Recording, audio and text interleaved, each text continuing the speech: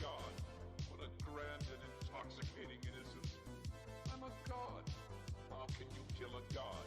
Shame on you, sweet Marabar. I'm a god. I'm a god. I'm a god. God. I'm a god. I'm a god. I'm a god. Well, the moon and star, come to me through fire and war. Oh, oh, come Nerevar, come and look upon the heart, upon the heart.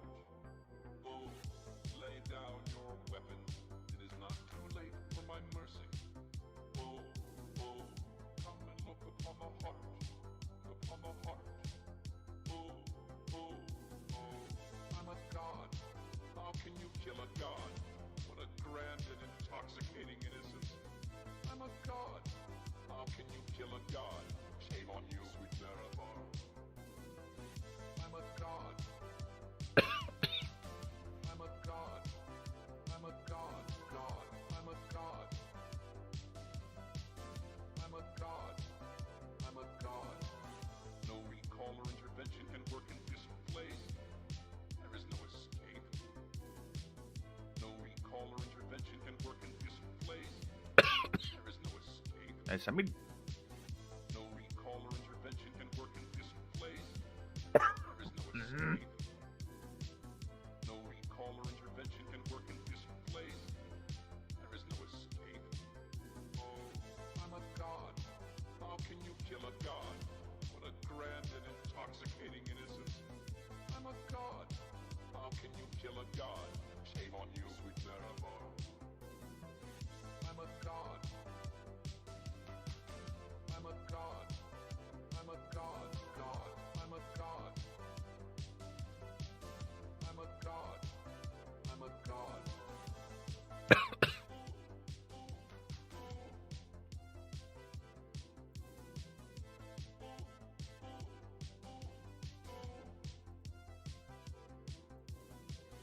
Well, the moon and star, come to me through fire and war. Oh, oh, come Nerevar, come and look upon the heart, upon the heart. Oh, lay down your weapons, it is not too late for my mercy. Oh, oh, come and look upon the heart, upon the heart. Oh, oh, oh, I'm a god. How can you kill a god? What a grand and intoxicating innocence. I'm a god. How can you kill a god? Shame on you, sweet Marabar. I'm a god. I'm a god. I'm a god. God. I'm a god. I'm a god. I'm a god. Well, the moon and star, come to me through fire and war.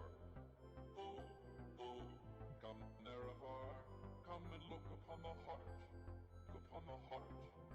Oh, lay down your weapons, it is not too late for my mercy.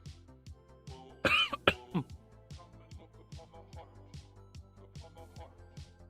Oh, oh, oh, Okay. I'm a god. It's time. Kill a god. I'm audio checking. Grand and So, intoxicating audio check. Oh shit, why did I? How can you Audio checking, yet I opened the Pokemon card game app. Idiot. I'm a god. That's not how you check audio, you massive nimbo. I'm a god. This is how you check audio. There you go. Alright. I'm a god. We're fine, we're fine.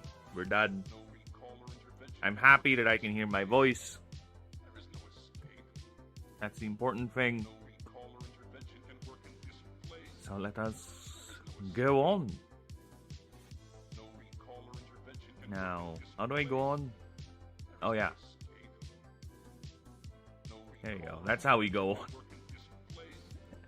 There is no escape. Ah! I'm a god. Alright, where were we? Kill a god. We were Grand and intoxicating innocence. doing the proofreading yesterday on our Shame on you, sweet extensive character and race backgrounds, but now we're done with that. Let's go back to Hollow Knight.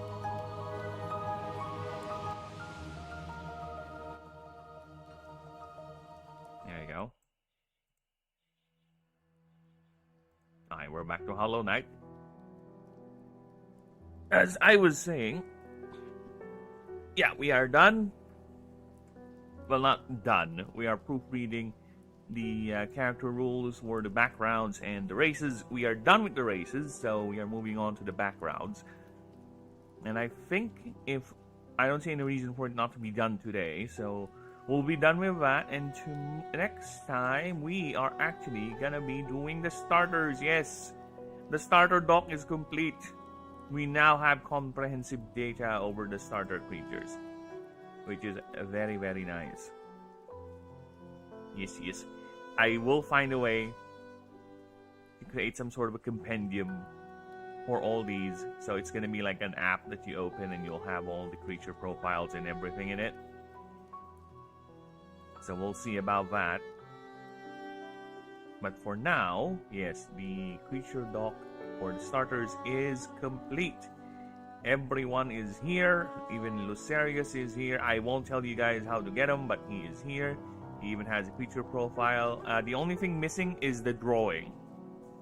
And it's going to be a one-page massive drawing, and it's going to be the final drawing in the set. And after that, we'll be moving on to the regular creatures, which I will start off first in designing the creatures that I already have designs for. See?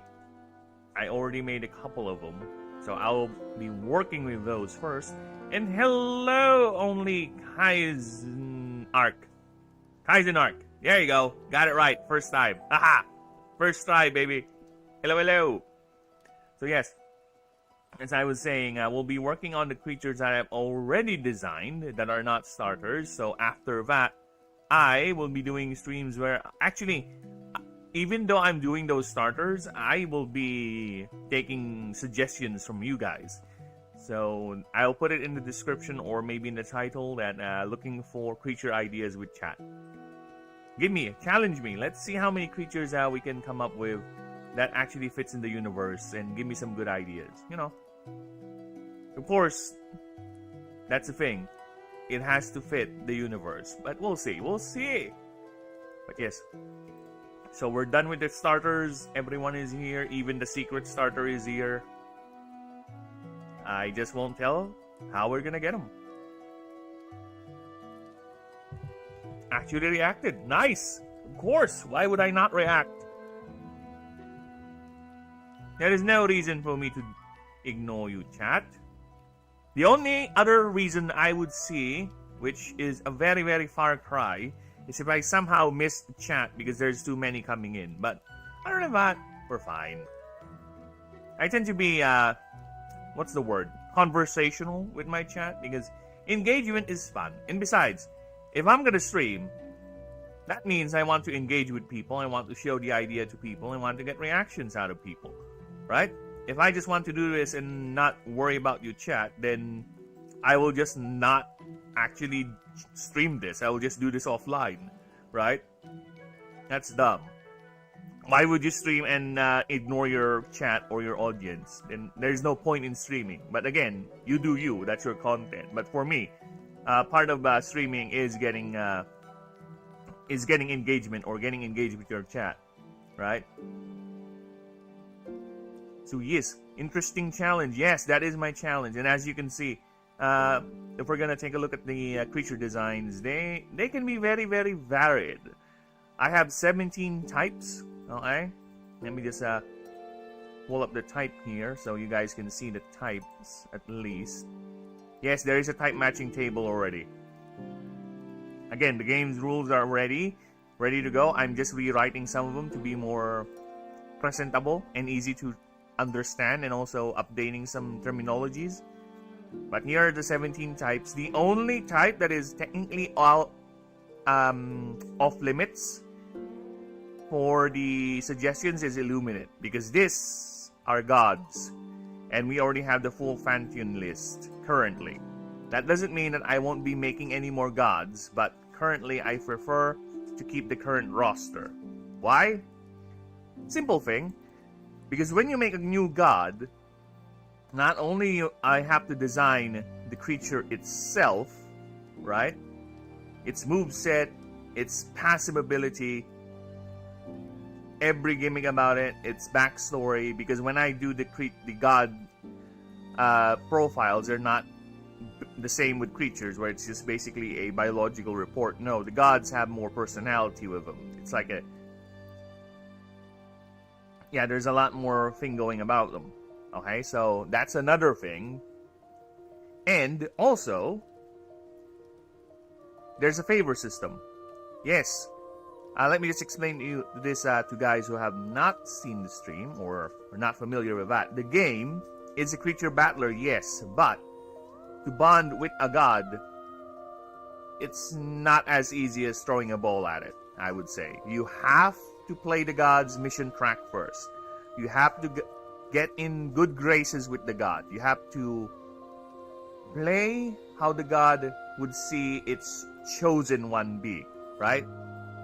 For example, if you try to bond with Lucerius here, the god of ambition, power, and passion, you have to do things, aside from his missions, for you to get favor from him.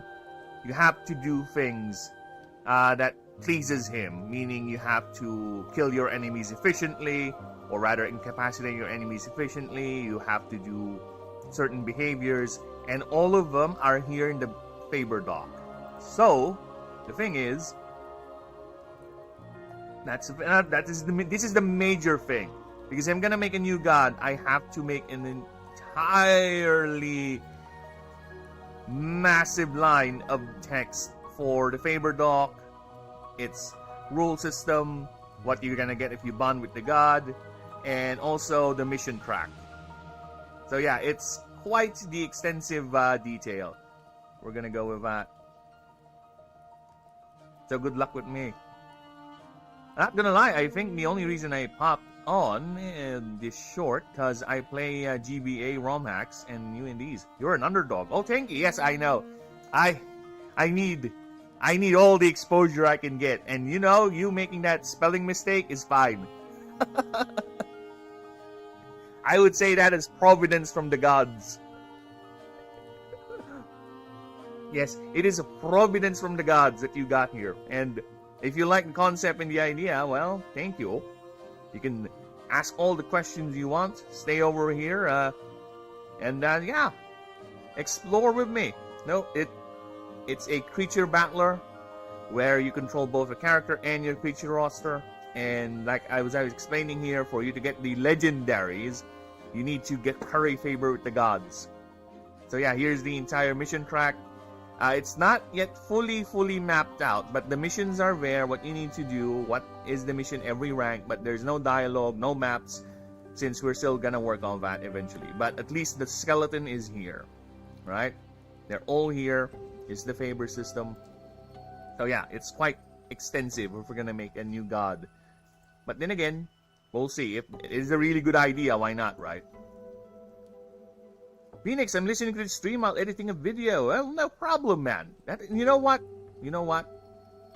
Being second monitor content, right?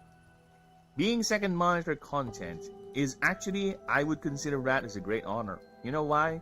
Because I have a voice, or at least interesting enough to be on people's second monitor and let me drone on over things while they do their stuff. And I appreciate that. Thank you. Again, I am like that when I'm watching other streamers. I am like that. I would just go on and hang out on the lurker side while I do my thing, right? I'm not a really active chatter, to be honest. I just stay there, listen to their stuff, and just do my thing. In fact, if I'm not streaming this, that's what I'm doing. That's what I would be doing. I would have YouTube on my second monitor, play videos, and just work on. Now, I'm amazed. It's fun. Oh, thank you. Appreciate that. This is really the reason why I've started streaming this, because I want to see people's reaction over the idea. Because again, we have an innate bias, especially to the things we made, right? Oh, this is cool for me. I don't know if it's really cool for other people. You see what I'm saying? So yeah, I want to gauge, especially if this is going to be a game that's going to be played by people, because this is going to be first tested as a tabletop RPG. I will host games using my Discord, which is still in development. We're getting there. we're getting there, but the Discord is slowly taking shape. See, so I'll have that publicly available in the future, right? I'll have test games. I'll gladly DM games for you, or if you want to organize your own games, I'll put the rules there, so we can test games. We can see what numbers we need to adjust, what things I need to add or remove. Then my total final dream is to launch the game in PC. I want the game here, posted on the Steam page rather, right here. If that happens, the smile on my face will be so wide, I will be the Joker. I'll be the Joker not because I had a bad day, I'll be the Joker because I had an amazing day. Dream came to reality. And yes, I have not yet studied it, but I am adamant that I will use Godot, I don't know how to pronounce this, as its engine for the eventual PC version. Because the main inspiration for the skeleton of the game is Slay the Spire. Believe it or not, the main skeleton of the game is Slay the Spire. Think of it like a mash-up between Pokemon, because it's a creature battler, but the only thing that's the same with Pokemon with the game is the typing system, but everything else, how creature looks and feels, is different, because just looking at their stats is very different to a Pokemon stat, and their moves, all of them have unique moves. The passives are all unique and tuned to their lore and flavor, so we won't be getting as much as similarities or copy-paste passives here. That is my ambitious goal. Okay. So yeah, Slay the Spire, Pokemon... Slay the Spire, Pokemon, Magic the Gathering. Believe it or not, Magic the Gathering. You'll see that in the way I word and organize skills and abilities. It's very much Magic the Gathering keywords. And also role-playing games like Dungeons and Dragons, Baldur's Gate. Well, she is part of Dungeons and Dragons, but you know what I mean. So yeah, that is the game-o. So we are at the stage where I'm just finishing up the assets so we can start doing the streams to test games. But the game is ready to go. The rules are here. I'm just refining them, if you will. Totally agree. Not gonna lie, I show less interest in what is happening in someone's life. FW. Call me old. I know what that means. FW, the GBA thing, and the same sound, fun, underdog. What else we need? Best of luck with you.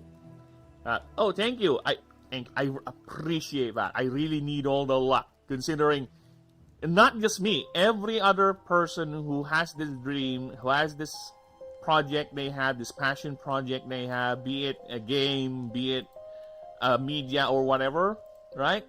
They are fighting against the tide of 100,000 more established and more, people have more resources in their hands.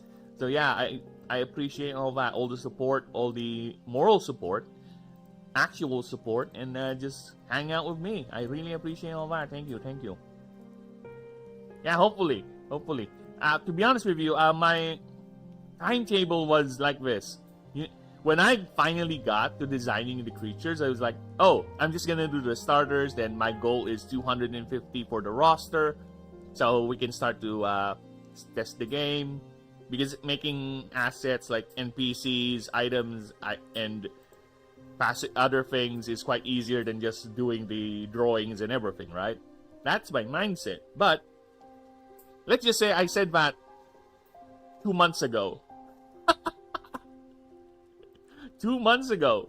Yes, that's how wide-eyed and naive I was.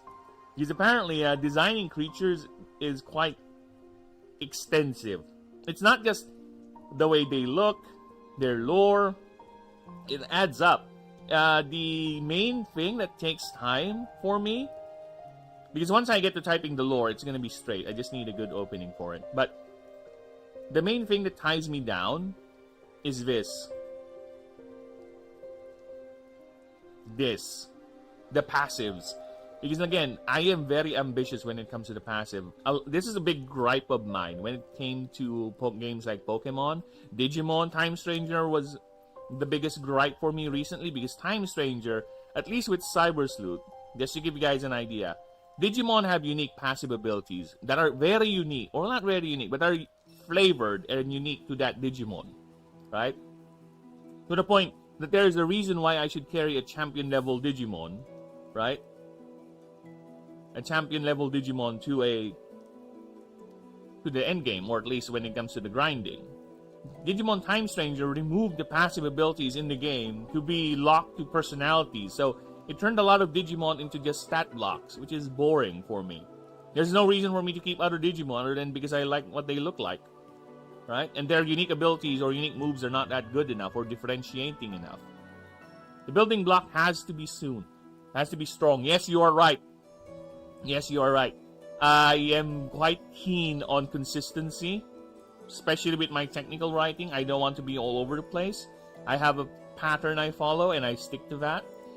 Even with the lore, I now have several reference sheets because I have so much in terms of lore. I don't want to miss dates. Just to give you an idea right here, if you're going to go to the Pantheon doc, okay? If we go to the Pantheon document, I have to make this because the setting has become so large now that I have no choice. Yes, I have a fucking time. I have a timeline now. Almost 9,000 years worth of history for the setting. Because I have so many things that I need to worry about now whenever I add new things, especially with the gods. This is another reason why I'm hesitant to make a new god.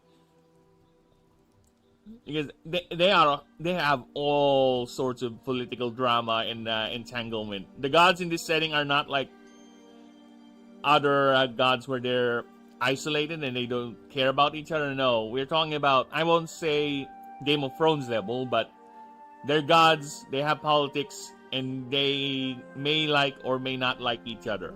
Okay? There's a freaking civil war that happened in this setting, where the gods have literally decimated each other and killed each other, alright? So yeah, it is quite extensive, and I'm okay with that. But it is rather ambitious.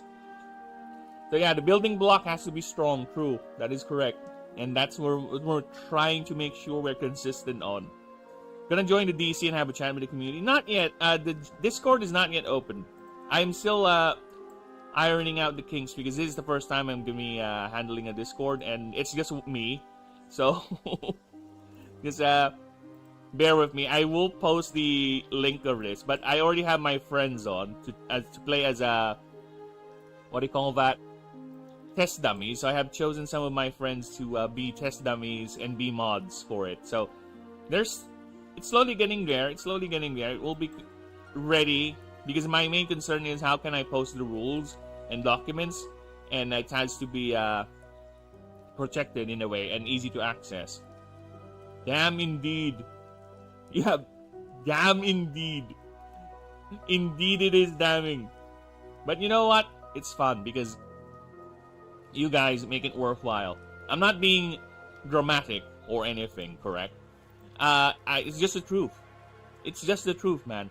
I will be honest with you guys. When I started streaming this YouTube thing, my goal for the channel that I have right now is just basically a gaming channel where I just play whatever games and whatever, right? I would post edited content of the streams every now and then, and that's it. And eventually, one day, I was like, you know what? Let us make a Creature Battler RPG.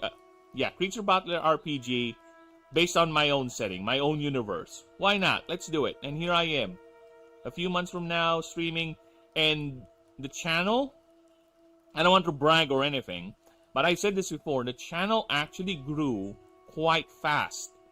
To the point that when I started streaming this project maybe like 2 months ago, I went from 93 subs, stuck to 93 for God knows how many months. I am now at 143. Yeah, the growth is fast, at least for me. And again, that shows that there's actual interest with the project. And I understand a lot of people are just lurkers, right? But the fact that they're subbing, that means I'm doing something that's catching their eye. And I appreciate that. Again, I don't like tooting my own horn, but it's just what I see. And because of that, I am so much. The pressure is really there, which I am fine with it. The pressure is really there to make sure at least the foundation is good. That is another reason why I'm taking as long as I can, because I do not want to rush this. I really don't. The moment I start rushing this, that's when I either lose passion for it and start just making, copy paste. Yeah, let's move on. Let's just get this done. But other than, I don't want that. I really don't. Because just the drawings alone, man, just to give you guys an idea, this is the very first drawing of what I made with these creatures, right? And look at that. The improvement from the basic design concepts of Ball Hobbler right here. It's no flat image with no layering or shadowing. Then over here we now have lighting effects, a little bit of perspective with the 3D because the ropes are coming towards you, right? Even ambitious action scenes like this with the background and everything, and more subjects attacking one creature. I can't believe I've gotten to a point where I am making drawings like this. Which is fine. Which is very fine. I appreciate that. It's quite the journey, and I love it. I love it. The passion is strong. So yes. And, we'll introduce the creatures, the starters once we're done. Right? Once we're done with my actual goal today is to go ahead and let's close this out. Oh, did I edit anything? Did I edit anything? I don't remember editing anything. I am afraid that I might have edited anything. Whatever.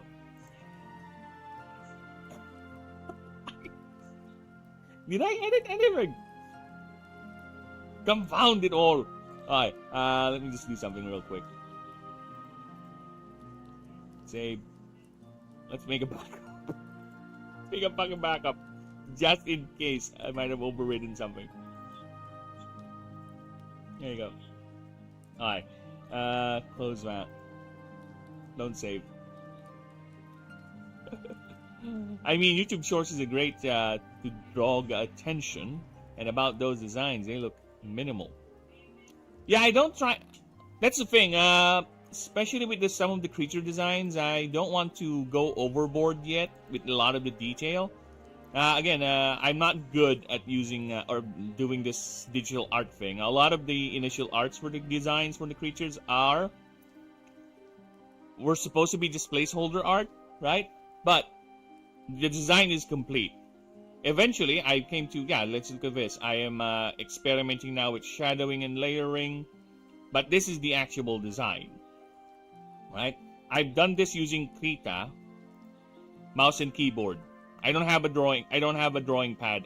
That's how much this idea just came out of nowhere. I don't have a complete drawing rig. I just have my mouse and keyboard, and that's how I made those drawings. I don't know. Yes, the designs are minimal for some creatures, true, but I think the gods are competing in terms of complexity with their designs because they should. They're gods. They're technically not even creatures or animals of the setting. They're more like sentient beings, but there is a reason why you can bond with them and use them in fights. Right? But yes, especially with some of the design concepts I don't want them to be like this one. This is a bit too messy. It's kind of hard to identify how he looks like, right? So I tend to make it clear with the future drawing. So if I redraw Lucerius, it's gonna be very different in terms of how he looks. In fact, I think I have see, look at this. This is a recent drawing compared to this one. This one you can barely understand what's going on with him. This one is much more clear as to what part is which part, right? So yeah, the lessons are being learned. Yes, I think the gods and some of the later designs or the higher ascension forms would ramp up the complexity, if that's what you mean, of course. I choose my idol Chrysantio, cause the dedication and the hunger is still there. And that's what I think you should take inspiration from, if you ever feel like lacking, but I think you're good for a long time, you seem. Very interested in the game. Thank you. Thank you. Yes. The thing about passion is, dedication, I don't see any problem with it for now because I am really adamant on making this thing work. The passion is really strong here. Especially it's being fueled by you guys, right? All the support, all that little thing you just said there about you're interested with the game, that just, if I have a camera right now, you would see my eyes twinkle. When I read that, it made me smile a bit, alright? So yeah, that is enough for me to push with the current standard I'm going for myself, right? And I don't know who Chrysantio Cruz is. I can Google that. That's the power of the internet nowadays. Very, very cheap information.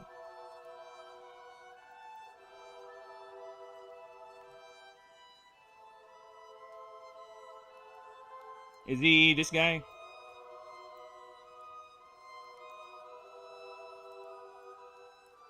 Chrysantio Cruz was a veteran painter, illustrator, and caricaturist who was part of first-generation Portuguese modernism.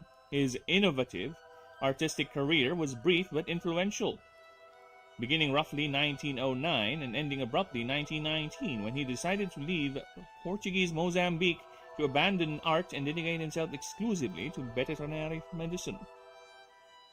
Well, I could read, but I'll parse that for now. But either way, and I think you should take inspiration, but I think you're good. Well, I am my biggest critic. To be honest, I'm the type of person who do not like to pat myself too much in the back because I feel my ego is a bit too big, to be honest. Because I was once a edgy teenager and I don't want that tendency of mine to go back.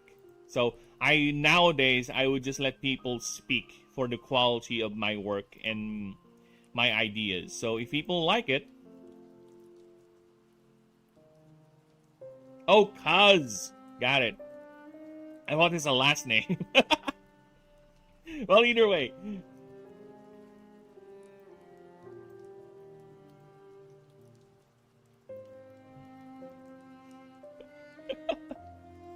Is that an anime character? Where is that? Because there's a lot of Chrysantios if that's the case.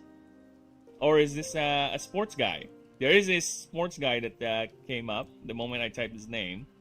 Portuguese footballer. Heyo! Oh, is this him? Never give up attitude. Top search, huh? Damn. Nah, man. So yeah, as I was saying, yeah, I prefer other people. I prefer other people who value the work, assess it, and they say they like it. Well, thank you. I appreciate that. Like I said, I don't want to say that I'm doing good. I really don't. I don't want my ego getting too inflated because here's the thing: there's a lot of creatives out there that their egos got super uber inflated. To the point that they can never do wrong. To the point that the moment you start questioning their work, instead of them listening to your criticism, they are going to be dismissive of it. They're going to say, you're just uneducated. Nah, you don't know any better.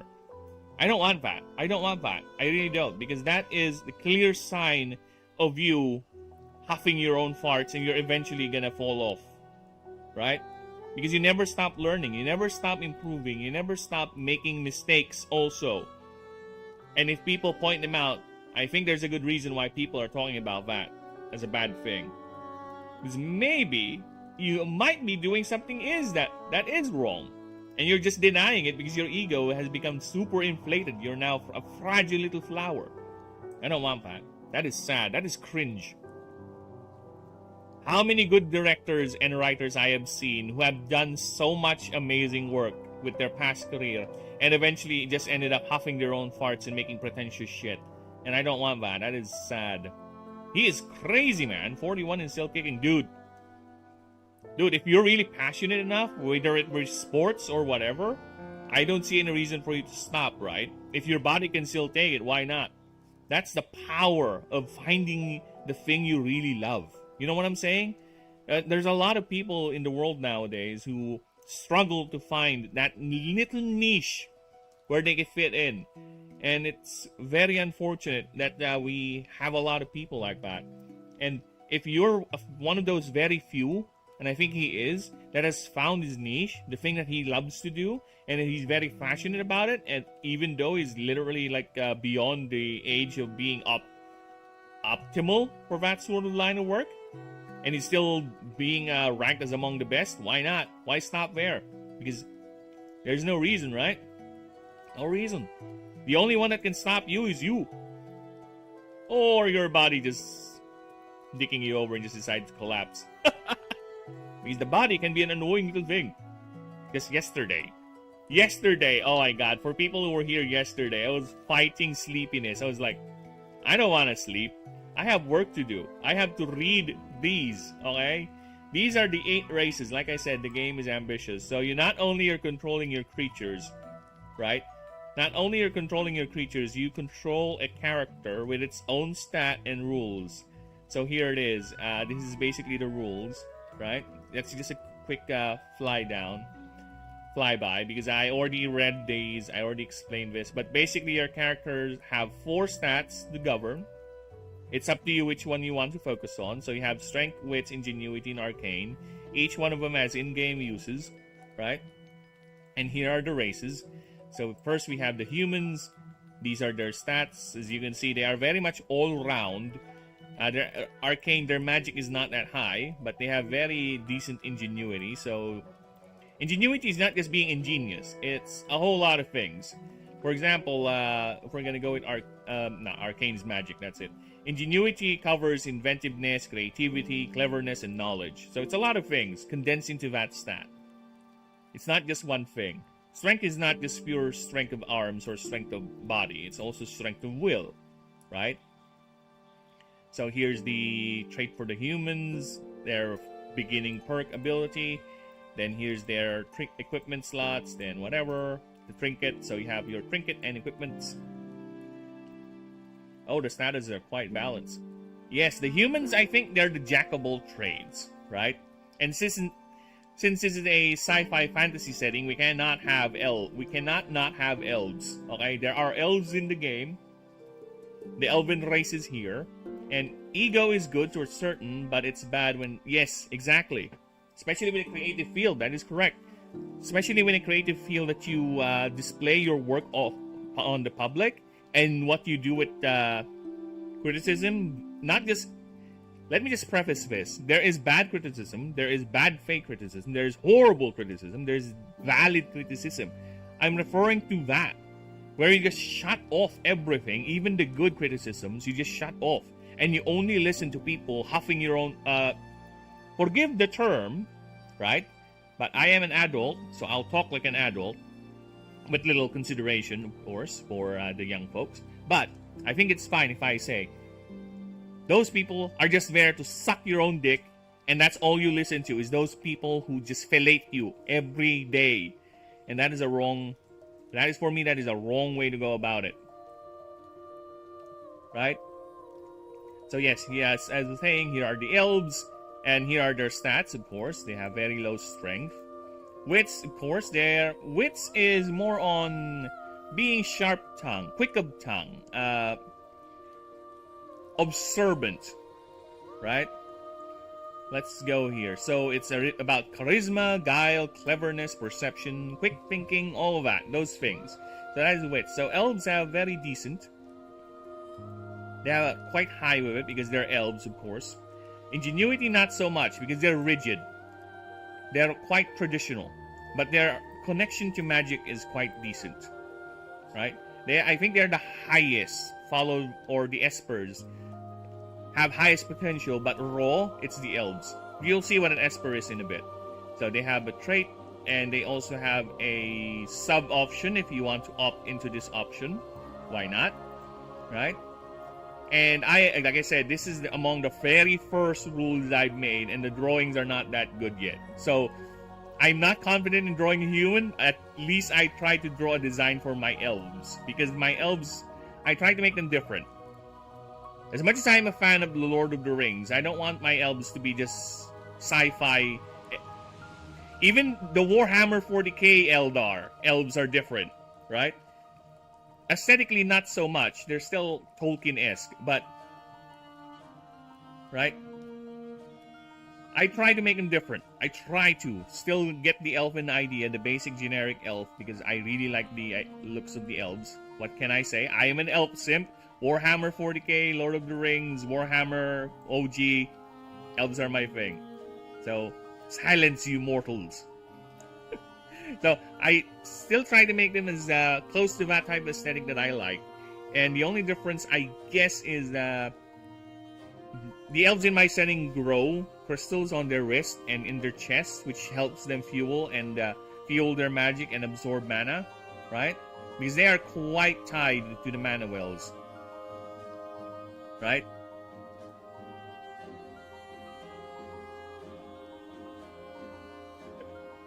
I love criticism. They help you grow and understand problems rather than someone who's useless. Yeah, that's the thing, right?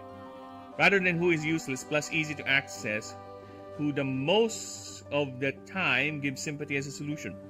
Yeah, because you never stop growing.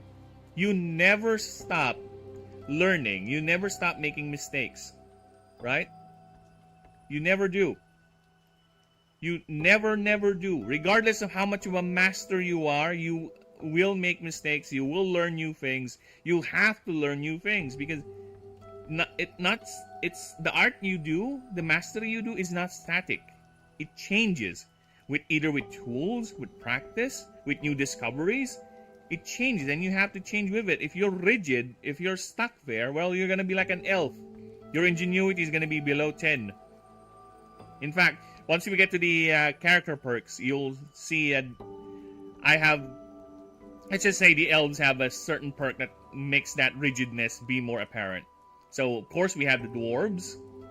As you can see with the dwarves, I won't explain much, since, again, this is just an overview, because we already did this yesterday. So, we have the dwarves. Their strength is a bit there. They are very ingenious. They have low magic, because they see magic as more of a commercial thing. Squirrels are quite dope. Thank you. Well, because I really want to put flavor. I don't want them to be just numbers, right? For me, that's boring. I want something unique, something fun. And skills and passive abilities are my key for that. But I don't want to overdo it to the point that every other creature is nothing but a unique moveset. No. Because that's why I said the only thing that is unique with the creature, technically, aside from its look, its typing, well, not really typing because some of them will match each other, is going to be the passives, which play with the flavor, and its unique move. And just to give you an idea why it's a bad idea to make moves unique for every creature, aside from its one unique move, 1, 2, or 3, depending on the creature, is look at this. This is all the types in the game currently that I have made moves. And this is both the generic move pool and the unique move pool. There's a tag here tells you whether it's a unique tag or not. Right? So, with all the types, I am clocking already at 395 moves. And last time I checked, the unique moves of this list is around 80 to 75. 75 to 80, if I recall correctly. So a good 300 of that are generic moves for each of the types. So yeah, I think we're fine with 1 or 2 unique moves for creature. This is too much. And besides, it's gonna cause even more confusion. Dwarf guys with solid and utility plus unique skill is what makes it iconic. Well, that's the thing. About that, my dwarves are more industrious. They're commercial. Let's just say, put it simpler. A dwarf would sell their mom if they can get a good profit out of it. That's how dwarves are in their setting. In fact, their trait, just to give you an idea how much I emphasize the idea of them, because the elves heal. Their passive ability lets them heal a creature. And this is a religious thing. We won't get into that. That's deep lore. This is an overview. So, just to give you an idea, the trait of the dwarves are basically, you have a chance to duplicate an item you use. Yes. Yes. You have a chance to duplicate an item you use. Because that's how industrious they are. That's how efficient they are. Or you can opt out of that, and instead of relying on that, you can have your dwarf be a bluebeard, where it's a magic-intensive dwarf. Again, options. So I like that. Now here, since we're done with the trifecta, what's the word? The basic rock, paper, scissors of the fantasy setting. Oh, yeah, by the way, my dwarves, where the elves have learned or have grown, those ears are weird or different. They also have the crystals in their chest and in their wrist. My dwarves, as you can see here, right? As you can see here, they organically grow rock plates or armor plates in their faces, in their bodies. So at the base of the beard for the males, and the eyebrows are all armored. The females would have it on their cheeks. But they're all stocky. They would have it on their wrist, actually on the knuckles, and on their ankles, and here in the lower abdomen. So basically, they have rock pubes. Oh. The elves love to be naked all the time because the less thing they wear, the more they feel the magic around them, the mana around them, okay? But they're not gonna go run around naked all the time. They would wear really loose clothing. The dwarves have like armor and everything, because they are miners, they are workers in factories. They love the craftsmanship.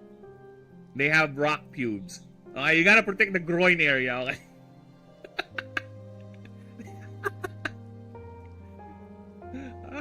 And here's an example of a couple of different beards for the dwarves, because the dwarves have very, very different. Well, you'll tell a dwarf is from a particular area just with the beard, right?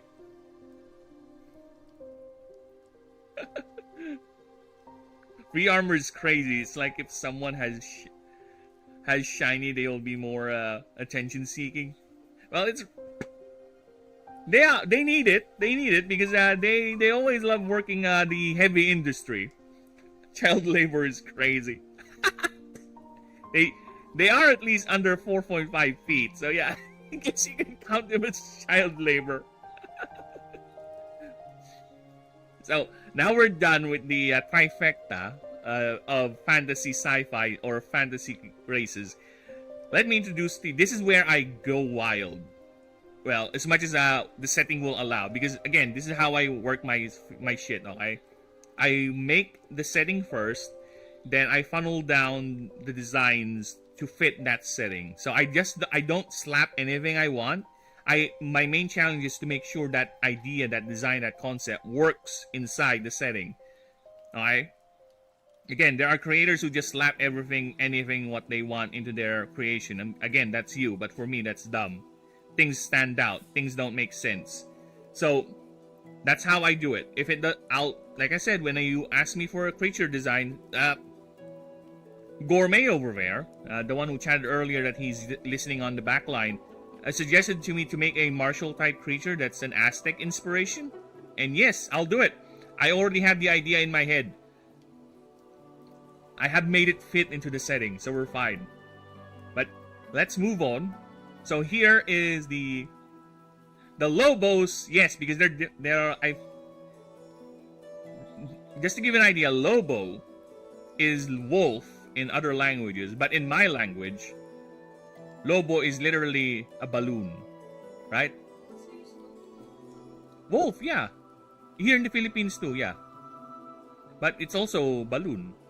So this is a Lobos. Imagine them as a balloon sack,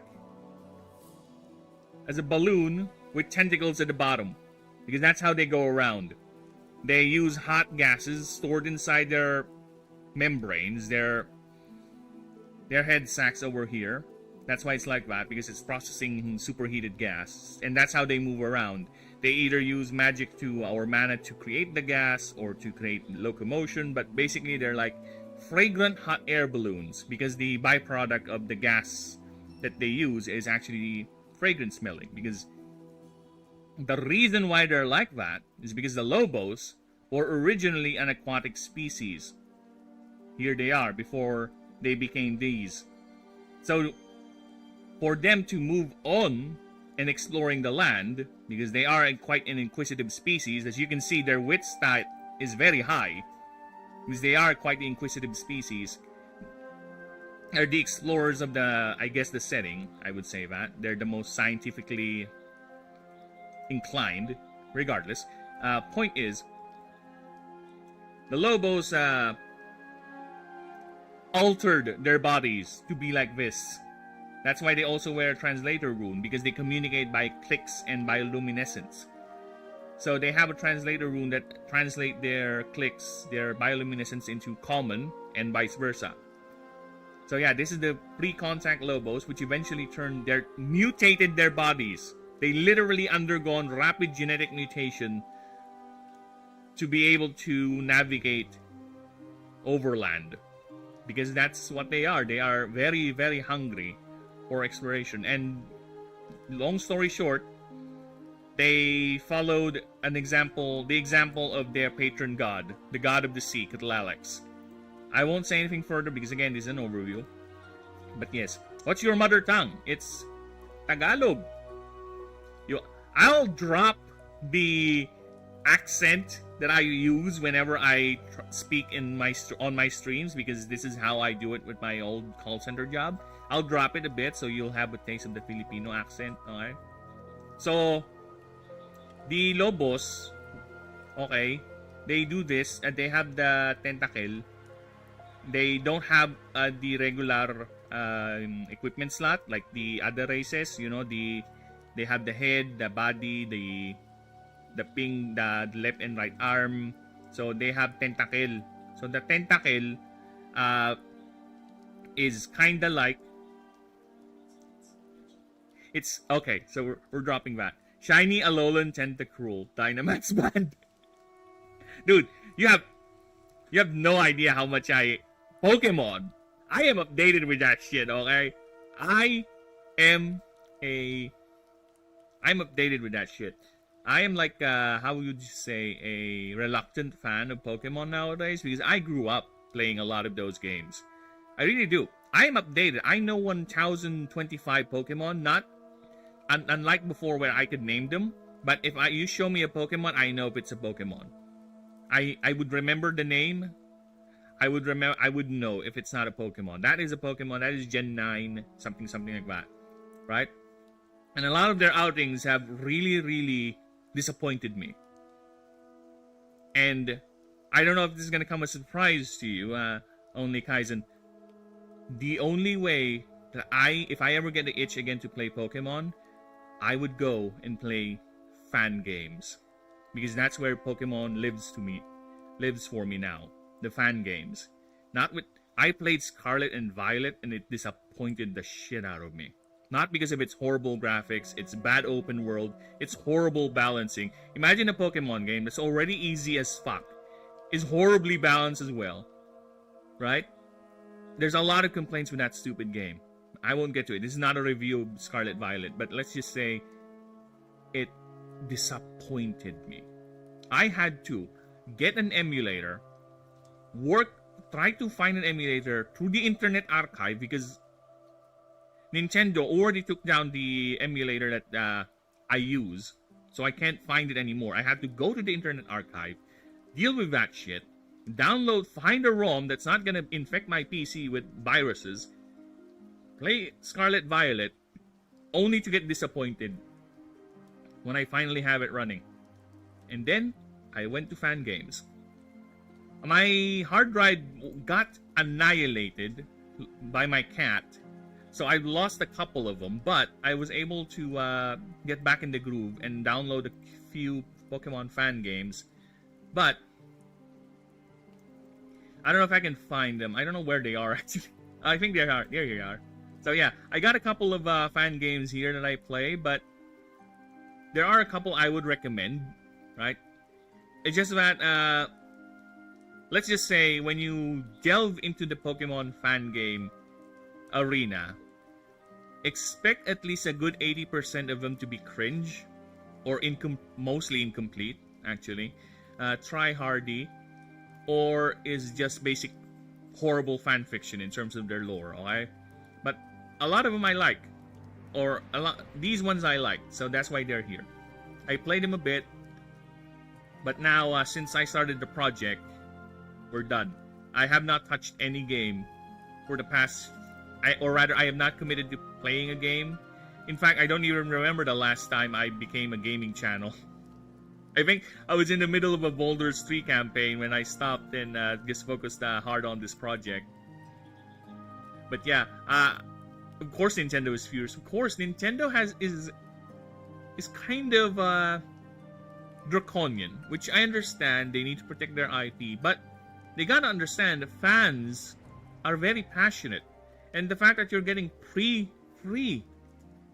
let's say this again, free publicity with fan creations, right? It just shows how healthy your IP is. But I guess Nintendo just wants to find every opportunity to gain money, and to them, they don't need the free promotion, I guess, because they're just too big, right? And I'll be right back. Apologies for that. I know. Huh? You heard that? I'll be back. I need to pee-pee. Pee only, not cheaty. I'll be back. I'll be right back. In the meantime, enjoy some of this quote-unquote art. I'll be right back. I have old man bladder. Yes, ma'am. What happened?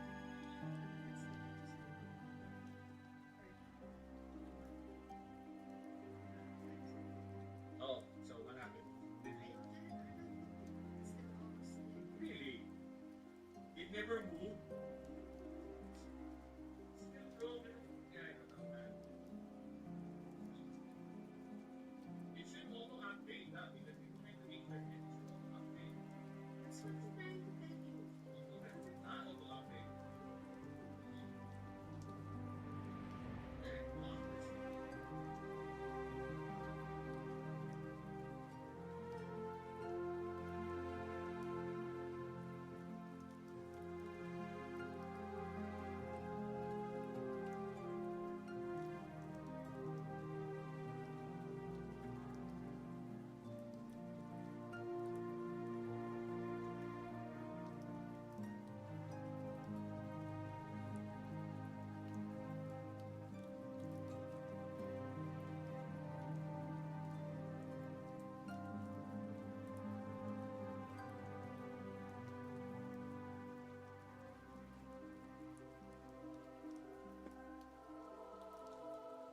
Alright, I'm back. Sword and Shield is without mods is diabolical. The shaders are shit, but fan games are reliable. Remember reliable? Sama said again, reliable. Games ain't worth your attention. Yeah, because that's where the passion is. The fans have more passion rather than some massive conglomerate company who just wants to fill the quotas. Because unfortunate, Kaizen, we gotta face the facts. Pokemon has gotten so big that they can afford just creating slop. Unfortunate. Very unfortunate, because that's the reality of it. it has become so big that Nintendo can afford to just make slop content because they know people are still going to buy it regardless. You've seen how many defenders came out of the woodwork when they released that new game, and it's empty, ugly, and clearly predatory, even incomplete. It's not even a complete dex, right? It's just there to siphon money from people who still cling to Pokemon Nintendo and who are fans of the Mega Evolutions. Again, to each their own, but you're the reason why we don't get good shit nowadays, because you just keep eating it up, keep lapping it up, right? Because they know they can get away with it. That's why their new Gen 10 is going to be set in Southeast Asia, and my brain was like, no, it's going to be another lazy copy-paste version of the Alola region. It's going to be Gen 7 all over again. You know why? Because Southeast Asia is a group of islands. And you know what else is a group of islands? Alola. It's going to be just like that, but with Southeast Asian flavor. And it's not filling me with great confidence because, to be honest with you, a lot of Pokemon designs as of late is not memorable to me. A lot of them tend to be a bit too much Digimon-y or a bit too overly designed. Alright? They've lost certain things of what makes a Pokemon a Pokemon. And they love removing things that people like, or just shoving in new stupid content that doesn't make sense. Poorly thought out. Okay, moving on. Next is the Changeling. What are Changelings? What are Changelings? Basically, they're these. They are massive slime oil things. Or actually, they're shapeshifters. This is just what they look like without mana. This is their default form, and they don't like that. But because of the world setting currently, there's a mana drought going on, you would see changelings either doing half transformations, or every now and then will be like this, or will be or will just say, no, fuck it, I'm just gonna be like this forever. But then again, for a changeling, not shifting or not changing to another form and experiencing new things in that form is what they call the death of sentience. For them, changing to different forms and experiencing a whole new different things is their culture, is their race's drive. And since the mana drought is happening, they are getting less and less capable of doing that consistently. And as you can see, look at their stats. They have very low stats. They have high ingenuity because of course they do. For you to shape shift in this setting into something, you need to know what it is, right? You don't just turn into a cat and be a cat. No, you need to know where the intestines go, where the brain goes, what a cat is, right? And changelings are capable of doing that very quickly. But for anyone who was going to attempt to do that in this setting, especially for, I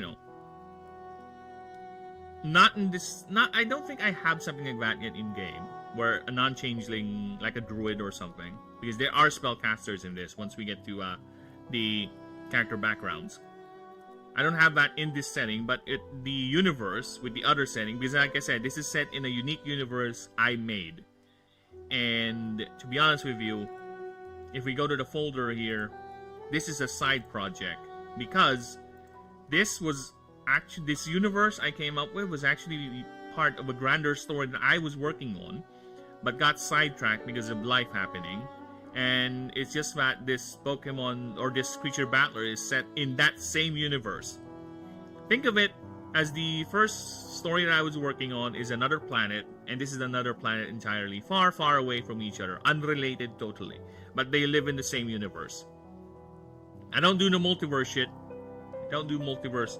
No time travel, I won't say no multiverse, there's another dimension, but I won't do the branching multiverse thing. This universe is already big enough.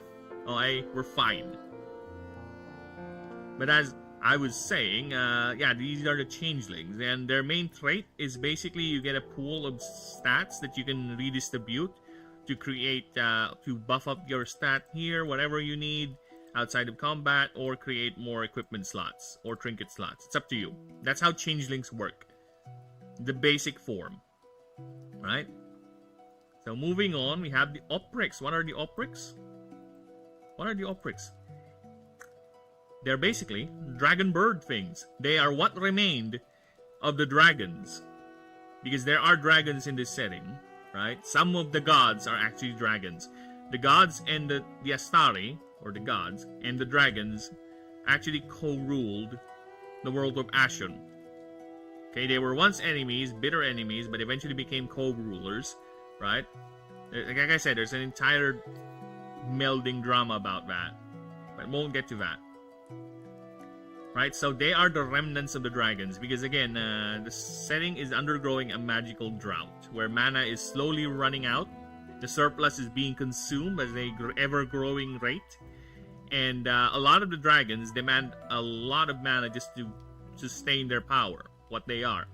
So a lot of the dragons of the setting decided to keep what little power they have in exchange for their sentience. So that's why, if we're gonna go to the creature dock, one of the creatures you can bond with, an Umifin, is a dragon. If we're gonna go, let me just show you guys. So I don't know. So you would see that I'm not just talking out of my ass. Because if we're gonna go with the creature, see, they have a class. Right? They have their class, their taxonomy, if you will. So if we're gonna go to the Umifin right here. Well, this is the final form, Dracoyusha, but it's the same. It's the same line, so it says Draconic. So yeah, a lot of dragons in the setting have turned into feral beasts that has half memories or genetic memories of what they were. That's why this guy is able to do magic and craft armor. Because it has a genetic memory, but it does not have the capacity to understand why it's doing it. You get the idea? It remembers how to do it. It's instinctual, but it does not know why it does it. It just knows that I can make armor. I can make this Ryokoten, this massive double-bladed glaive. I can do that, but it does not know why. It knows how to use it, but the history of it is lost to it. Because again, to preserve their power, a lot of dragons just devolve into mindless beasts. Or not really mindless, into animals.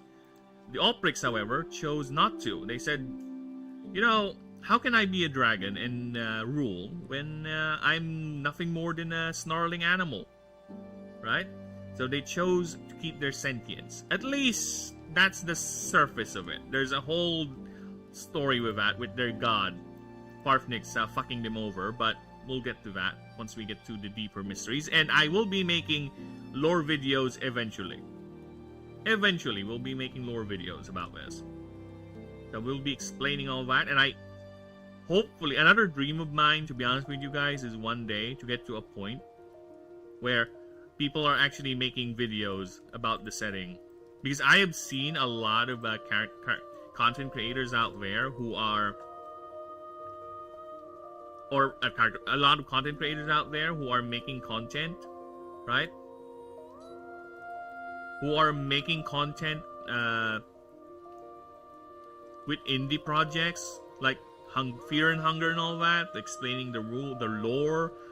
You know, I kind of want to see that someday. That is a dream of mine too. And it's just that a part of my hobby in creating these things is lore. I'm a fan of massive, that's why I find Pokemon world building very weak. I'm a fan of settings with massive lore. Lord of the Rings, Warhammer 40k,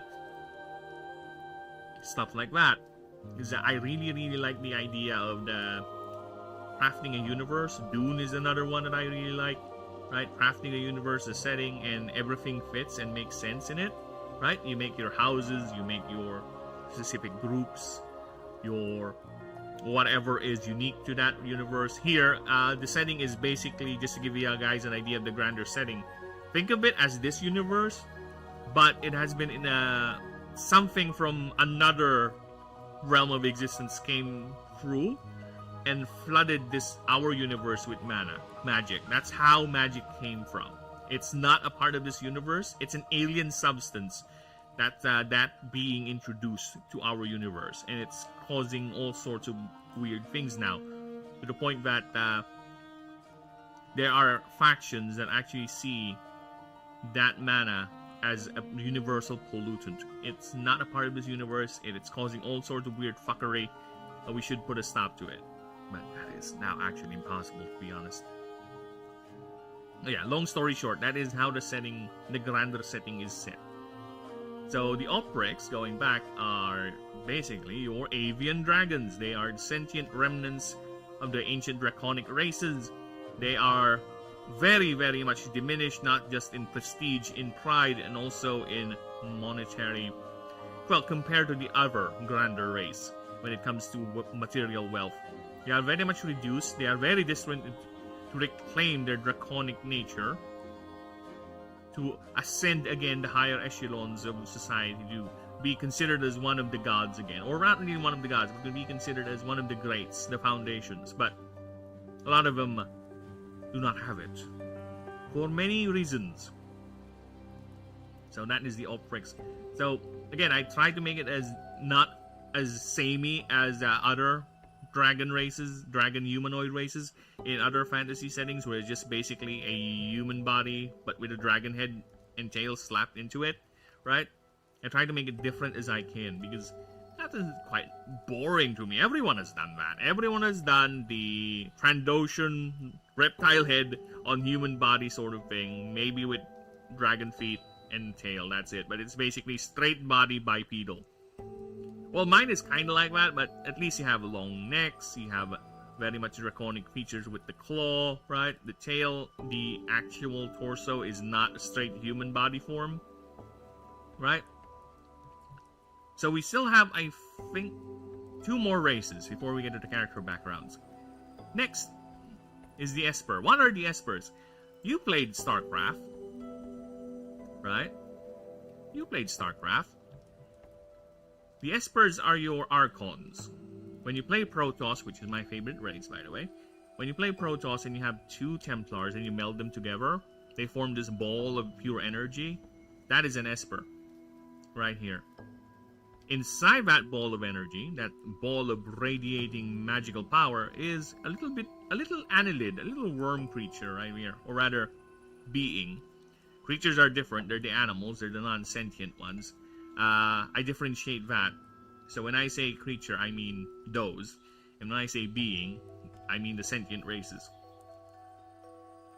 So yeah, there's a little annelid being here in the middle of it, projecting all that power, because the Espers are so reliant to mana, they use it for everything. Sustenance, locomotion, their magic, of course. They are masters of it, right? So much so they are competing with the elves in terms of mastery of it. But unlike the elves, they are they cannot exist without it. They literally will die and starve if they don't have mana that feeds them. So since there's a drought going on, a lot of them are actually isolating themselves into mana-rich pockets far away from the major cities, because that's the less mana concentrations are there. So there are very few of them out there interacting with the world, and a lot of them are doing their own thing. But yes, it's part of the races. You can play as one, and you can even choose to not have this Winds of Magic trait, which is basically a boost to your arcane stat right here, and just be a cyborg. Because a lot of them are, in the current setting, are trying to get away from their mana dependency by using cybernetics instead. So yes, you can be a cyborg Esper annelid thing if you want to. And instead of making your magic more, or your arcane stat better, it's gonna focus on your other stats to make it better. So yeah, there's a lot of things. There's options. Like I said, even with the Oprix, you can start at level 5, but you have a debt of 10,000 monies or currencies at the very start of the game. But you start at level 5. The Sullen, I would say, is the hard mode of the game. My inspiration for making the Sullen when I was drafting the races is, you know, when you play games like Dark Souls, Elden Ring, you know, those From Souls games, you have different classes, right? And there's always that one class called the Wretched, or deprived or whatever, where it's basically hard mode. You have nothing but a stupid club. That's what a sullen is. Because look at that. You have 0 stats overall, and you're this weird emaciated humanoid looking bird creature. They're avian, yes, with tentacles that looks like a skirt. But you have 0 stats overall. But here's the funny thing. The Sullen are uber rich. A lot of them are, because they were the servants. They were the original race of Ashen, of the planet. And when the Astari came through the gates to terraform the world, they turned the Sullen, they uplifted the Sullen into their loyal servant race, or basically their mayordomos, their confidants. In exchange, they were given all the material riches they can have, all the wealth, all the prestige. It's all theirs. So they survived numerous cataclysms with their money, influence, and power intact. So you technically don't have stats, yeah, but whenever you level up, instead of you get 1 point, you get 2. So you can power up real quickly. And you start with a lot of money.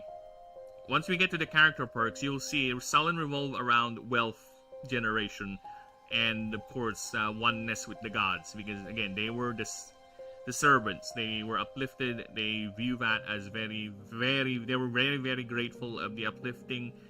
Because when the Astari arrived initially on Ashen, they saw world gripped. Think of it like a Mad Max world. It just experienced a massive global war apocalypse style, and the Sullen are basically living in a Mad Max world. And the gods, the Astari, were like, you know what, this is a good spot. Let's go ahead and turn this into an empire. And they uplifted them. They brought them up from the ashes of their own folly, to the point that a lot of the ancient Sullen clans don't even care about their ancient history prior to the arrival of the Astari. They actually sponged their history. They removed all that because it is a shame, a blot in their existence. That's how grateful they are of the uplifting they received. Night, night, lab. I'll try to be quiet. Okay. So yeah, this is your hard mode. But you have a lot of money. You have all that. Alright. So let's go ahead. Oh, how long have we been going? Okay, before I start the character backgrounds, I see we've been going on for almost an hour and a half now. So let me just check the streams, because I'm looking at my OBS. I don't know what's going on in the actual stream. So how about you, actual stream? We good? We alive? We good. We alive. How about on the regular stream? Regular stream, we okay? Regular stream is okay. Okay, Dory. Nice, nice. And how about Twitch? Twitch, I don't really care about Twitch, to be honest. But it's there. I was trying to see if I can stream on other platforms, like, what's that one? I forgot its name, god damn it. Rumble? But whenever I try to verify my account on Rumble, it just doesn't work. It doesn't get me the OTP. It was like, you know what? Fuck off. You don't want to deal with me? I don't want to deal with you. Maybe I'll try it again someday, but not right now. Fuck off. Sod off. But yes, I see the streams are going well. We're good. Alright, let's continue with the character backgrounds. So there are currently 19 character backgrounds. So not only when you start the game, you choose your race, right? The next thing after you choose your race is you don't immediately choose your starter. No, not yet. Because this is also a RPG. We are going to do the RPG thing. So you choose a character background. Think of it as like your job, your origin. But unlike in other settings where it's fixed, right?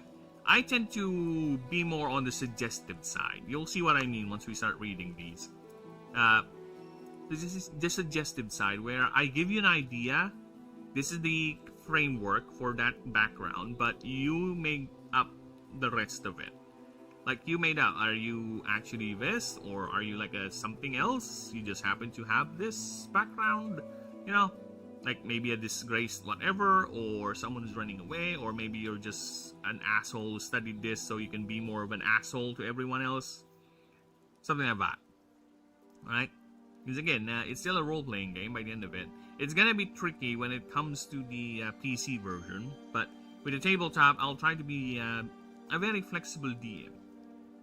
I'll see about it. Alright? So, oh, sorry.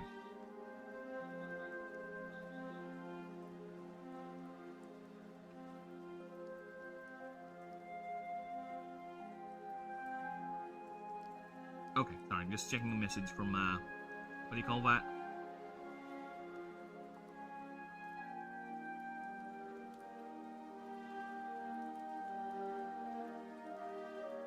What do you call that? Discord. There you go. Okay, so let us get to the character backgrounds. First, the humble background. Alright? But this is also a proofreading check, so I'll read this first, so I can make sure nothing is off. At least in terms of sentence structure, because punctuation is not my strong suit. Okay? So, you want to correct me on that, go right ahead. Fucking no problem. Okay. The world of Ashen is massive indeed, and animancers come in all shapes and sizes, all with their own unique approach, histories as denizens of this genetic carnival. Here are the current available backgrounds for you, the player, to choose. I'll supply the approaches. The history, I'll leave to you. I think that's good. Approaches. Alright. So the first character background we have is called Humble. This is your run-of-the-mill, your farmer, your day worker, your little boy. Not really. No animators is allowed. It's allowed to be under minor age. Especially if you're gonna go to where the game is currently set. Not allowed. We don't have Ash Ketchum, a 10-year-old running around fighting fucking world-ending threats. Alright?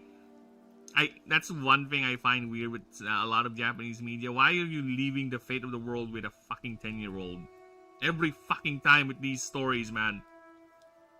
I know, war is bad. A lot of you got conscripted, young age, whatever. Your innocence and fervor, whatever. But can you please, fucking hell, stop it. Have some variation with your characters. Always a fucking teenager. Yeah, that's why I kind of like animes where the protag is actually either old or is not the uber anime protag character with just constantly overreacting to everything and that uber good guy attitude. Alright. That's why I like Saitama. Because he's fun. Alright. Enough distractions. Focus. So what do you got here? Wait, is Hollow Knight still playing? Yeah, Hollow Knight's still playing. Alright. Enough distractions. So let us continue. So, we got... The first one we got...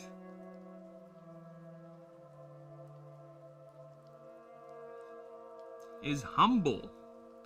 Humble. Everyone starts from somewhere. This background is for those who clawed, worked, and saved themselves up to buy their very first emergency gate and link room. Or, at least almost, for whatever reason you decided to be an animancer, for better or ill. Whether you are motivated by opportunities or treasure and fame and by new horizons, it should be or here, or just to get away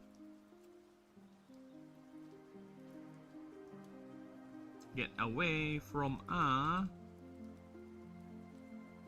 a boring life, or even the call of heroics you have been reading your whole life, or even to answer and finally live up to the call of heroics you've been reading and fantasizing your whole life. And Sizing your whole life. The world is ready for you. The question is, are you? There you go. So that's the hook for the humble class. It's very humble, to be honest. That's it. That's the idea. It's your grassroots, self-funded, not really part of any major institution sort of background, right?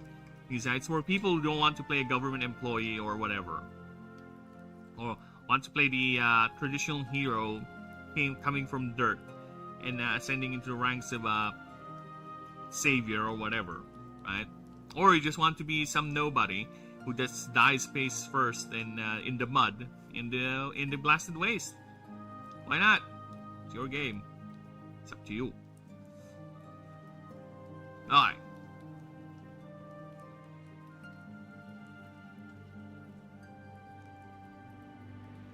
So there are always, the character starts with 1 emergency gate, 3 link runes, 1 emergency triage, and along with the standard 3,000 currencies, which is the money in the setting. Alright. So there are always 5 options. There are always 5 options. Well, minimum 5, because some actually has 6. Alright. Minimum of 5 options for your, not only you have the background, you also have 5 options to choose from for your background. It fills a certain flavor of the background, right? It's further flavor to your flavor, so to speak. Yeah, I'm that crazy. I have sub options for the sub option. And maybe I'll have sub options for the sub option of the sub option. Maybe. It's 19 backgrounds. And trust me, I try to make them as unique and flavorful as possible. It's not... I really despise the copy and paste thing. Again, it's simple, true. But for me, it's not too much flavorful. You know? But then again, it's not something I would not do if it really makes sense for me to do it. Alright? If it really makes sense, then I will do it. But most of the time, I tend to avoid just the copy-pasting thing and just adjusting numbers. But for now, we'll see. So, let's go ahead and see what is the first.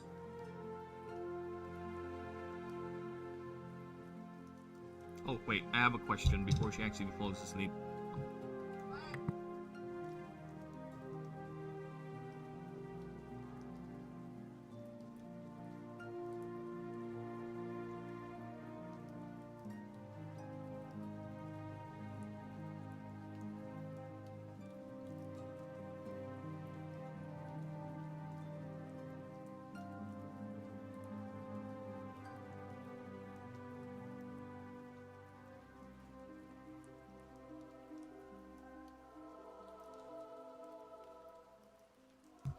Okay, so we're back.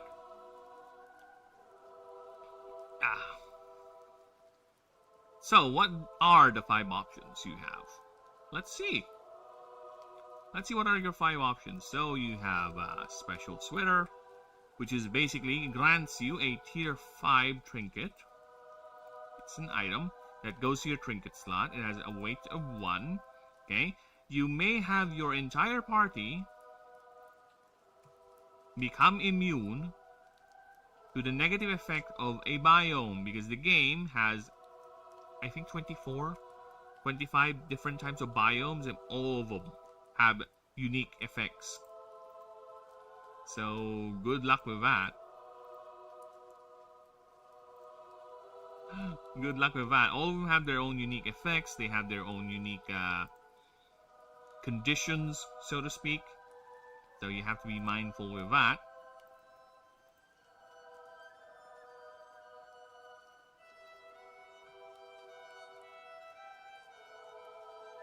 And the sweater helps you become immune to the negative effects. So you'll still benefit from whatever positive effect it has, but the negative effect, because some of them would have debuffs to certain types, some of them will just basically have a debuff flat. Like the more advanced ones, yeah. Some race is designed to test your patience and your build, because they are biomes, right? But all of them, my plan is to at least, here's the idea, is at least have a pool of at least 20 random events that are general, universal to all biome, and have at least 5 or 10 unique random events per biome. So yeah, again, ambitious, am I? I am ambitious. You know what? It's fine as long as you can see that it's doable. It's not something you don't overpromise. Alright. So far, I think we're fine because it's all feasible. It's all doable. At least for tabletop. I don't know about programming it with Godot, but you know what? I think we can do it. I think we're fine. I don't need to worry about it. So, okay. Let us continue. Now, your entire party becomes immune to the negative effects of a biome. While this effect is active, this item is permanently lost after 50 nodes used. So basically, the game is node based, at least Expeditions mode. So you have nodes that you use, and that you go through a node, you advance through the map via nodes until you reach your point, your objective, whatever. Right? So the item will eventually degrade to a point that it disappears or crumbles at the 50th node you reach. So it's a ticking clock because it is a powerful item. You will have immunity to the effects of the biome, right? Only reaping the benefits of it. Yeah, that's powerful. So there's a limit to it. Eventually it will go away, which is fine. It's fine. It's there to help you, your little humble explorer, your little humble dude, to get through till mid-game. Or if you want to burn it real quickly, why not? That's like 5 tier 1 maps. Because I think the tier 1 map is like 10 ranks, 10 nodes. Yeah, I think. So yeah, there you go. You gotta burn through that. Do yourself some 5 tier 1 maps. Have fun. Again, it's up to you. It's all about player choice. I keep on saying this, but I provide the playground. You go ahead and do the thing. It's up to you. Alright, here's the playground. Here's the toys. You do you. Alright? Next up, family recipe. Actually, I need to italicize the numbers. Alright, next up, the other choice is family recipe. You start with 5 minor healing pots. There you go. 5 minor healing pots, and you get a perk called Family Recipe. Now, what does it do?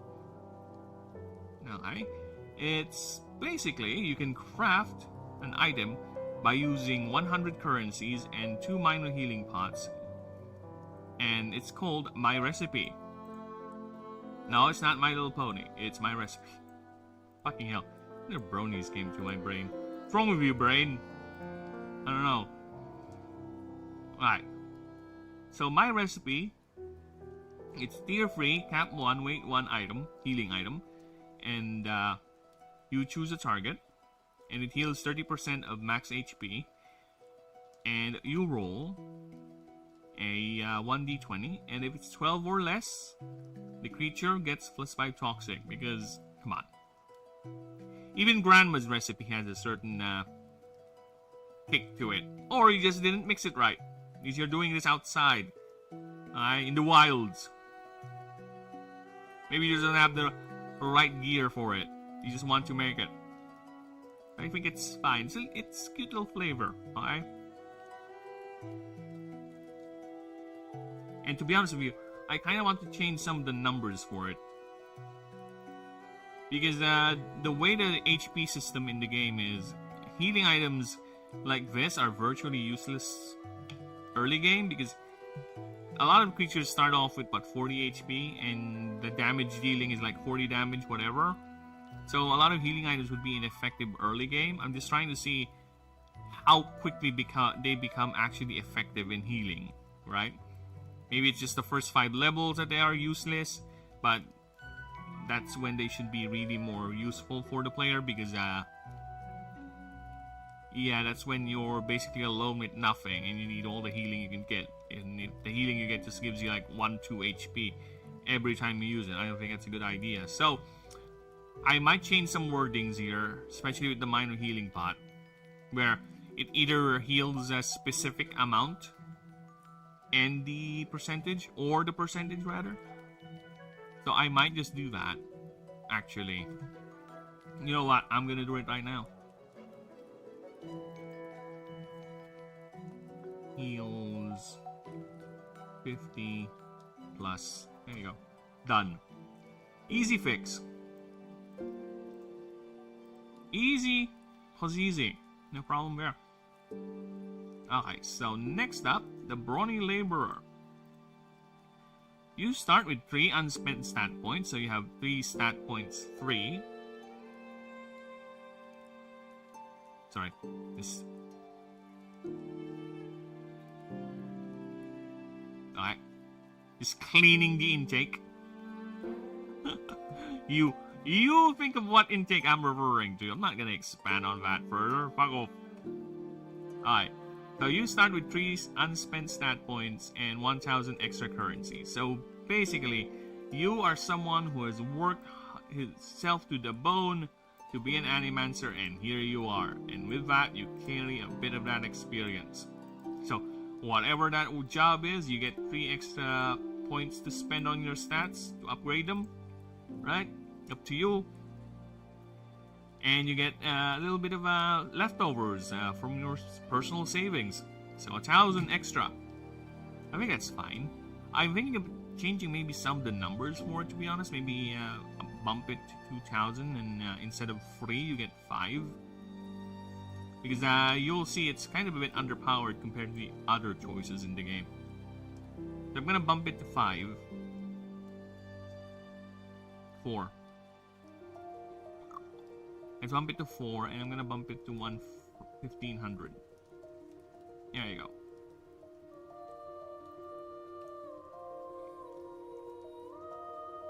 Yeah, we'll do that. Now, next is Heroic Idealism. Now, like I said, each god and the Pantheon has a favor track that you need to court and follow if you want them to be on your team. Right?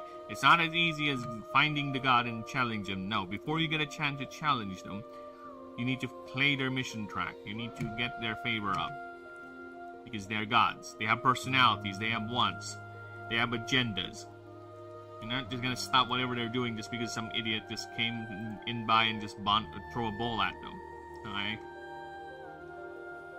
So, going back, you start with rank 2 favor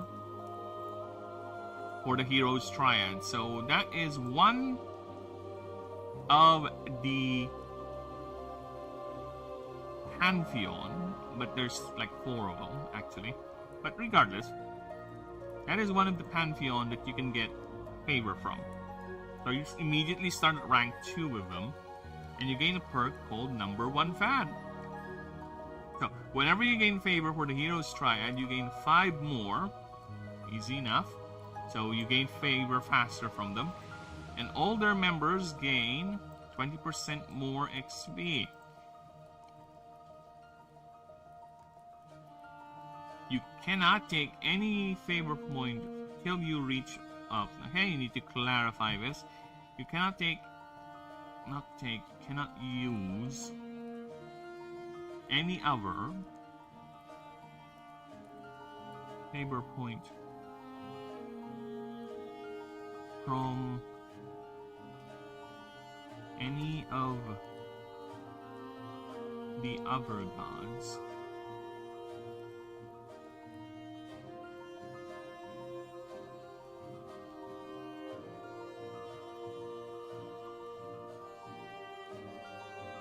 gods until you reach rank 4. This should be until you reach rank 4 for the Heroes Triad. There you go.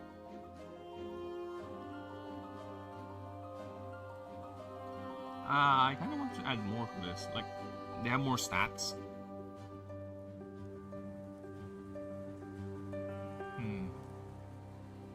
Should I do that? Should I give them more stats? They are already powerful enough as is, I think.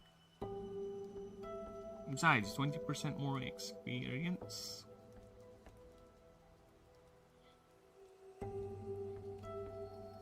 Yeah. I kinda want to give them more HP, I guess. Yeah, they do have low HP, so why not? Alright, so let's give this more flavor. Okay,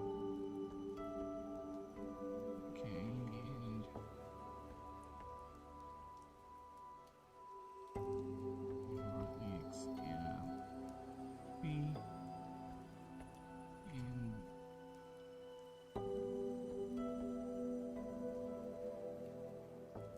plus more morale.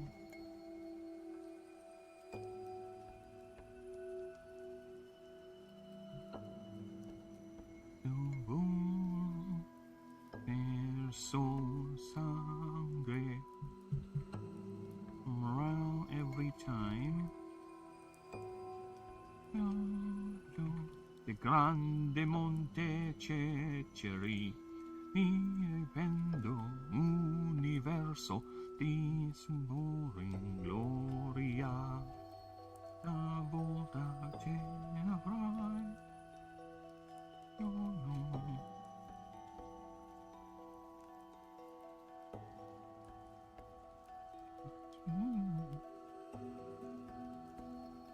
Incapacitates opposing creature.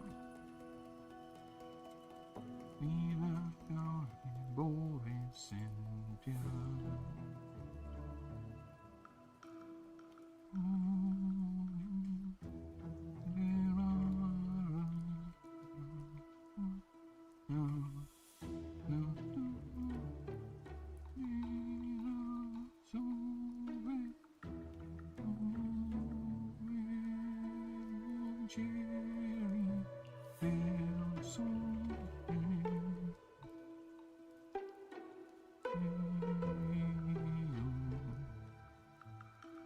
and one of them gets incapacitated.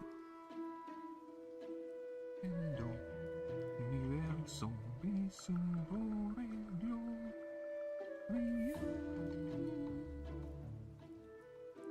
Una volta che avrai piccato il volo delicerai. So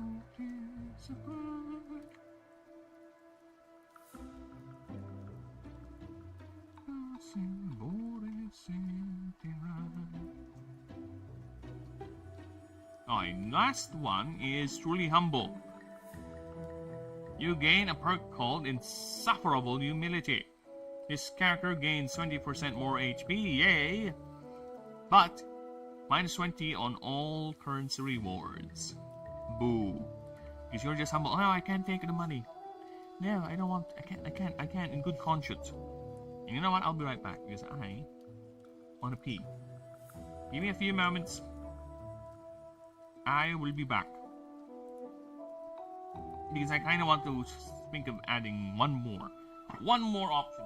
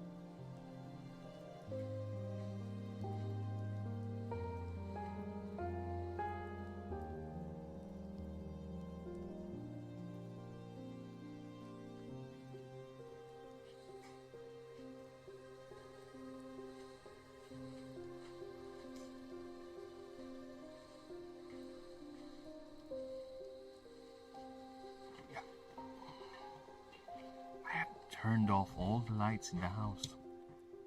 It's called mood lighting and setting up the mood like a storyteller in the dark.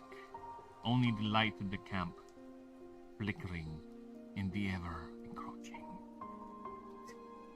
I'm here weaving stories for you lot, for you people out there, for you to maybe enjoy, maybe consume.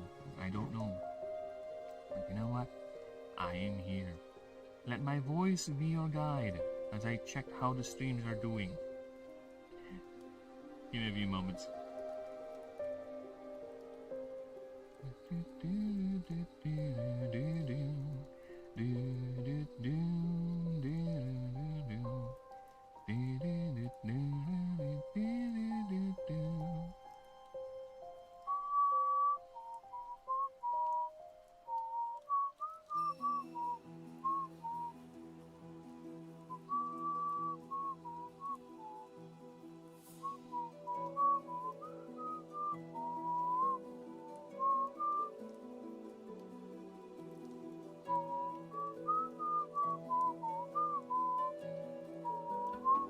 Alright, we're back. So yeah, I'm thinking of adding one more, but I can't seem to think of one other. Maybe something whenever you help an NPC or something, right? Oh, I know what.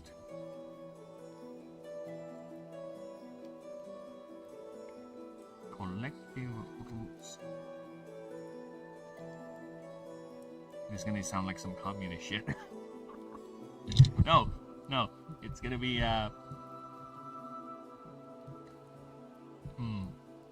it's fine.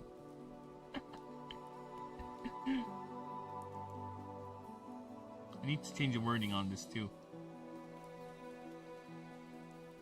This character is a perk.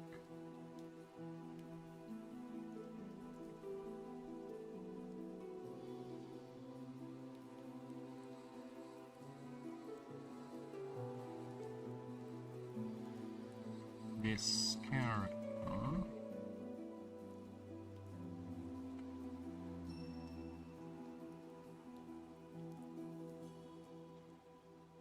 also gets the perk. Alright.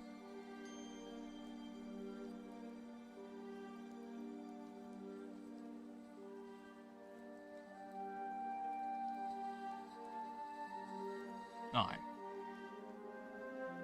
This character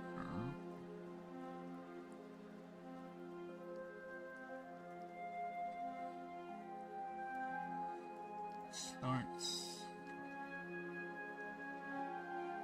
with minus 1,000. Yes, I know, right? Minus 1,000. You'll see what I mean in a bit. Minus 1,000 currencies. Okay. And it gets the perk.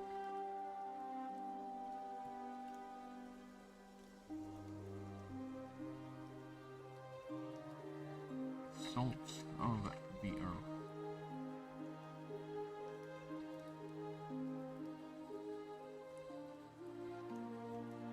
Okay. You'll see what it does in a bit. How the earth is salty, right?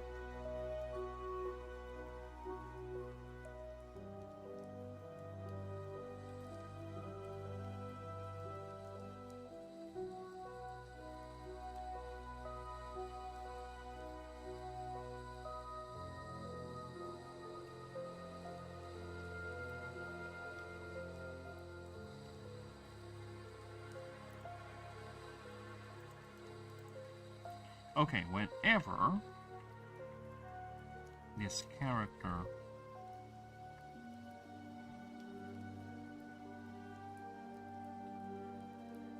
helps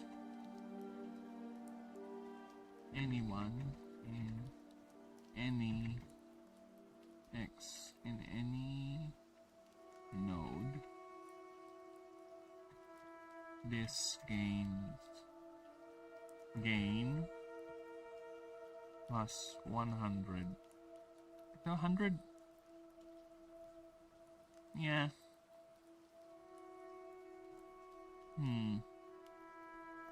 Is it 100? Yeah, sure.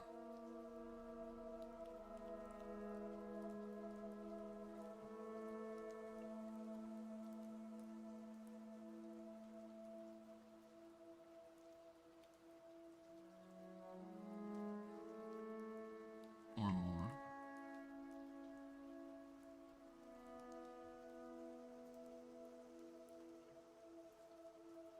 However,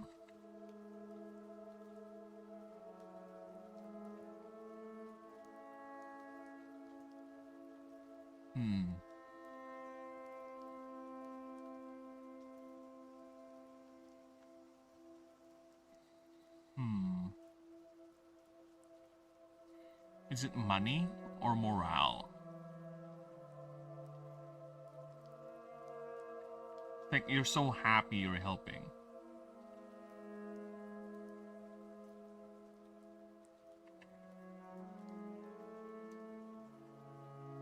Or morale. Or plus 5 or morale. However, this character fails. I need to make a comprehensive list of all the perks, damn it. I will do that, actually. I need to pull up the perk list. Then it's gonna be a fascinating little trek. Because the perk list, as you can see, is already quite extensive.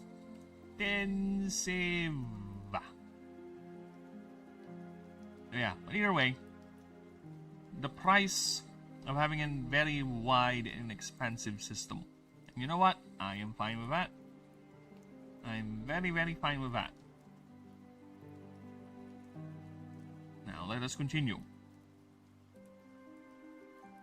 If this character fails,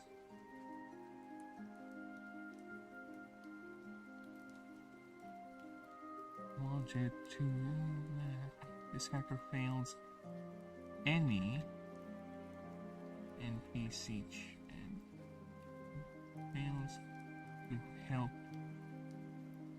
NPC in any node.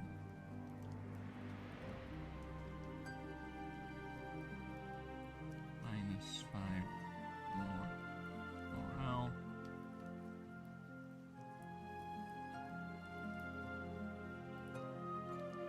And I think that's it. Still thinking of changing currency to experience. Yeah, because you're just happy to help, right? I think experience is better. Gain plus. It's gonna be a fixed amount. No. Gain 2%. 3% of the needed of the current needed EXP to level up, or plus 5 more morale. There you go. There you go. See, we have a new perk.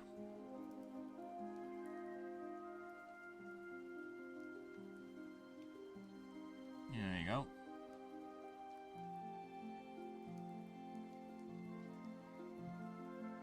Okay, next up. Since we're done with the humble side, let's go ahead and get to the boastful side. Now, shall we? Next up is prodigal. This is for, you'll see. What a wonderful world. Them always them all the place. Them wonderful. But for longer and solution. Ain't so wonderful either. That skeleton ball pops for a minute. It's to me, to the world. But what we're doing to it, all our asses. That wonderful world. We'd give it a chance. Love, baby, love. That's the secret. Yeah. As more of us love each other, the more comes. And that the world will be a better place. Sorry, I can't help it. I kind of want to sing this. Horribly, but you know what? Fuck off. A good song is a good song. See dreams of green, red roses too. I see them blue for me and you. And I said to myself,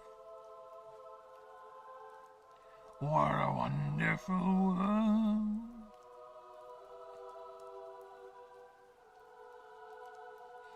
See skies of blue, clouds of white, the bright blessed day, dark sacred night, and I say to myself,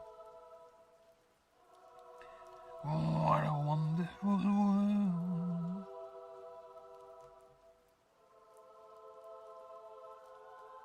The colors of the rainbow, so pretty in the sky, are also on the faces of people going by. I see friends shaking hands, say, how do you do?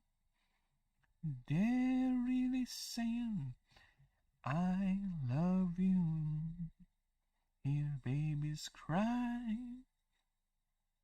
I watch them grow. They'll learn much more than I'll ever know. And I think to myself, what a wonderful world. Yes, I think to myself, what a wonderful world. Alright, now let's get to Prodigal. Enough about the wonders of the world. Fuck that nonsense. Let's go and see what makes a prodigal a prodigal. Why do we have to choose? Why? What is a draw? Why does one want to choose this background? You'll see in a bit. You're just too good. Too good for your siblings, family, town, basically too good for everyone. At least, that's what they tell you. Or, you tell yourself. Through your fans, family, or skill, you somehow decided to be an animancer. You brim with natural talent. You scream with potential. You just maybe be the next, be the next best thing to happen since the introduction of mana in the universe. To the universe. Voids. You might even be one of those demigods that keep popping up. Popping up. Or so they say. Or so they say.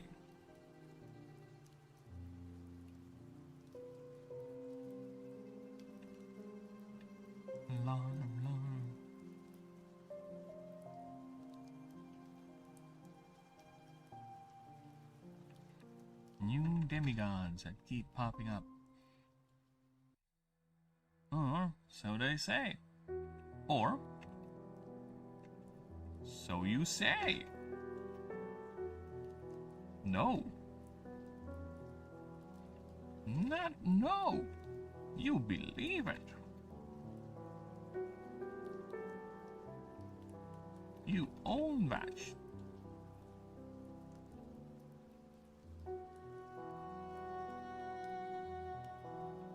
You can feel it in your bones. Your very genes. Well, you can feel it.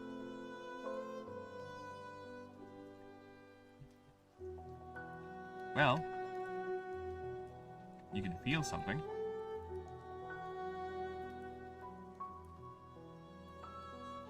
So, one way to find out.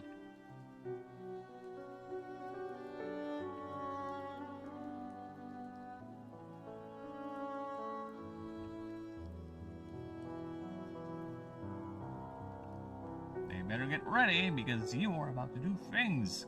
And things is what you'll do. There you go. That is the prodigal. So basically it's the asshole archetype. The overconfident one. This background starts with one key. With the key items, 1 emergency gate, 3 link runes, 1 emergency triage. So it's basically the same as everyone else. With 3,000 monies. And you get to choose one of these additional benefits. Sub-options. Either way.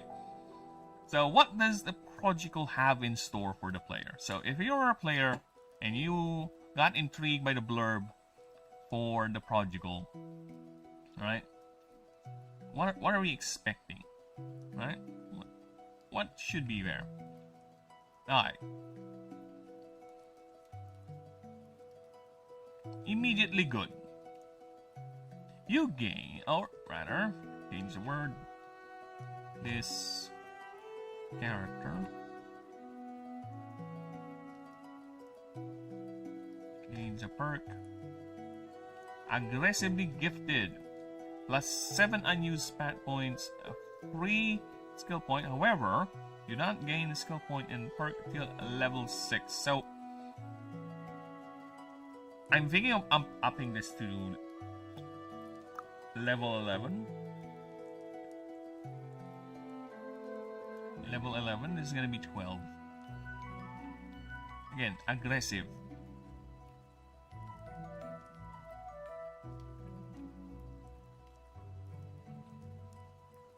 Right? Aggressive, be gifted.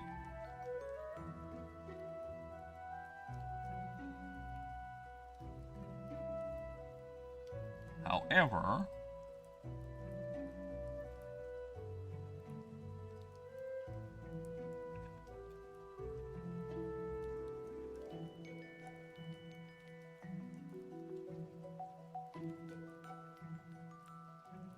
yes, you started a negative EXP. That's how good you are. Yeah, look at me, I'm so good. Yeah. There you go. Have your free 2 perk points and your 12 unused stat points. Enjoy. Alright? But you won't be getting anything till level 11. And you start with 500 less. Alright? Enjoy.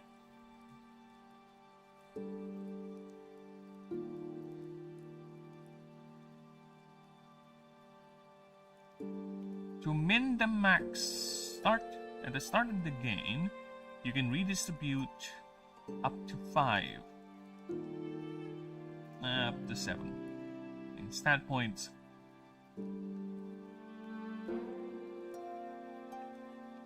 Okay. Up to 5.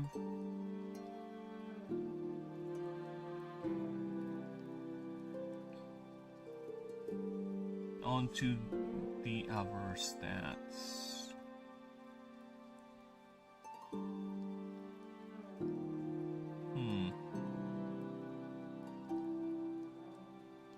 Is it just 5 or all of it?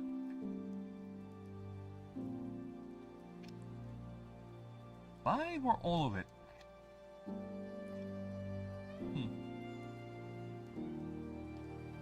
Five or all of it?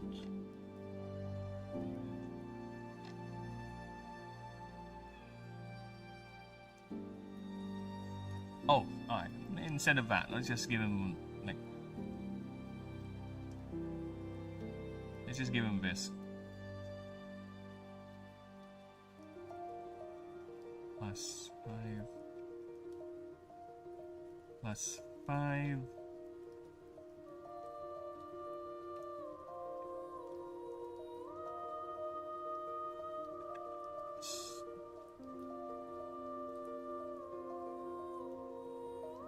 Gain. Get 5. There you go. So I haven't started glyphs. 5. It's fine. 5 upgrades for your creature. Have fun. Alright. There you go. Have fun.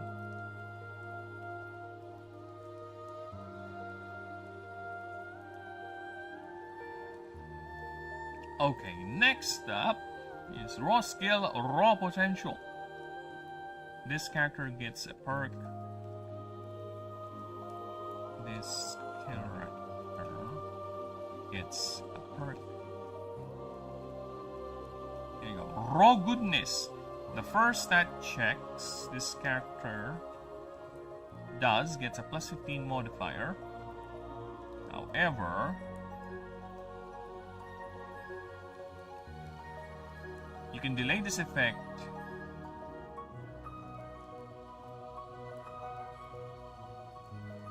however, you can delay this effect for as long as you want.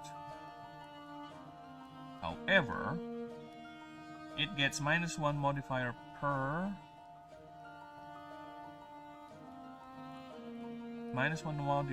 per node taken, and is only usable once per expedition. So yeah, I think that's fine enough.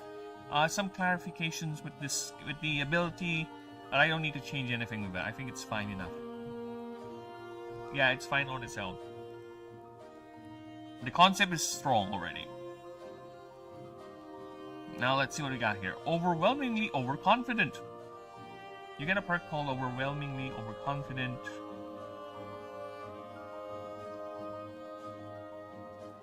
This character gains the perk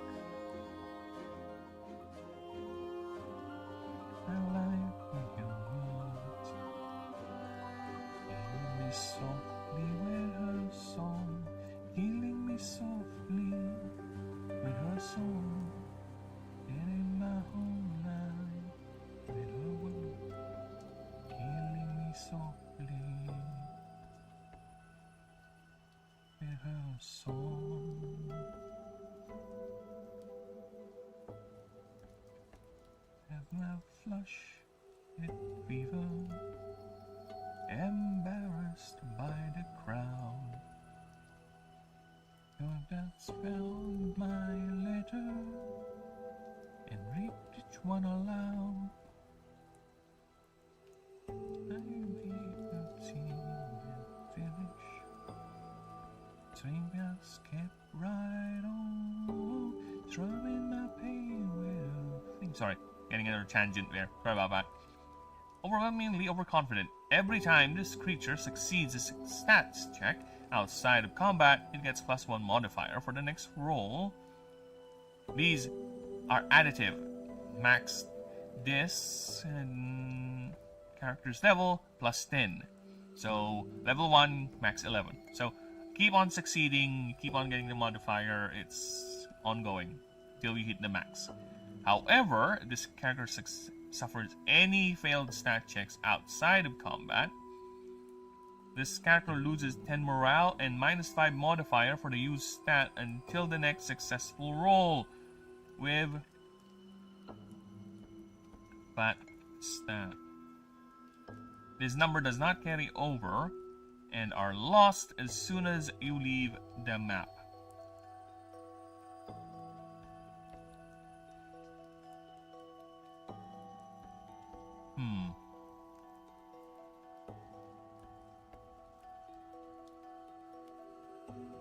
Suffers any failed checks. Ah, I get it. I get this. Plus 1 modifier. Because, yeah, it's just gonna compound. So there has to be a funnel, right? Because if you keep on succeeding, that plus 1 modifier is gonna apply to all your other stats, right?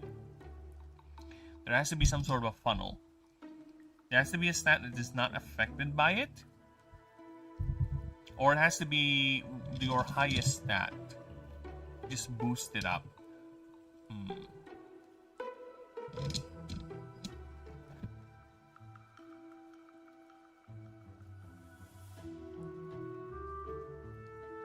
Or it could be every time also a creature gets incapacitated. That's something.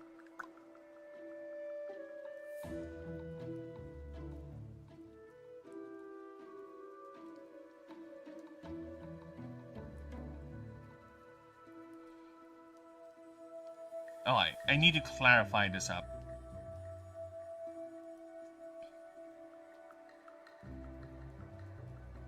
Yeah, let's clarify this. And resets and -1 to the or -2 to the modifier.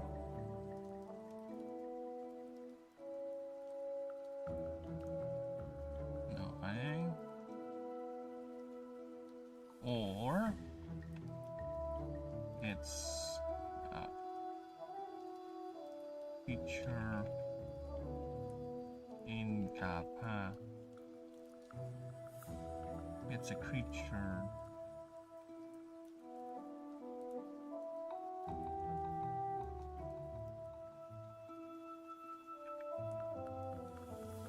Creature controlled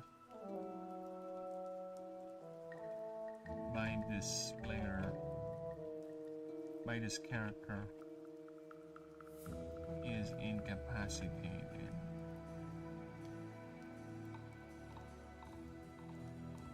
This character loses -10 morale, and the -2 on that modifier. This number does not carry over. This modifier does not carry over and is lost as soon as you leave the main map, resetting it to 0.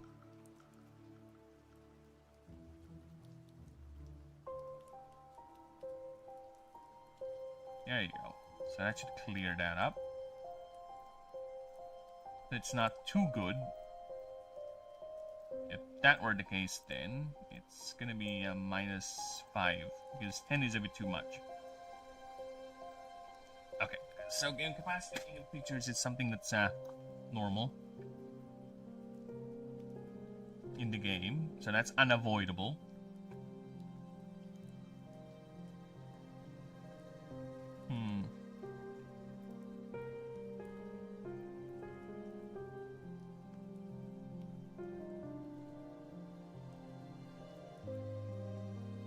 There you go.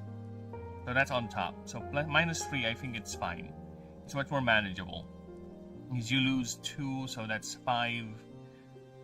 Fail roll on top. So yeah, I think 3 is fine. It's a bit too much, actually. All went wrong. The Lord of Song. I don't know. This thing is one of those that needs to be sanity checked, if you will. Because it's a bit too powerful the way I'm reading it. But we'll see. For now, I'll keep it as is. Yeah, I'll definitely keep it as is. For now. And I'll be right back, because I'm actually a bit hungry. and grab me some breakfast. Breaking the fast, everyone. I'll be right back. Don't worry. I'll be here.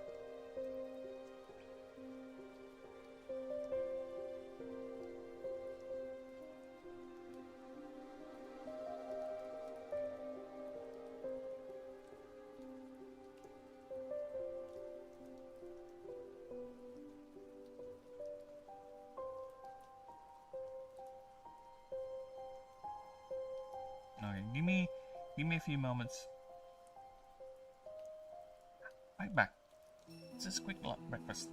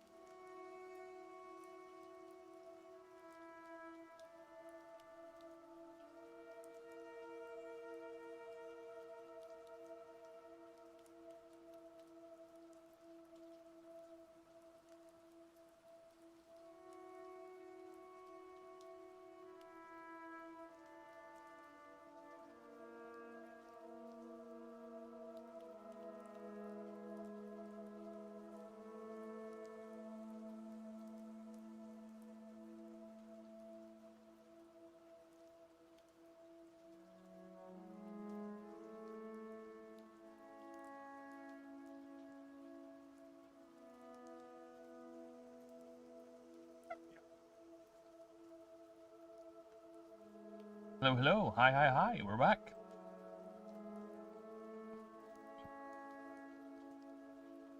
Okay, well, let's continue. Alright, where are we? If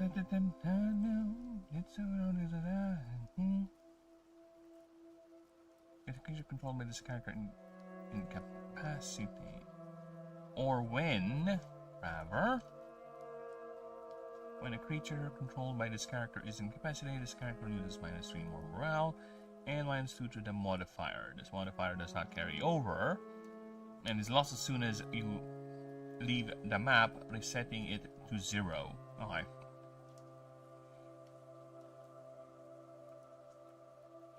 This is my favorite. You gain a perk called Typical Favoritism. Types that match your solar creature's primary type gain +10 more XP. And you gain +1 more morale when winning a combat encounter with those creatures. You know what? Do it like this. You gain +2. No, +1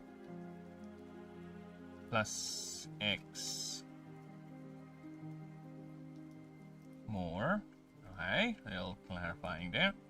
X is the number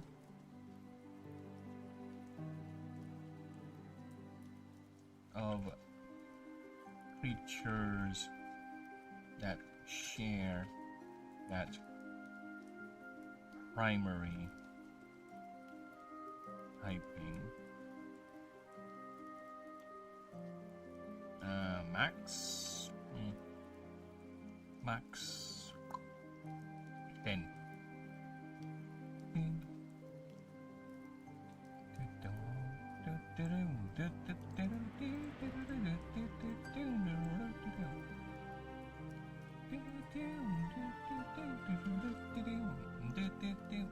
Yes, I'm gonna add one more.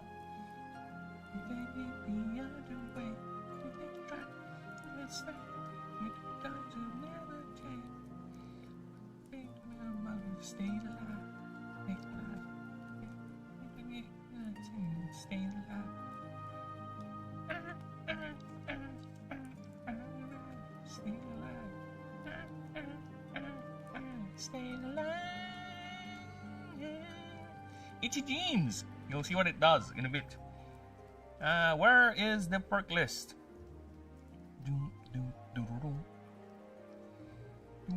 Where's the perk? Where's the bloody perk list? Body help me. Body help me care.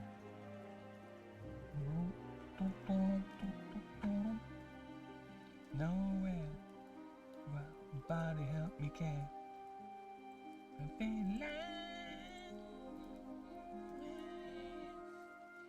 This character. Body help me. Starts with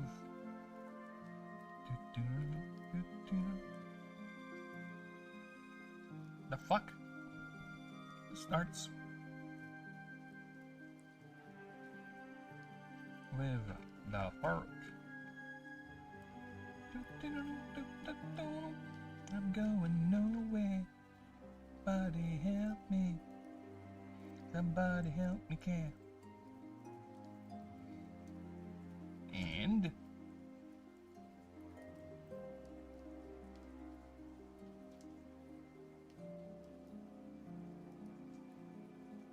go for yourself.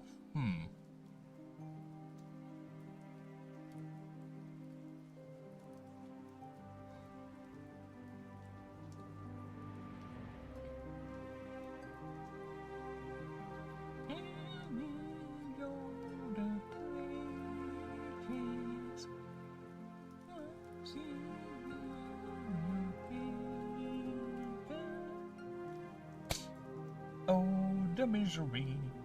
Everybody wants to be my enemy. The misery. Everybody wants to be my enemy. Should it start with the crowd?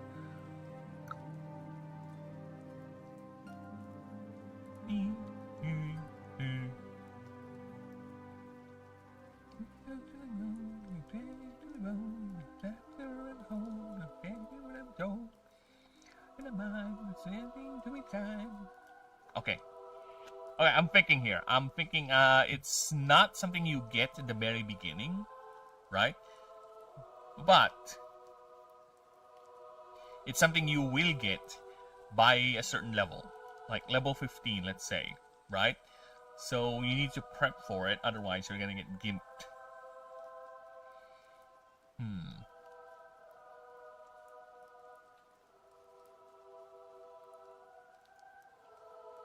I kind of want to do that. By level 15, you're gonna get this perk.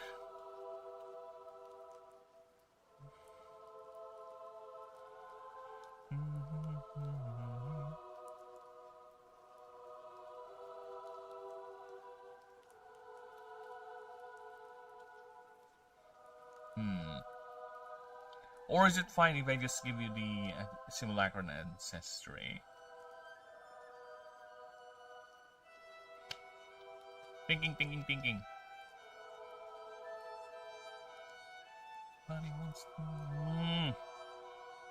Did you get this too, or just... It's quite a bonus, actually.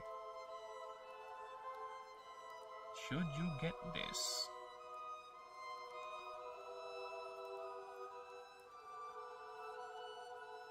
Or you get a different perk, but it's counted as this.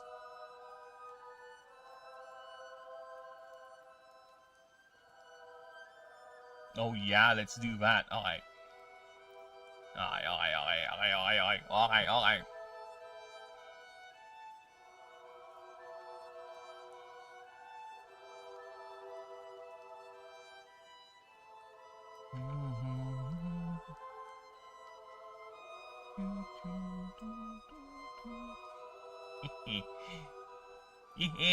This is fun. Alright. If you want to go and start the bullshitty that is that thing, the what do you call that? The simulacron perk tree. This is what you can do to help you out, but then again.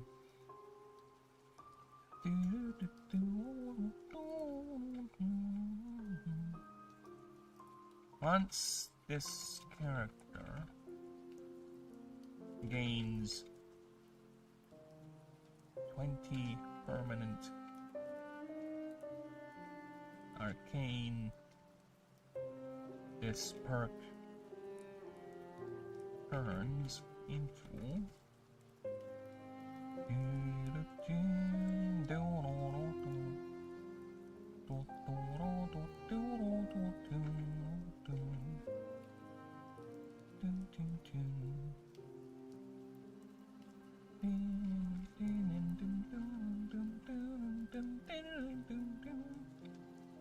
I like this. This is fun. Alright. Now, there has to be some sort of a drawback, right? There has to be. Yes.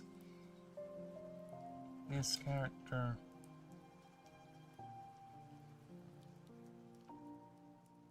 Oops. Character.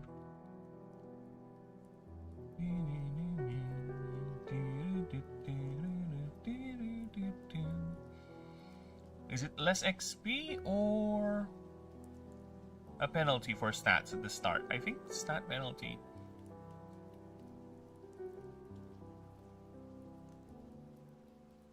Yes.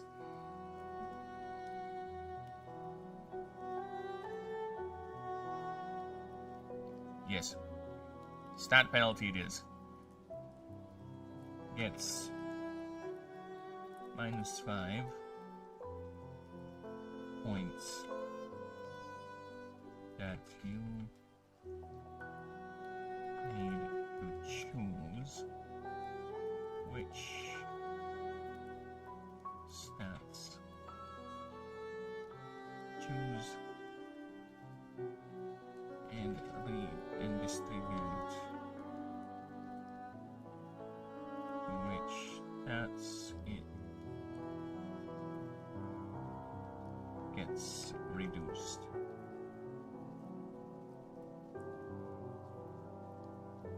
There you go.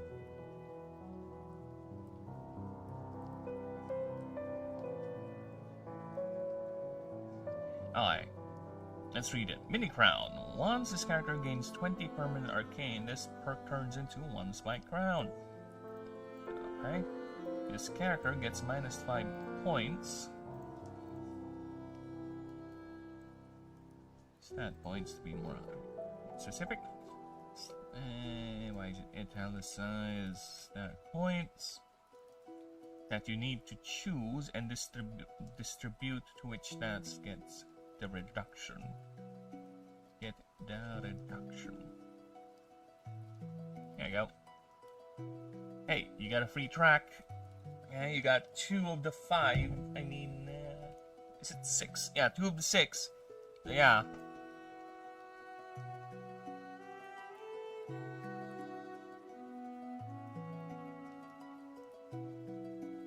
Yeah, we're fine with that. That's fine, you know. So that's the prodigal for you, folks. Got a new perk. Got a little bit of an expansion.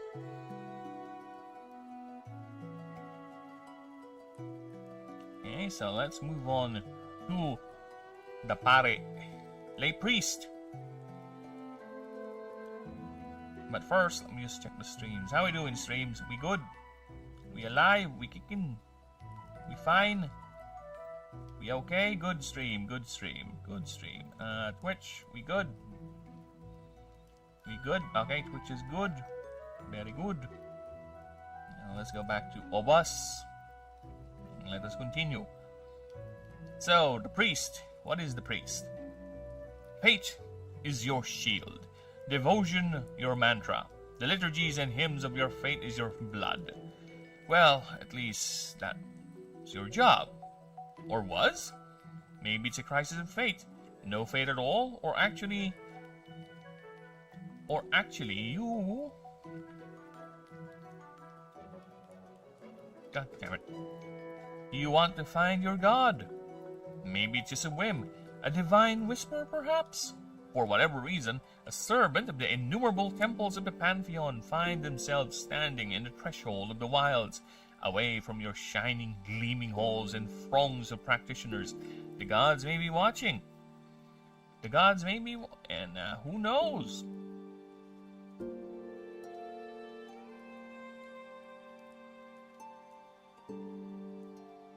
Who knows? The gods may be watching your every step. Like a shining blip of fate in this dim world. In this ever-dimming world. Or maybe they're just too busy. And you might just kick the door, and you just might happen to knock on their door. That is the priest. Fate is your shield, devotion your mantra, and liturgies and hymns of your fate is your blood. Well, at least that's your job. Or was? Maybe it's a crisis of fate. No fate at all. Or, actually, you want to find your god. Maybe just a whim. A divine whisper, perhaps? For whatever reason, a servant of the innumerable temples of Pantheon find themselves standing in the threshold of the wilds, away from your shining, gleaming halls and throngs of practitioners. Who knows?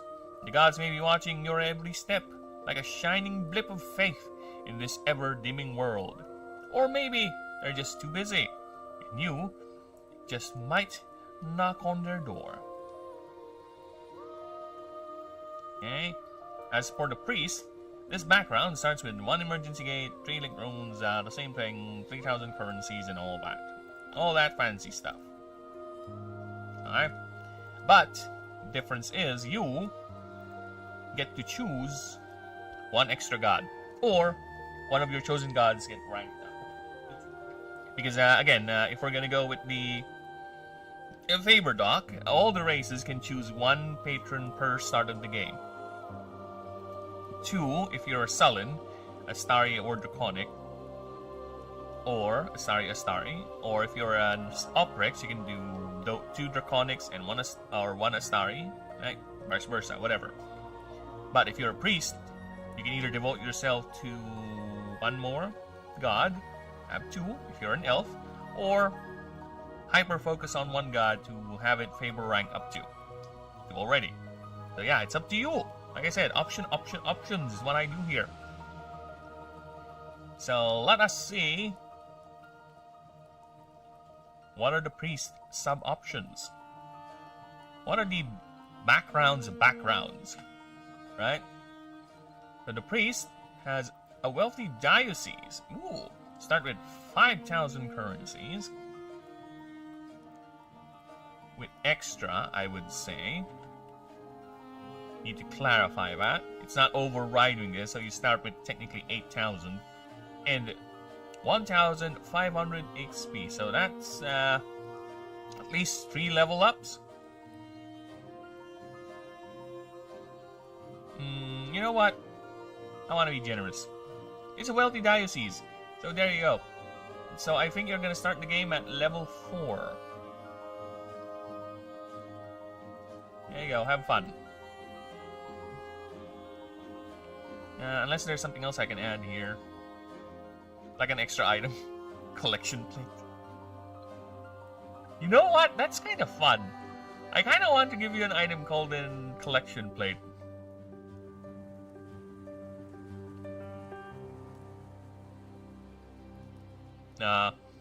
You're a wealthy diocese. Why would you have a collection plate? Yeah, why would you have that? No. Nah.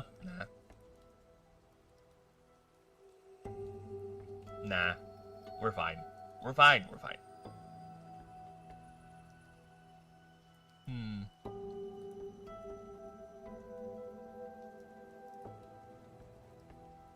Yeah, you're a wealthy diocese. I think we're fine. We don't need to do anything further with that. 5,000 currencies and 2,500 XP.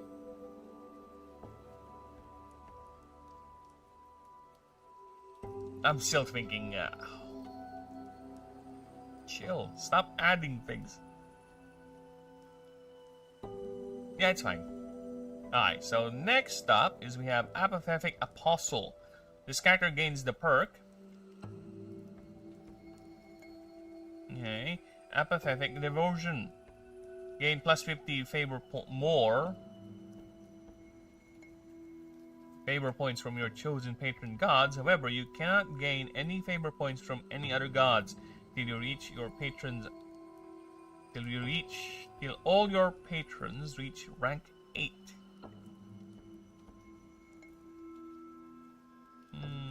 Yeah. Come on, 50%? That's a lot.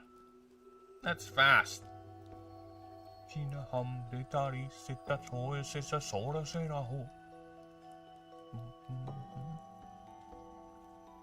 Yeah, that's fine. I don't think I need to change anything with this, to be honest. It's fine. 50% is massive. Rank 8 is the contention. It's quite the grind. Because, to be fair, you don't need to do the missions. Right? You don't need to do the missions. And I need to clarify that with the favor doc. That you can only unlock the challenge. That is actually a interesting idea.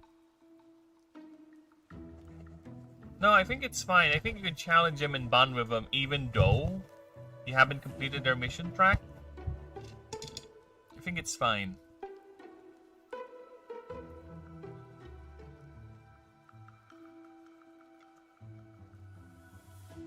Yeah, I think it's fine if we can reach rank 8.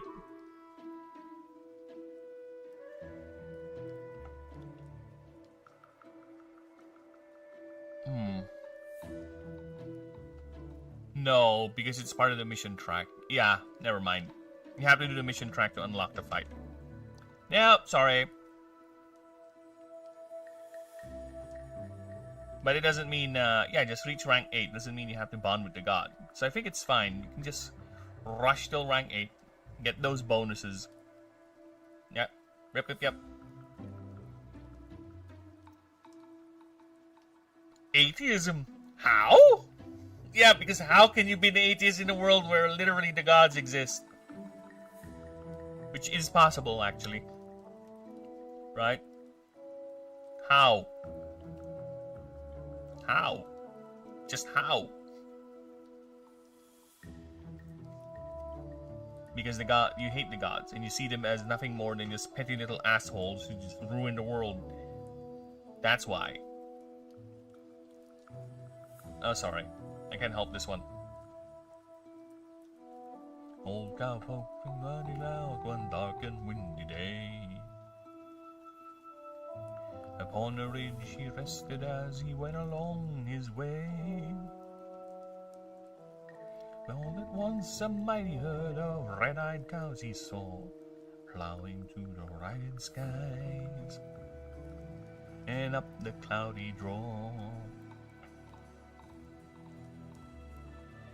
Were still on fire and their hooves remain as steel.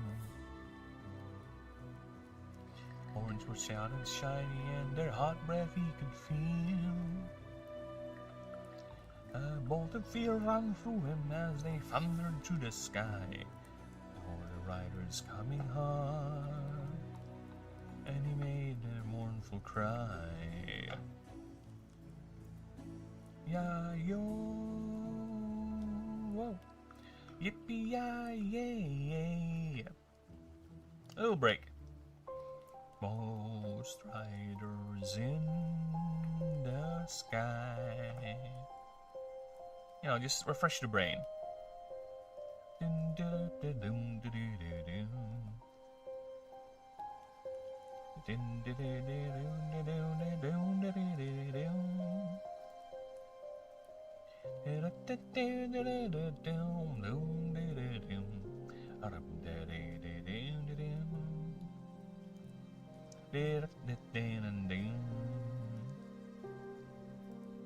Eyes are gone to her eyes and blurred, they're choked as soaked with sweat. Fight and catch that herd, but he ain't caught him yet. Cause he's got to ride forever on that range up in the sky. Oh, Snorri snorting fire. As they heard one, hear they cry. Riders won't walk by him, they heard one call his name. You want to save your soul from hell, then ride along our wage. And cowboy, change your ways, and we ride, you will ride. Aim to catch the devil's herd across this endless sky. Yeah, yo, whoa. Yippee-yi-yay. Ghost riders in the sky. Riders in the sky.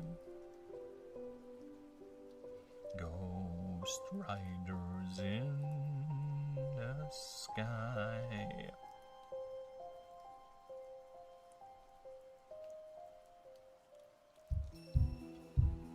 Alright, we're done. We're done.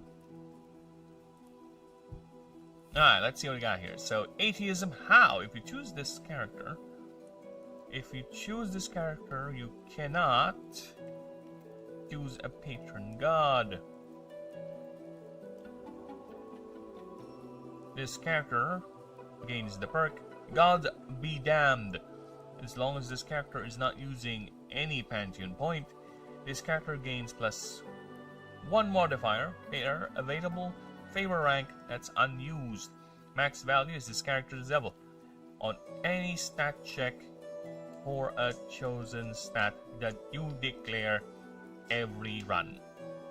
Alright, so I think it is clear enough. You don't benefit from any of the Pantheon points.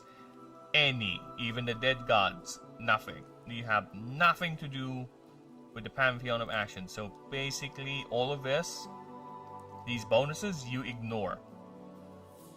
You ignore all that. This is not counted because this is something you just get, right? But none of these. You can't use any of these. You cannot. Best song in the world. Tribute. So yeah. In exchange for a massive modifier to your stat per unused. And that's a lot. Right? The max is what? The character's level? Yeah, that's a lot, brother.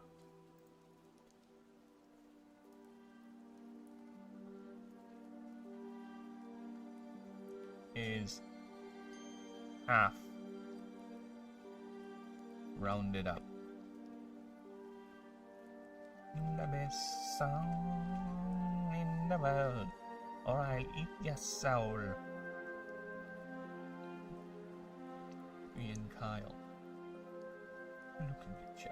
Yeah, I think this is good. This is fine enough because you'll be gimping yourself away from all those benefits from all the gods, right? I think that's enough of a punishment or power exchange. So we don't need to modify that in any way. So next up is Burned and Turned. What is this? You may start... this character starts at negative 200 favor for your chosen patron. Minus 400 if you only chose one god. You gain the perk called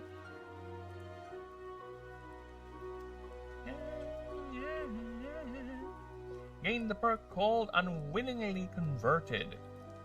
This character gains 50 more favor points from gods who are not your patron, and you gain 50 less favor from your patron.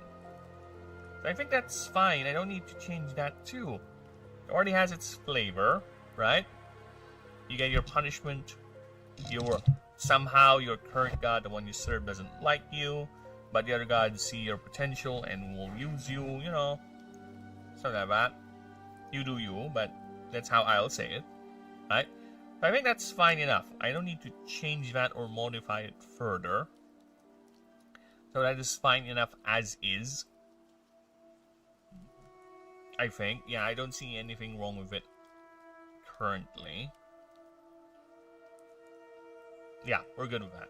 So next up. Last one. Temple Relic. You start with an item called Proximus Staff. Stave. Whatever. Fuck off. The tier 5. Trinket 2 slot. Weight 2. Big ass staff. While equipped, your favor gain is converted towards your patron instead. So any favor you gain is redirected to your patron, to your chosen god at the beginning. So, for example, your chosen is Agatratus, and you gain favor for Erichalix. That Erichalix favor is transferred to Agatratus. That's basically how simple it is. If you have more than one god, if you have more than one, choose one of them instead.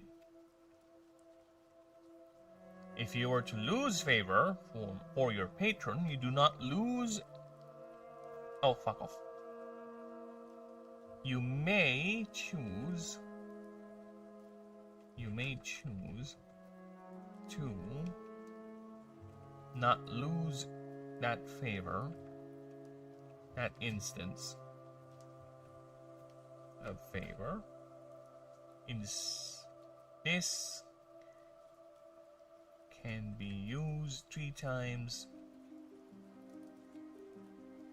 This can be used 3 times per run.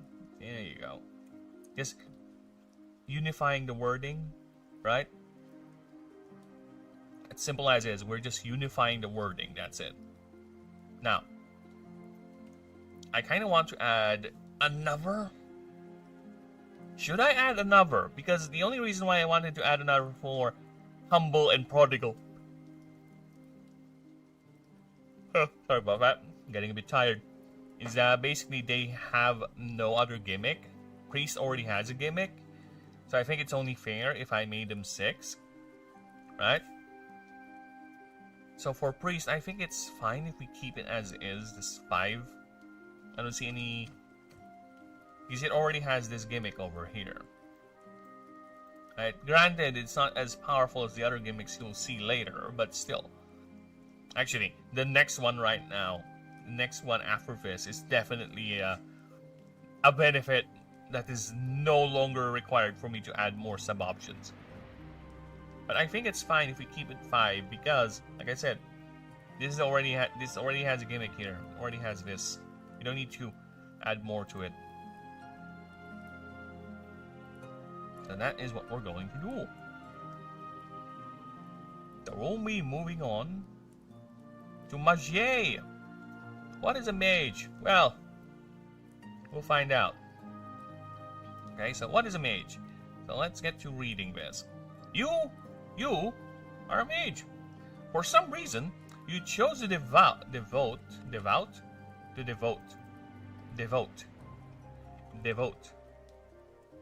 a good portion of your life to study magic.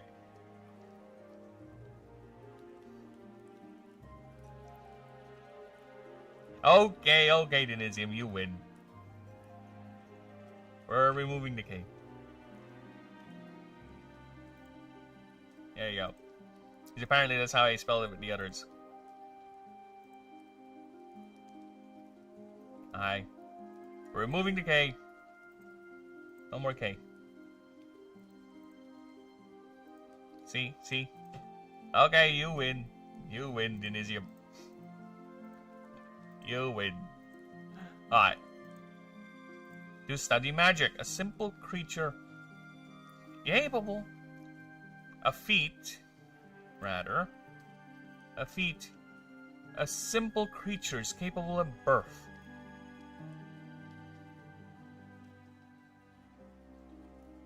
For this is Ashen, where creatures outperform all other practitioners of their own schools. Yet, that is what they say. That is what the uneducated masses and depressed, talentless colleagues attest. You gladly accept the challenge, or you have accepted this fact. After all, you studied animancy, and standing here with your partner, and is standing here. After all, you studied animancy, and standing here with you is your partner, and standing beside you is your partner. Besides you is your partner. Or tool? Could be academic, some law school, a search for a tool.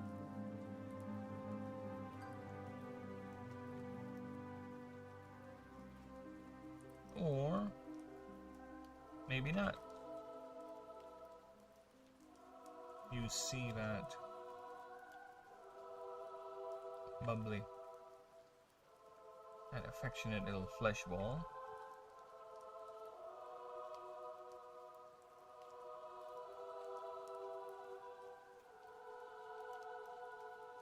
As a tool, perhaps.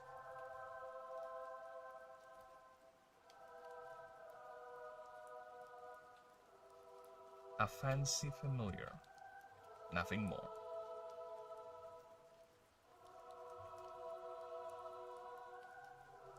There you go. A little more flavor. Could it be academic?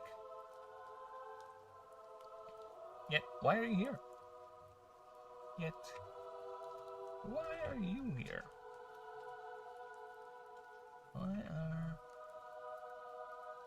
Why are you here?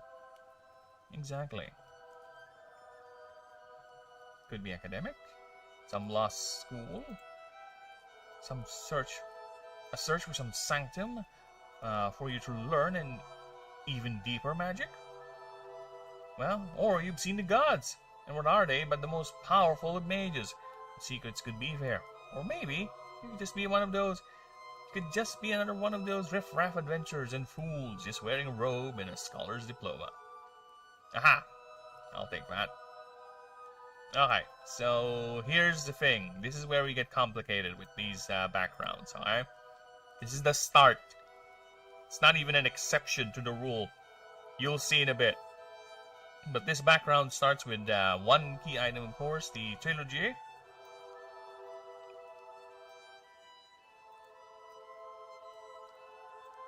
Here's a trilogy. Okay, and 3,000 currencies, of course. Okay. This background starts with key items, 1 emergency gate, 3 link runes, and 1 emergency triage charge, along with 3,000 currencies. Also, choose a school. Choose a freaking school. Yes, as a mage, you can choose which school of magic you prefer to study, or you have studied, rather. Right? So, there are currently 16. There is no school for Illuminate types, but each of the school represents one of the 16 types. And we'll go through it one by one, just in case you're just listening and not actually reading what's on the screen. Alright? So we have Druidic, that is for the Burden type. Primeval, for the Swarmer type. Tonic, for the Fey types. Pyromancy, of course, for fire. Hydromancy for water. Aeromancy for air. Geomancy for earth. Bellumancy for martial. Artifice for artifice. Galvanism for voltaic. Savage for base type. Nightomancy for Nyx. Vitae is for essence. Aetheromancy for ether types. Dracomancy for mythical. And void for void. So yes, what do these schools do? You ask. What would happen if I were so foolish enough to study magic in a world where every other creature can outperform me and basically is designed to be a mage themselves, that don't need to study and just born with the skills to become spellcasters? You know? What? What happens? What happens with the schools? Now, here is the interesting part. You can learn non-unique moves of the chosen school as long as your creatures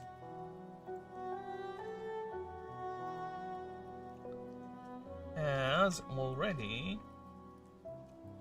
learned the move. So basically, if you chose Nightomancy, and if you have a Nyx creature that is learning Nyx moves, you can go ahead and learn them. Right? You can go ahead and use the first 3. Well, I'll explain it in a bit. Okay?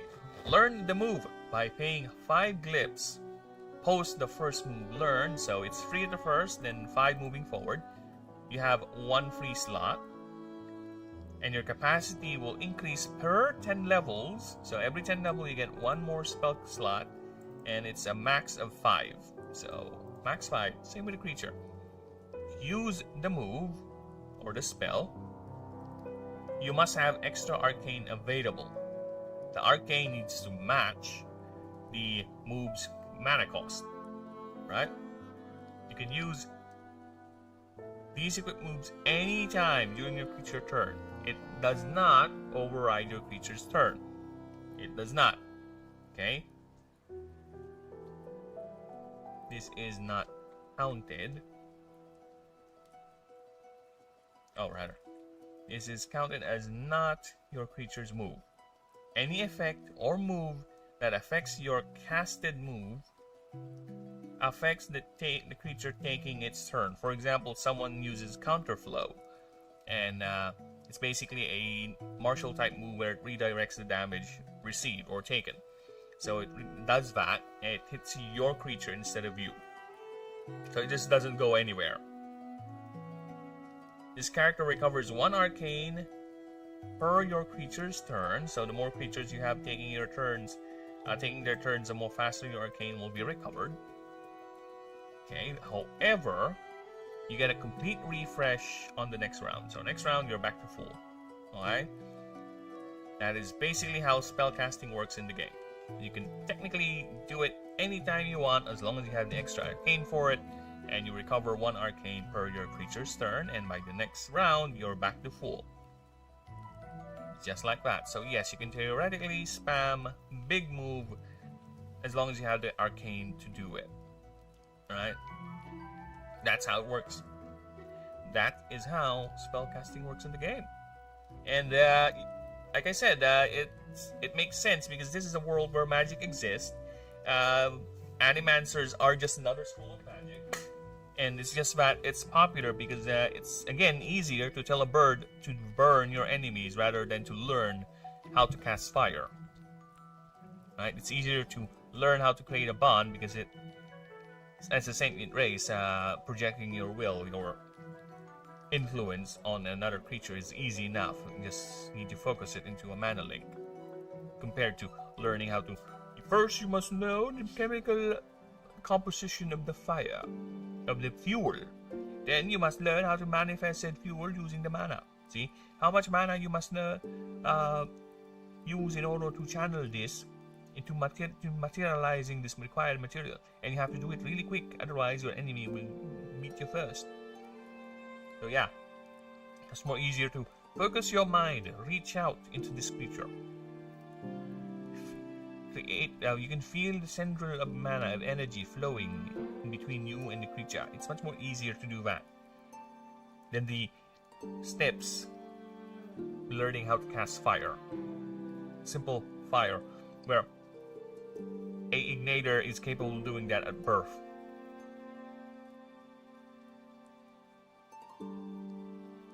Right? So, what are the sub-options? You think that's it for the mage? No, there are sub-options. There are always sub-options, people. Sub-options are fun. Sub-options makes the world go roundy, roundy, round. This. Not only you get the gimmick, you also have sub-options as well.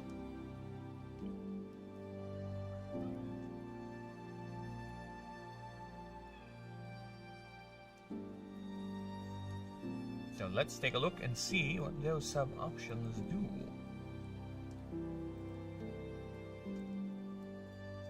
But before we do that, I am actually getting... I'll be back. Pee time. Oh, not really. I'll be right back. I have to do something.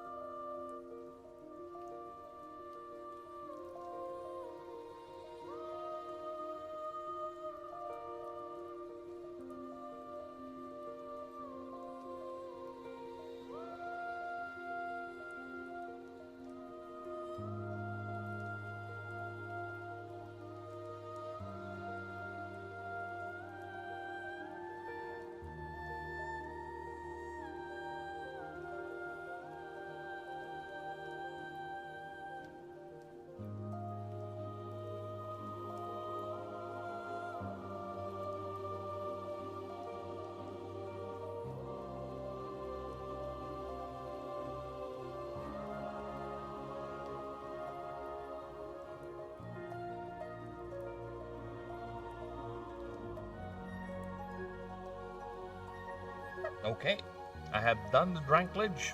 I have refreshed the throat. We are 3 hours in, and let's go.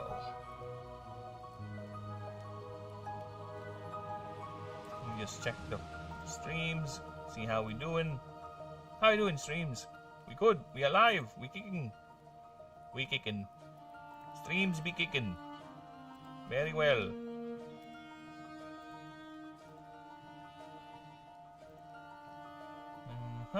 Yep. We are so good.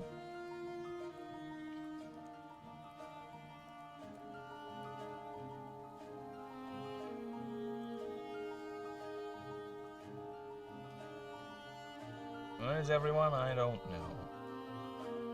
Are they still alive? No one knows.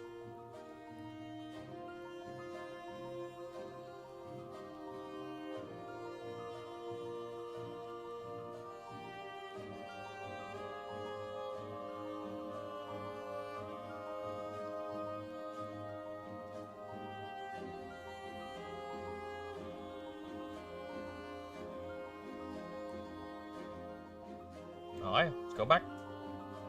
So what do we got here? What are the choices? The choices are simple. We have the pure animancer, which is basically you choose this by choosing no other school. And what happens is you get the perk efficient draw. Any creature with an MD cost that's more than 5 gets a -1. That is it. You're just able to field more creatures, and I've adjusted it to -2 because why not? You are so good at channeling it. There you go. You're good at handling big bastards, alright? So a 22 is now 20 for you. Good for you. Alright? So that is the pure animancer. Next up, familiarity. This is a fun one. Familiarize. Oh. I have to be consistent with the language. This character gets the perk Familiarize. You can also learn moves based on your starter's actual secondary type, regardless whether or not you learned this school. That's it. Basically, you can learn other schools from your creature's secondary, your starter's secondary typing. You do not lose. You do not lose. Oh, fuck off. Why is it violet? Yeah, because this should not have color. I note. You do not lose. Why is it still violet word? Note. You do not lose any of these learned moves, even as your creatures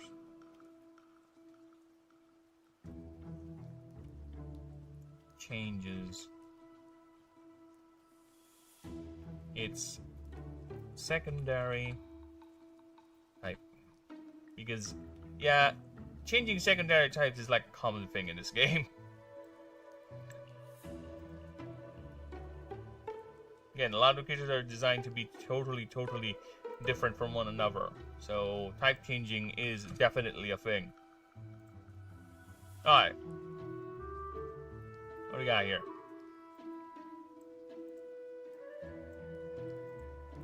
Those ops school moves cost +2 more. Yep, understandable.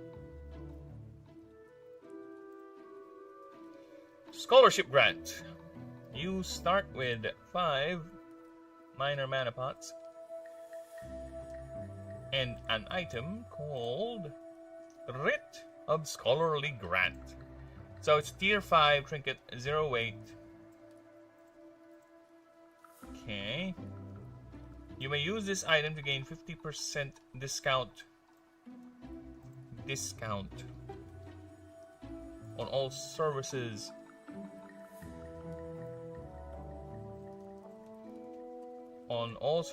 And tier 3 and below items in that specific merchant's inventory. This item is permanently lost after 5 uses. So yeah, 75%. I mean, 50% is a big deal in terms of discounts. But this thing is only usable 5 times.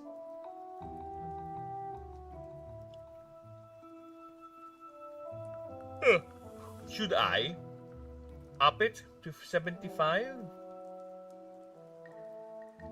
Since it's only usable that much, and the sweater is too broken, let's up it to 75. Why not? Let's have fun with that. Or maybe you're really good at convincing people. Maybe you can do 100%. Why not?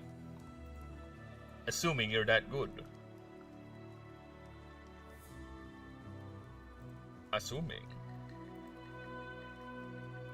Okay, let's see what's next. Again, I don't see any major changes to be done. Just some number adjustments. Just to bring them in line, because again, it's kind of unfair. Because Prodigal and Humble does not have any gimmick. It's just flat. Right? It's like Freelancer too. Freelancer does not have any sort of gimmick. What's a Freelancer? You'll see it once we get there.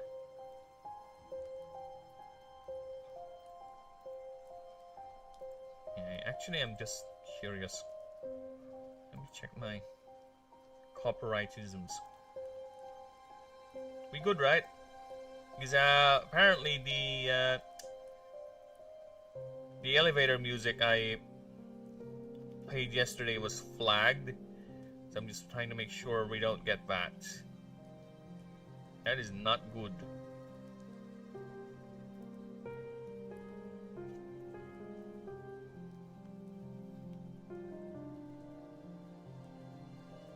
That's not 17 backgrounds, that's 19. That's the wrong number, Burb.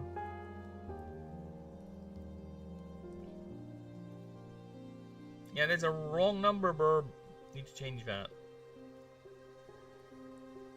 Damn it.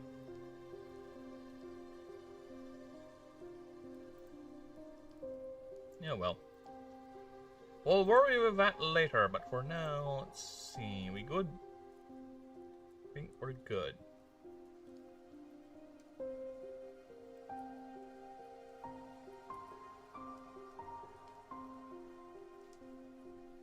Yeah, we're alive and kicking. Thank you, thank you. Okay, let us continue. So, next up, in our sub-options for the mage, is I'll show you all. So, you pick 4 schools. 4. Where you choose 1 normally. With this sub-option, you choose 4. Right? However, you get a perk called Focus Yet Distracted. All creatures in your party gets +1 MD. Because you're so focused on being the best spellcaster that you do not really, animancies for fucking plebeians. But I'm not authorized to go to the blasted waste without any creature partnering me. So I'll have to do it. But I'll show them all. I'll show them that I do not need a creature. Yeah, that's you. So yes, that is the drawback. Again, power for power's sake is something I try to avoid as much as I can. That always has to be a drawback. Because otherwise, it's going to be the best choice. Always. Right? I am not going to be surprised if out of all the things I made, there will be one that's going to be considered as the best choice overall. I might change it. But I think the best approach is not to change it wholesale, but to make the other options more appealing, right? So, I don't know. We'll see once we get there. And fuck, I still haven't changed the screens. Sorry about that. Oh my god, I'm talking.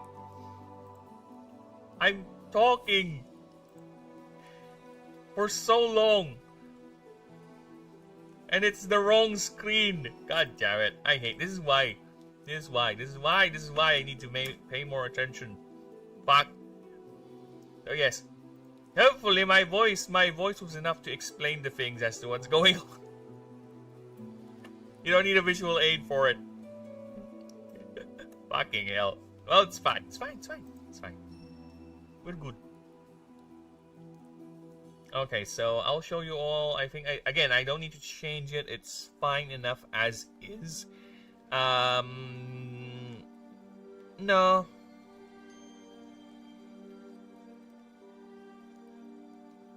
It's fine. Yeah. Getting fucking tired. Next, the last one. The gods are my master. This sub-auction will grant this character +2 rank to all their patrons. Okay. This character gets to rank 2 immediately. Rank 2 of their patrons.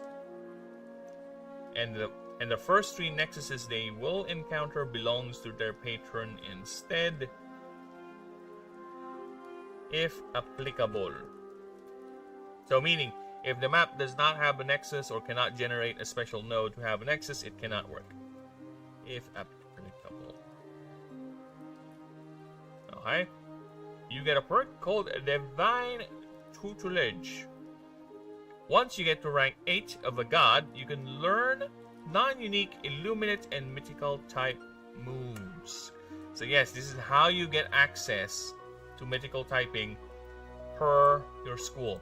And I gotta say, there's not much. I have not made any unique Illuminate type moves that are too powerful. I think I might just remove this.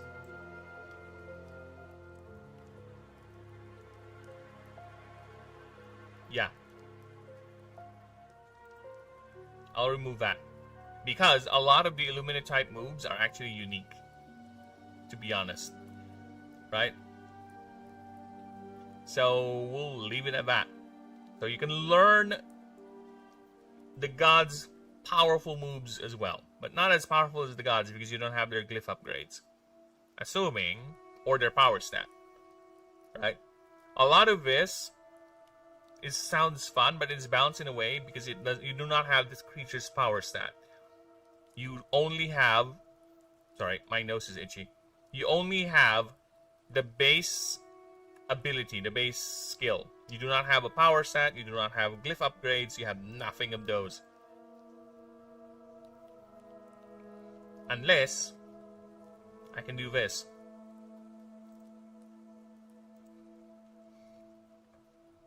Okay. And all your learned moves have +2, 3 are counted as having 2 glyph upgrades. There you go. So at least it's not a pure drawback. Alright, so at least not a pure drawback. Okay? Hopefully that's enough to satisfy. But knowing the song, it's not enough. It's the only good thing that happened in season 3 of One Punch Man is that song. Well, if you're gonna count the fan animations, I guess that's one thing.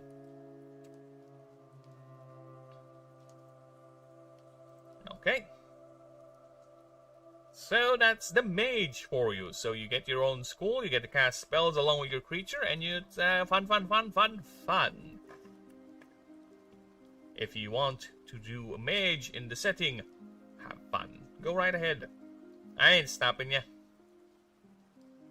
Next is the merc. What is a merc? What is a mercenary in this setting? We're about to find out. Let's find out, shall we? The merc. War. War never changes. But somehow you did. Or maybe not. Could be a dishonorable discharge for some crime, or refusal to obey an order you find too immoral. Maybe you did cross that line, and now it's haunting you. It's haunting you every time you wear that pretty uniform. Maybe. Regardless, one thing is apparent. You know how to wield a gun and shoot without blowing your head off. You have seen the best and worst sapiens had to offer one another, You fought on too much battlefield, seen too many of your mates go down into useless and pointless crusades. Or maybe you have not seen anything, and you got bored of the desk. Or even better, you just want to play soldier, and no sane government or outfit would want you. But then again, maybe you're just too good. Better at it alone, right? I told you, I just give you the ideas. I don't give you a thick story to follow. For now. Well, you have a partner. You still have a partner.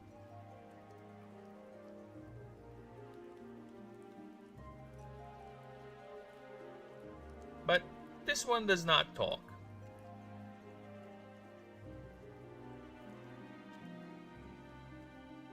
Yet,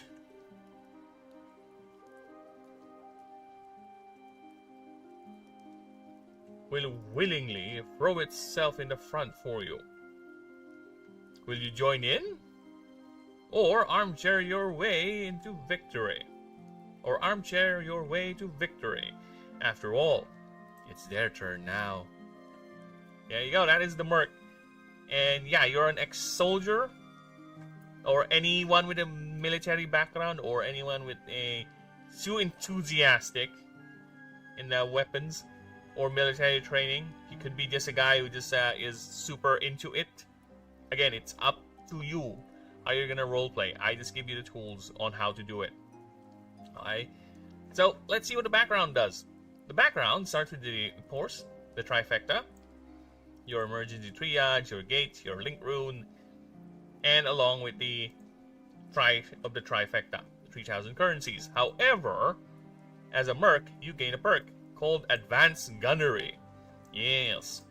This character can wield tier 3 and above weapon-based trinkets. So basically, other characters can wield weapon trinkets as well. However, they're only allowed up to tier 2. Tier 3 they cannot, unless they have a perk.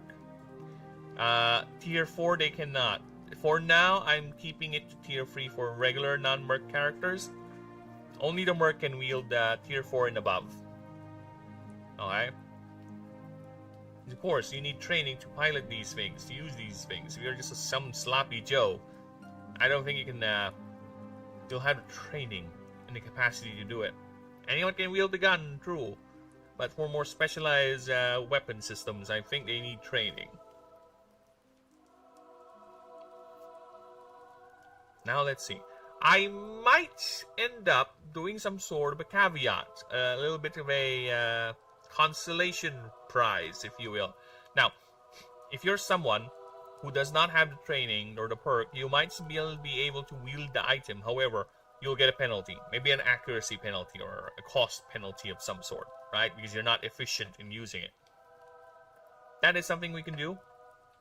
But for now, let's stick it to exclusivity, right? Because I don't know how many weapon items I'm going to make. And maybe they're not that many. Or maybe they're exclusively available to a certain merchant and they don't pollute the table. The loot table. Maybe. Maybe. But for now, I will lock it. It's basically inaccessible unless you have the perks needed to wield weapons. So, let's get right to it. What are the choices? There are 5, of course. First one is Strong Silent. Ooh. Kinky. Strong Silent grants you 2 strength. Okay. This character gets an item called Mark II Gravity Rifle. It is a tier 3 weapon trinket. It is a tier 3 weapon trinket indeed. And it's a weight free, of course, because it's a big ass rifle. Right? Once per round, during your creature's turn, you must have at least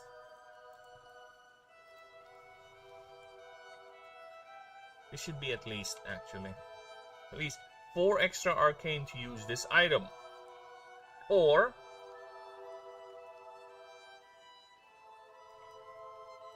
to use this item, or this item costs minus 20 ammo charges. Roll a 1d20 On a 16 up, deal 50 piercing. There should be a type here. Piercing base type damage. Base type damage to a creature. So basically you have a free shot. Assuming you hit. Again, these are obviously with the naming convention, you would expect more later on, right? Better ones. In fact, I'll give you an example of a better sniper rifle later on. Alright. And also, the item, ammo. Ammo. It's a tier 5 key item with a charge 100. So I think you know the idea now of this item, basically. This item can be recharged at any merchant for 100 currencies per 10 charges. So to get a full max ammo charge, it's 1,000 currencies, if I'm doing my math right. No, it's 2,000. 2,000 currencies for a full tank up.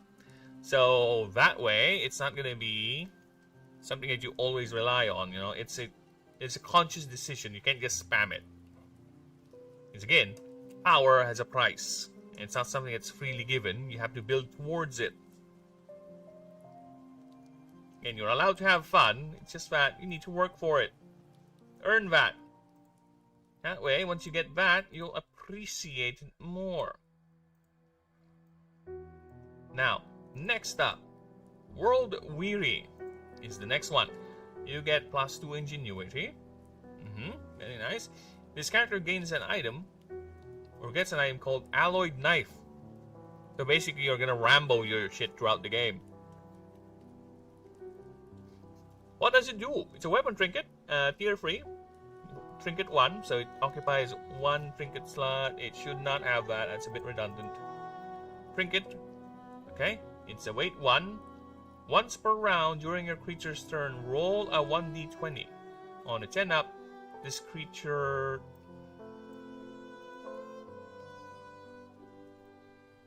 takes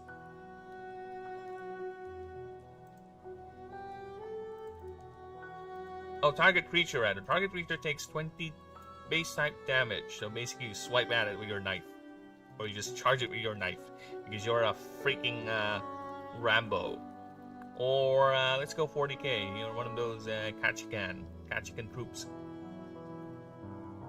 You also get 3 minor healing pots.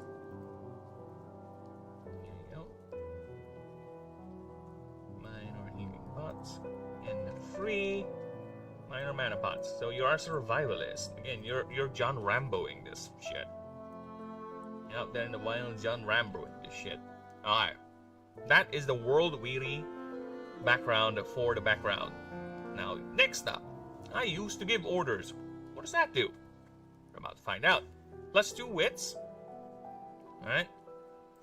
This character gets an item called Command Uplink. It's a tier 5 key item, charge 1. Okay. During your turns, your creature's turns rather, and only once per round, you may expend 1 charge to give your creature an extra turn at the end of the round. However, this creature's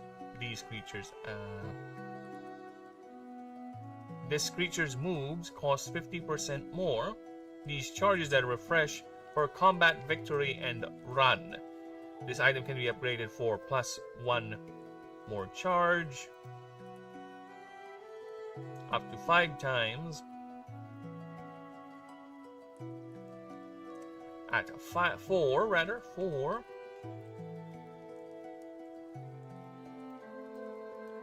You're gonna italicize that shit. There you go. For 5,000 currencies each time. This character starts with -1,000 currencies. There you go. That is the command uplink. So you don't have a gun. You just have a better gun, which is your creature. You just tell it to, hey, can you do this again? I want you to maneuver this sector, this vector, this approach vector. Make sure you strike the enemy unnoticed. That's how you do it. Okay, next. Wings clip. Now, what does that do? Wings clip. This character gets an item called a Mark II kinetic pistols. Oh, we're back to weapons again. So it's a tier 3 weapon trinket. You don't need to put the 1 there, that's redundant, you dumb bird. Then weight 2. Once per round during a creature's turn, you must have at least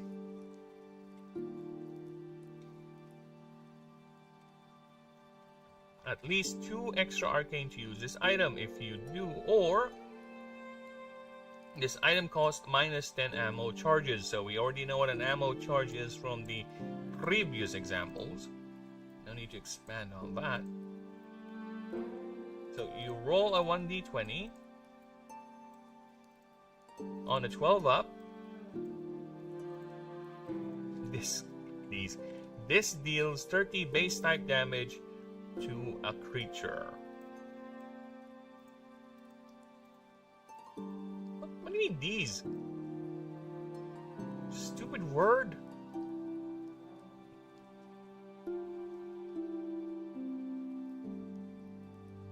Also, ammo in a tier 5 item, blah blah blah, we already know what that does. So yeah, you have a pistol. Instead of a sniper rifle, you have a pistol this time. What fun! Because you used to be one of those hotshot pilots. Whatever. I just don't like seeing that blue stupid line. No, fuck off, I'm gonna... Read the context! Fucking stupid word. So yeah. We were a pilot. Now, I kind of want to add more to this, because you were a pilot, right? Some sort of a bonus to maybe air-type creatures or something? Or you have some sort of bonus when it comes to paying for services, because you were a pilot. You know, you have some sort of an affinity towards other pilots. But I don't know. To be fair, this one kind of goes out of the mold.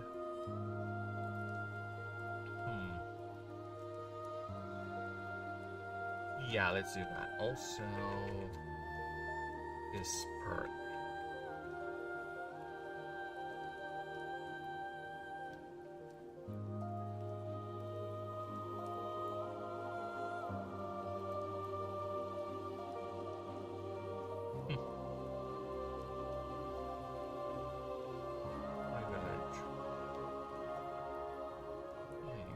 Because it's not just a pilot, you could be just also a disgraced mercenary, right? Because wings clip doesn't automatically mean you were a pilot. That means someone who's very high or very lofty, or once lauded, just suddenly fell to the earth. You know, suddenly became disgraced. Again, dishonorable discharge is a thing. That could also mean that. So I can't just specifically say flight-related stuff. So it has to be a bit more, I won't say generic, but a bit more expanded. It covers more ground. Now let's just go with perky privilege. This character, it's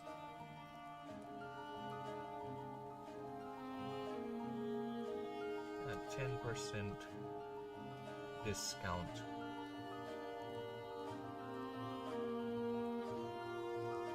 All non-item transactions.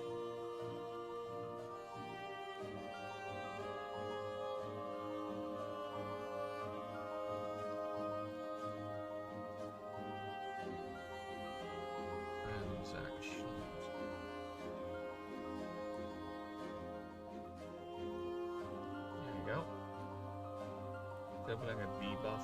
No, it's fine. Okay, believe it or not, my old man bladder is acting up again. Damn it. I'll be right back, but this time I'm not gonna put up the thingy because again, I might forget to put it back down again, right? I'll be right back. Yeah, whatever. I'll just make sure I remove it. I hate having old man bladder. Oh, my nose is itchy.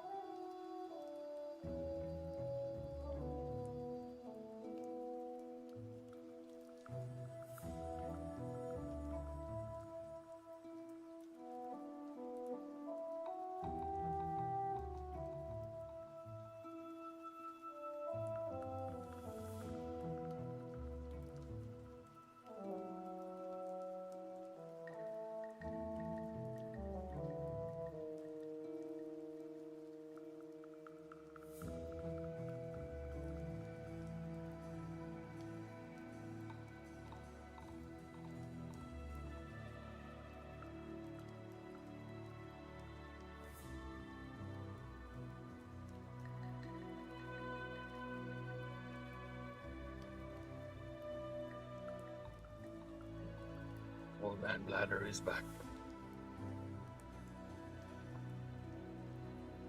No, this time, see, I haven't forgotten. There you go. Now, let's continue. Last, but not certainly the least for the Merc, we have Hard and Fast. Hard and Fast. This character gets an item called a Mark II Laser Rattler. It's a tier 3 weapon. Trinket free, so it's quite heavy. Weight free. And the creature, once per round during the creature's turn, you must have at least one extra arcane. Yeah, this one got the wording right. Use this item. Or you pay -5. During your turn, you can roll an XD20. X is the amount of arcane used.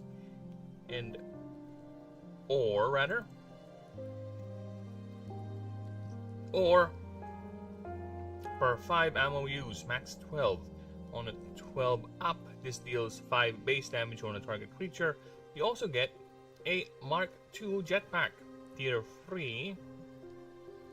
Okay, you need to child size all that, by the way.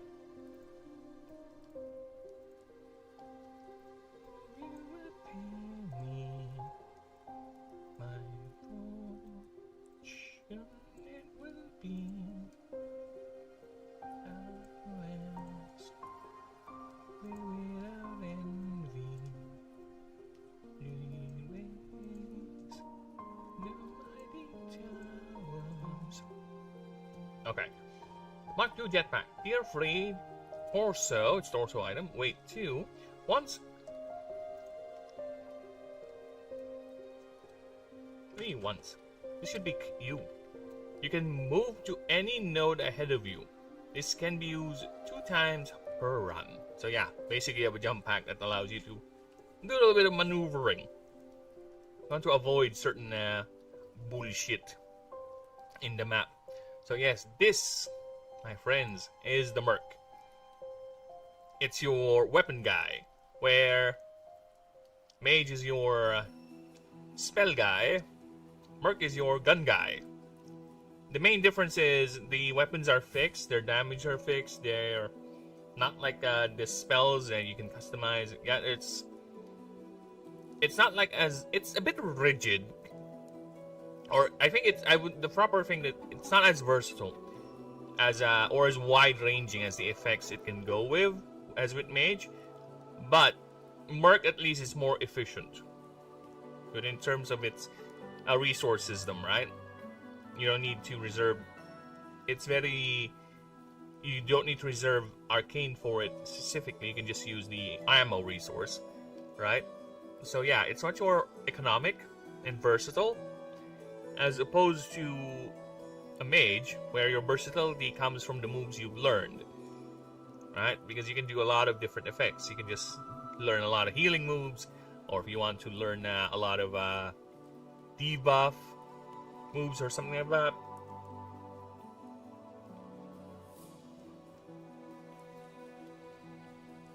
Or do you want to just go ahead and mulch everyone?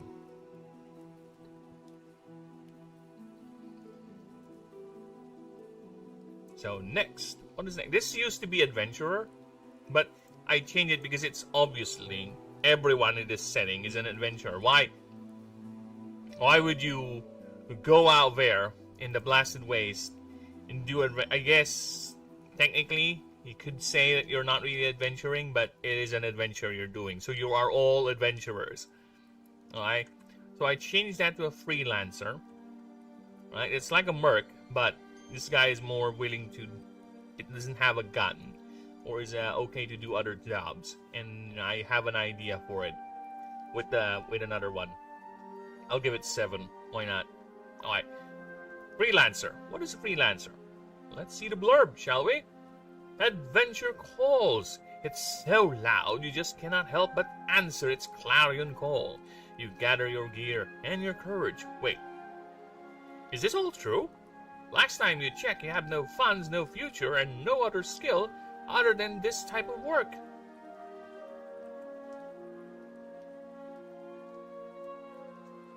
Or was it fun? Or was it you?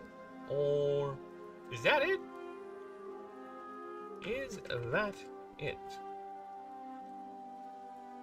Or was it you finding the drudgery of a desk and the politics of dealing with people on a moment-to-moment basis not for you? Or too demeaning instead? But you're here in the mud and dirt of the wilderness. You are here knee-deep. Knee-deep in the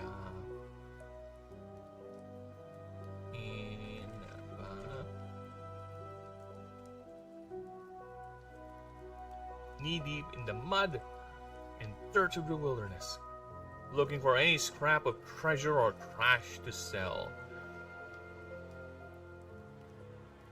Work is hard. But work is work, right?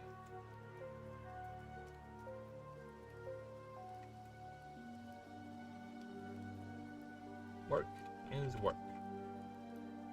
And you work no harder. To you, this is nothing new. Oh yeah, was it all about some glory of being remembered in history, like those famous adventurers you admired? Or you just think you can do a better job? Well, what if I tell you the wilderness doesn't care? Ashen is far too busy with its starving ecosystem to worry about your reason. So get out there. Okay, so let's reread that, because I did a lot of changes. A long change, actually. So let's see if it slots in. As better as I thought it is. Fuck.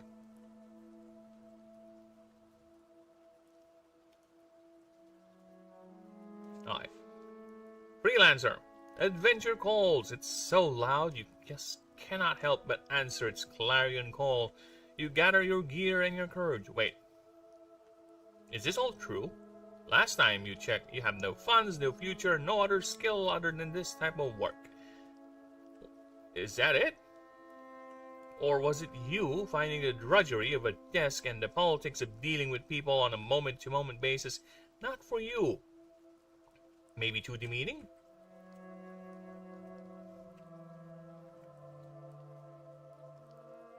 Maybe too demeaning instead. Yet here you are,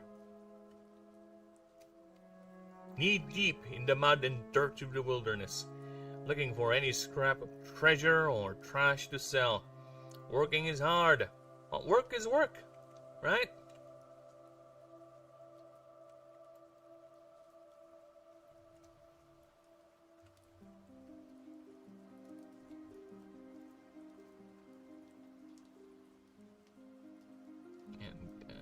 For you, work no harder. As hard as anyone else. Anyone else. At least, that's what you tell your employers.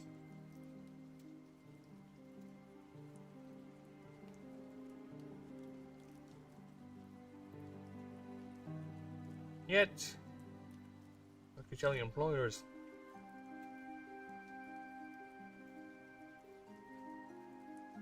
You have done this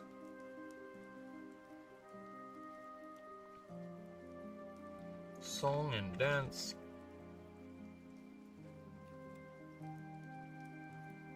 to you so much. To you, all this is nothing new. Oh, yeah. Remind me. Was it about the glory, or was it about some glory of being remembered in history, like those famous histories you so admired, or you just think you can do a better job? Well, what if I tell you the wilderness doesn't care? Ashen is far too busy with its starving ecosystem to worry about your reason, so get out there.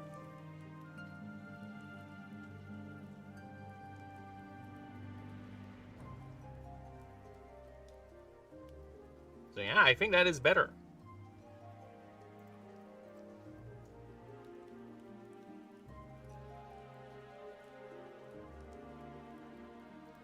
There you go. Yeah, I think that is way better. The wayest of the ways, and the betterest of the betters. So, standard thing, yep, like I said, no changes here for the freelancer. It's like humble and prodigal. They don't have gimmicks with their starting gear. They're meant to be a generic choice, kind of, but not really, because they do have their own flavor, they have their own spin. So they're not completely that generic, it's just a different flavor of generic, I would say. Yeah, and I think that would be that's an apt explanation as to what they are. A different and better flavor of generic. So, checking the streams, just give me a moment. Alright, stream is very, very good.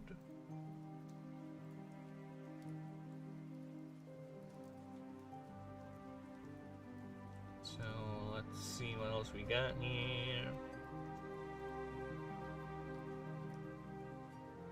Oh, good for you, Twitch. Where's the thingy? Alright, back to Ubus. Hello, Ubus. Alright. So, what does the merc have? I mean, the freelancer have? What are the options? Why would I pick a freelancer? Well, why won't we find out? Let's see what we got. So, freelancer, you start with to go boldly flee. I know, right? This character gets a perk. Oh my god, I need to formalize this fucking wordings. This character gets a perk. Ahead too far. You can start up to the 3rd rank of any map. However, if you do, immediately lose 10 morale per node skipped. You can also flee from any non-unique boss encounter. However, you can also automatically... You may also, rather, not you can, you may also choose to automatically flee from any non-unique or boss encounter. However, you lose 20 morale per instance. There you go. So basically, you're like, nope, I ain't risking my life, bitch. Bye-bye. I only came here for the loot. But every time you do it, you get all crazier and crazier. It's like this nagging feeling. What if I stayed? Maybe there's something else I could have done. Something like that.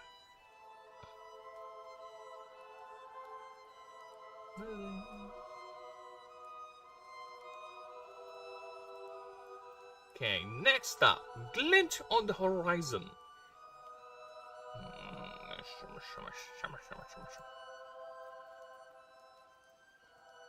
This character gets a perk, Treasure Over There, on the 10th non-unique node rank in any map.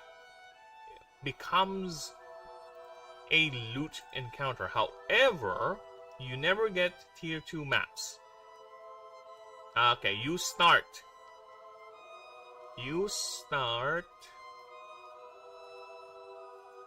at tier 2 maps, and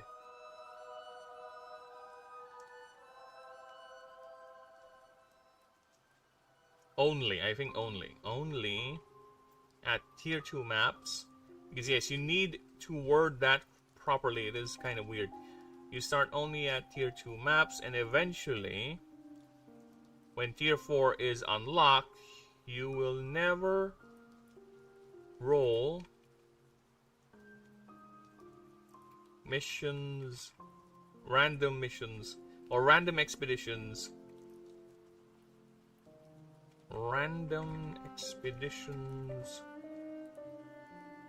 Editions below tier 3 maps. Below tier 4, actually. So that excludes 1, 2, 3. Alright. There you go.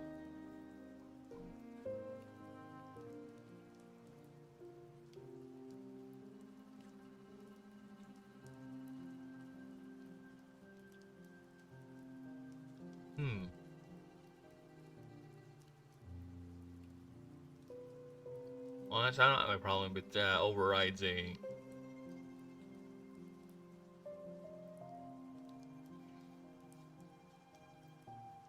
Yeah, below tier 3. So you get 1, 2. You don't get 1, 2. You only get 3 and up.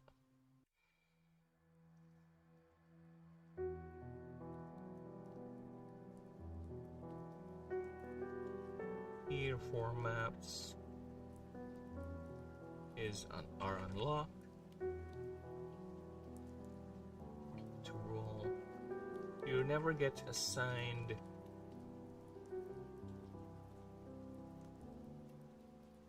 random expedition missions. Yeah, it is a bit tricky to word, to be honest.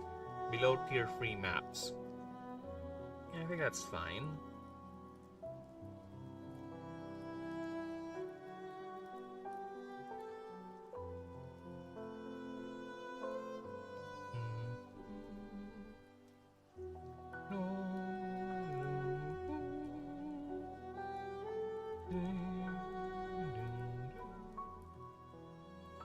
It changes to every. That way, it's much more...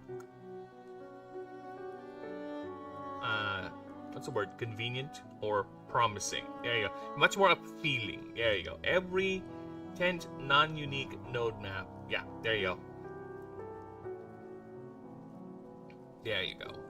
So every 10th. So if you're on a long map, 1 to 3, 1 to 10, 1 to 10, 1 to 10, 1 to 10.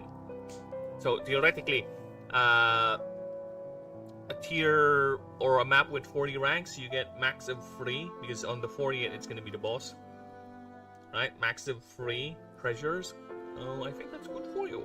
I think you'd like that, do you? More loots. So if that's the case, I'm gonna keep that to 4. Doom, doom, doom, doom, doom, doom, doom, doom, doom, doom, doom, doom. Yeah, this is what I'm hearing. If you don't know where this is from, well, bad for you. Get yourself some gaming culture. Doom, doom, doom, doom, doom, doom, doom, down. You see, I'm gonna sue my ass for this. This is it. I don't know. I think they're quite strict with their music copyright bullshit. But I don't know. CA's been weird lately. It's a Total War song again. A Total War song. This is a Total War soundtrack called Destiny. I think this is the loading screen, if I recall correctly. Yeah, I think this is the loading screen. What a fucking loading screen. You load the game and this is the music that plays. Like, yes, I'm hyped. Deus Volt, bitch! Right? Doom, doom, doom, doom, doom, doom, doom. Okay, next up, we have well-funded. Well-funded. Get 3,000 start, rather. Starts with 3,000 extra. Need to clarify that.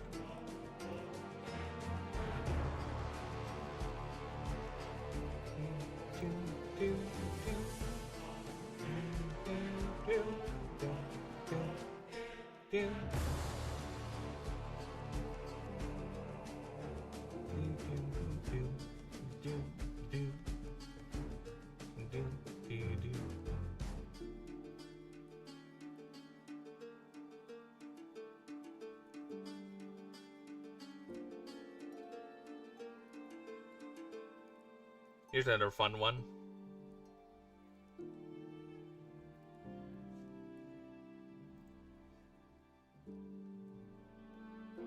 I don't know if you guys recognize this one.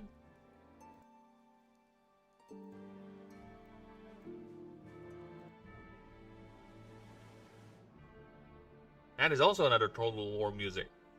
I told you, I'm a strategy gamer at heart. I love strategy games. This is for Total War Napoleon. This is the opening theme of that lovely, lovely game. A lot of you pike and shot games, Total War, that made and where it actually makes sense with their engine. I've seen gameplay of the Total War Warhammer thing, the 40k one, and I see a truck die immediately. I was like, nope. They're still doing the one-clicks. They're still doing the one-clicks. Again, I don't like the fact that I'm spending how much hard-earned resources on a unit that's gonna die to a one-shot. There's no real counter to it. You just bait the enemy into killing off that unit to one-shotting it, or I don't care. Sure, it's not something you can easily get normally, but the AI doesn't care about that. That's the main problem. The AI would get that willy-nilly. There's no real AI with the AI. They're just bonuses on top of bonuses on top of bonuses. It's just boring. Again, it's fun if I have the one-shot, the one-click, sure. But when enemies that don't have any other resource other than they just have it, it's fucking boring. I prefer the grinding strategy of actual, the flow of war, the order of battle, if you will, rather than spamming one-clicks and just having fun and getting annoyed that your shit is getting destroyed by a one-hit stupid move.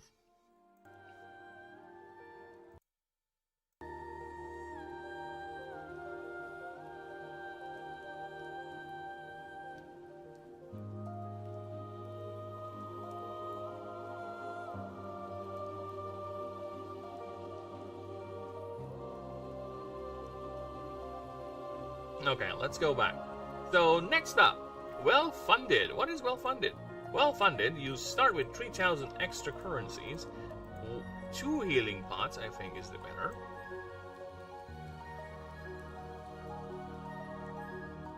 There you go. 2 healing pot, an item called Explorer Goggles. This should be bold. It's a tier 1 head, weight 2. Alright, plus 3 wits. And Gatherer's Sleeve. Bold that up. It's a tier 2. Right hand, left hand, or rather... right hand or... Nah, I think it's understandable. It's fine. Right hand, left hand, weight 1. Plus 3% more XP gain. And plus 3 more currency rewards. However, you start a tier 2 map. Yes.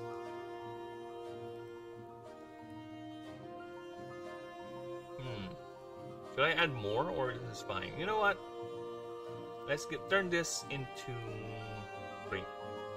3 healy pots. There you go. You start with 3 heal pots. Have fun with that.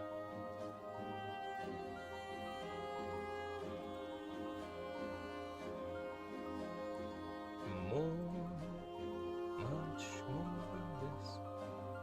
I need it, mine. We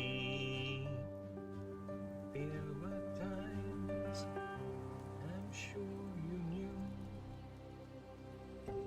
bit off more than I could chew, but through it all, when there was doubt, I ate it up and spit it out.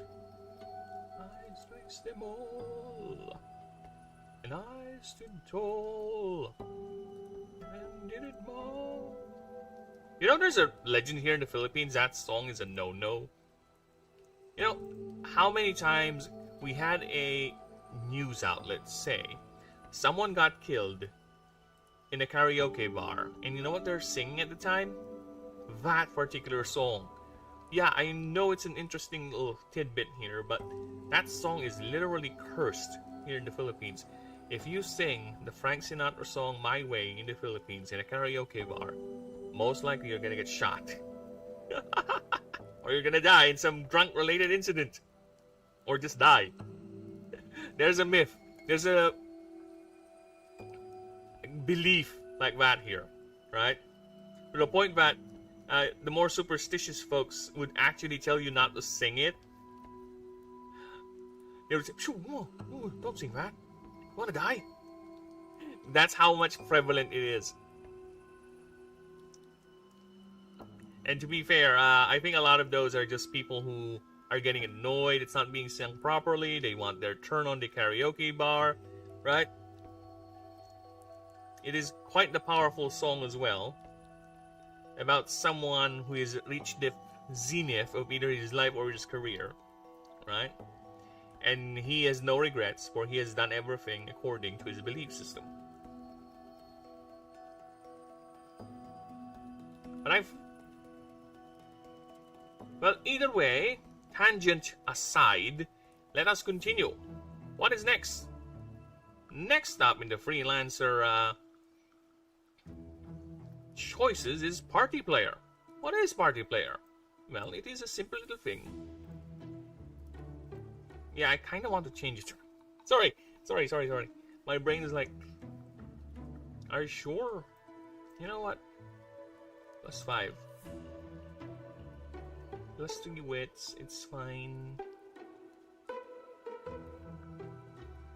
It's a tier 1 item too. 3 healing pots is already fine. Yeah, it's fine. Okay, party player. This character gets the perk Party Up. Whenever you win a combat encounter with at least 3 or more creatures in the field, it started with 3 or more creatures in the field, allied or under your control, plus X more morale, where X is the number of creatures above 3. Above 2, actually. Above 2. If you start with 2 or less creatures, allied or controlled, in the field,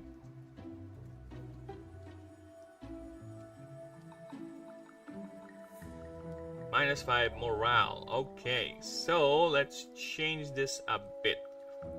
This is a bit punishing, especially at the start of the round of the fight. Alright? I need to put a little caveat here. Right? You are immune. Or maybe not. Yeah. Okay.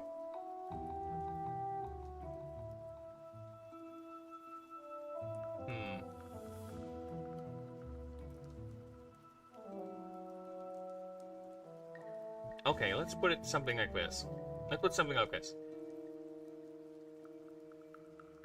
This debuff is ignored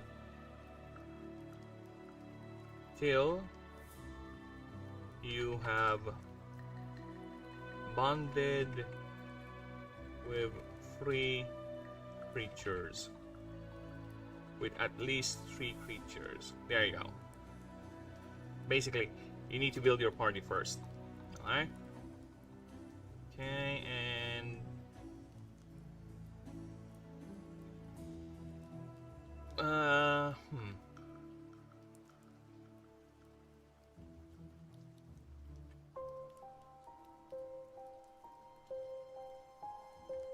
Whenever you win... I guess it's fine, yeah, I don't need to add anything more to it.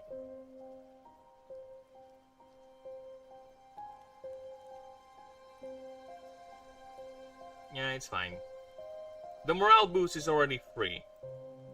And I already put a caveat, it doesn't affect you till you have 3 creatures.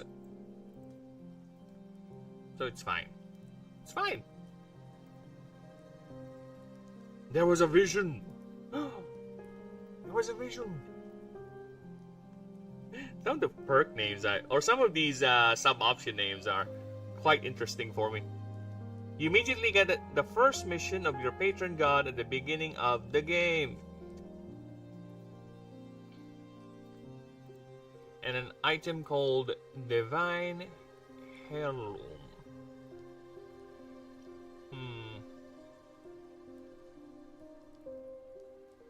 Because here's the thing, I'm thinking I might change this because not all gods start like that. Not all gods start with, they give you a mission. They actually would start appearing or interacting with you after you collected certain things, right? Not everyone starts with a mission right away. I might change this into something else.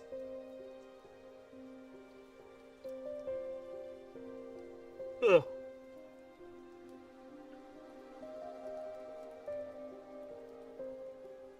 Just start at rank 2.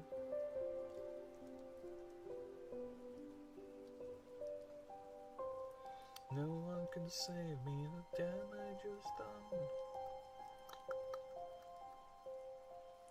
Okay. We are gonna change this. You.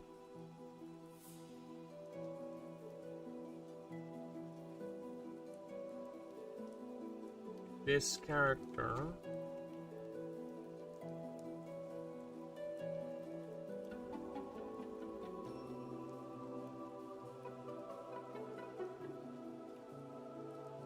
Tangina.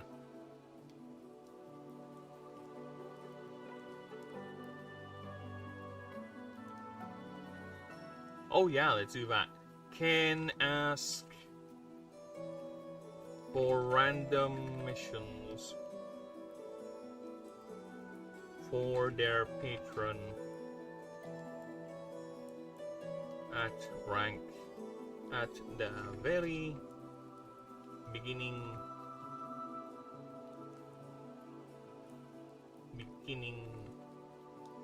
of the game.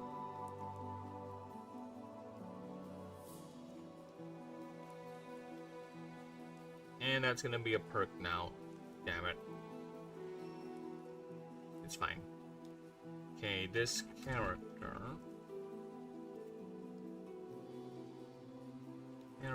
gains the perk. Gets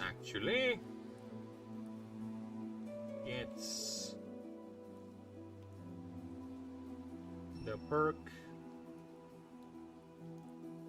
I was chosen today.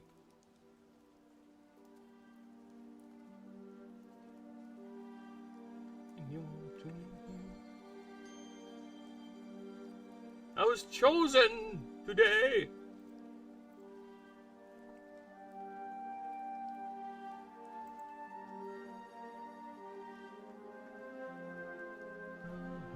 There you go. And also,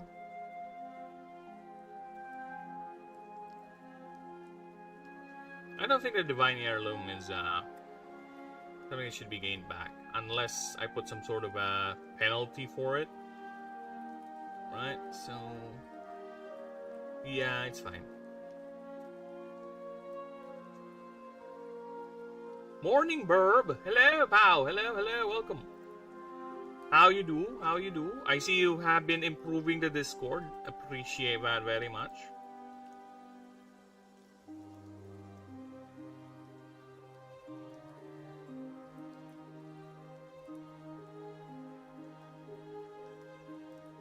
You've done so many changes to it.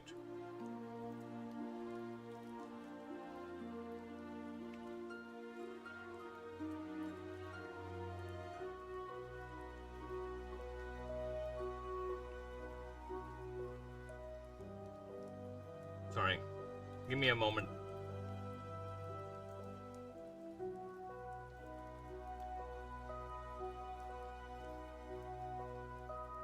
Now, back to Obish. I fell asleep listening to my D&D campaign podcast, so I missed 2 episodes. You want me to add art channel? I'm just gonna dump all my art. Yeah, sure, why not? Create a fan art channel, right? And make sure you put in the description this is for fan art, right? And for sharing art. No lewd stuff. Okay, and it's only for discussing the art, and of course no promotion of stuff. This is only for expression. Okay, and also, can you make me a personal art channel where it's just me who can post art stuff there? Since you're at it. Thank you, pal. Wow, he's on the D&D binge right now. Well, I'm changing some of the perks, adding and changing some of the things. I was chosen today. This should be all caps. I was chosen today. So wait, general art and self art? Yeah. Self art. For me. Give the entrepreneur some love. I'll get to it eventually. We're working one by one. Because this is also a rewrite. Or I mean, what do you call that? A proofreading pass. So I'm both proofreading and sharing to you fucks the game. Right? So next up is I'm a hero. There you go. I'm a hero. There is dust in the wind. This character gets a perk. Guilty Heroics.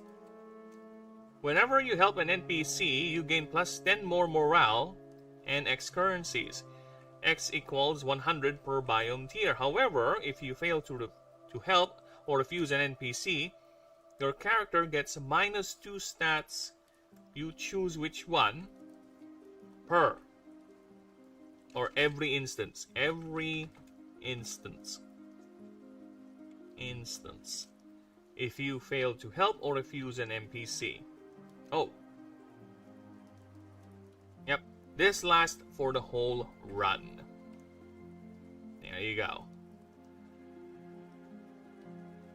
So yeah, you have to be very, very helpful. Right? It's just in your nature. You're like one of those goody goody two shoes, like that. Whoever is that simp for Fearin guy. Yeah, that guy. So I need to add one more because this is a freelancer, and I think it's fine if we add more because it's a generalized thing. Okay.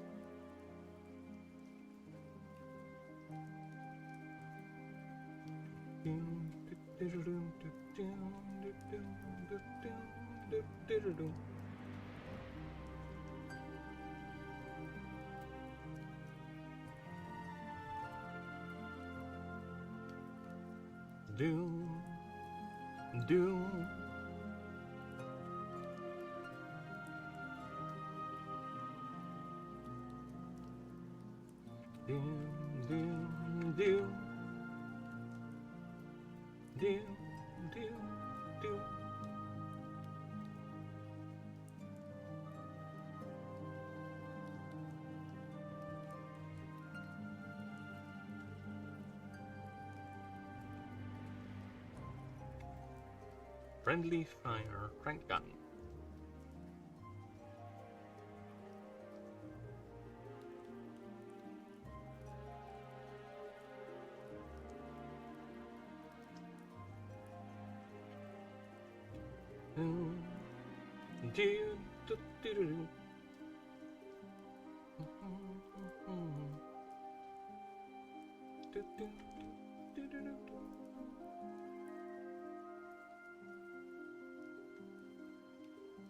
Tier 1, weapon 1. And just remove that. Oh, I did not italicize it. Oh, fuck off. I did. Alright. Dunzo, official art and creator's corner. Nice, thank you. Look at that.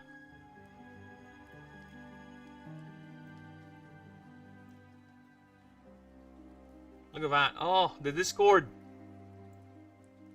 I just need that. Also, oh wait, where do we have the rules archive? Alright. Dude, you can tell which ones I made and which ones you made. Can you uniform that shit? Wow, since you're at it, can you uniform that shit?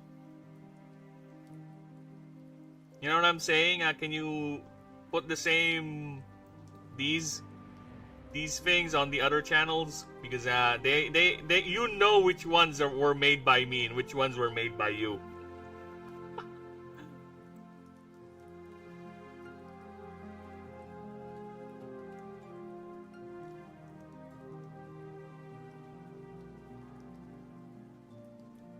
There you go. Thank you. I can see it change real time. Look at that.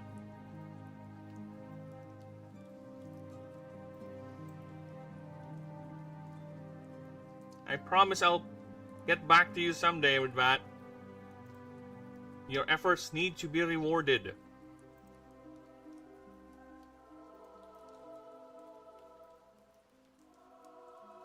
Alright, so arm to the hip. Once per round, you have at least one extra arcane, two actually. Two extra arcane to use this item, or you can use 15 ammo charges. Okay, if you do...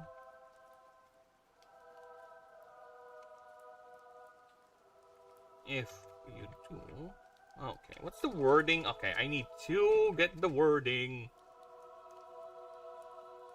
Thank you. Let's see. Oh, look at that. Look at that. Look at that. Professional looking Discord. Yes. Look at that professional looking Discord. Are we ready? Are we ready, pal, to make this public? Are you ready? Because I got someone asking for or wanting to join in earlier. So yeah. Should I go ahead? Make this thing public? I don't know. I don't know yet.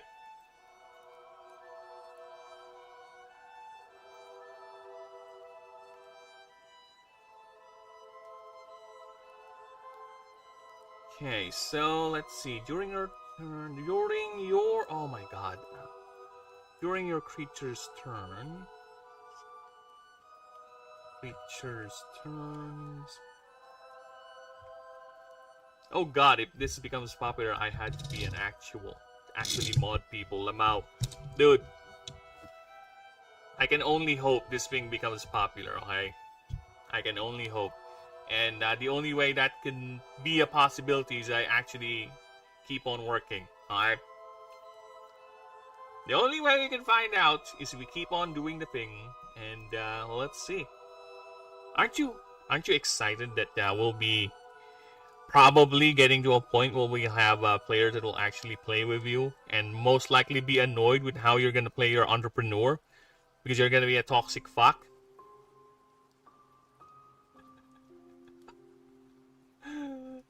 And as a known freak menace in other servers, I already know the hell I'm gonna go for. You're like one of those hackers, pal. You're like one of those hackers, right? There are hackers that were hired by governments because they know how to hack. And that's you. You are the hacker I hired to be my mod for my server because you know how it goes down. You've been there in the trenches. You were in the trenches. You were there shooting with the other trenchers. Now, it's the other way around. You're the ones who are sent in with the flamethrower to burn out those trenchers. And you know all their tricks. I'd rather be my own net runner. Fuck the corpos and the gobs. Who told you I'm the corpo? I'm no corpo. I'm a burbo. I'm different. Alright? Look at my title, okay? Look at my title in that Discord. I'm role-playing the chronicler god Placivitus. Okay, he is just the observer. It just so happens you guys happen to be in that spot. You do you. I watch and observe. Is Chopin copyright? I don't think so. That's why I let it play. But you know what? It's not Chopin either way. Okay? Look at that. That's fucking Mozart, you uncultured swine. That's not Chopin. Uncultured swine. Because of that, I'm gonna go ahead and deny you that music. You do not deserve culture, you fuck. Ein kleine Natch music, okay? I think it's called My Midnight Music or One Midnight Music, something like that. Play me some Chopin. No! You have no culture. You don't deserve such art, such glory.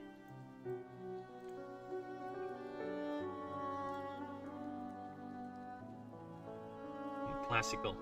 Here.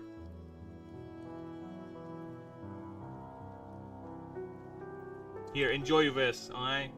You don't deserve it, but I'm gonna play it for you because that's how you deserve to have a little bit of reward for all your efforts, alright? Here, have fun. Oh, fucking hell, get away from me, ad.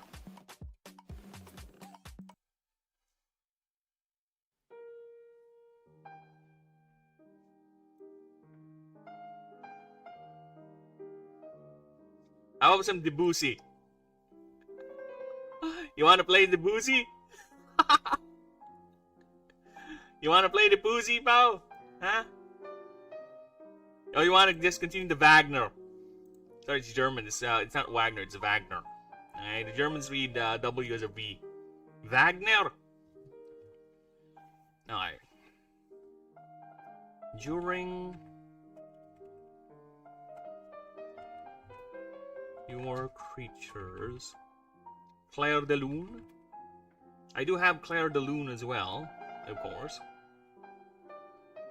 One... You are truly impatient. One time. Actually, I don't even know. Are these copyrighted, actually? I need to double check. I might be fucking myself over here.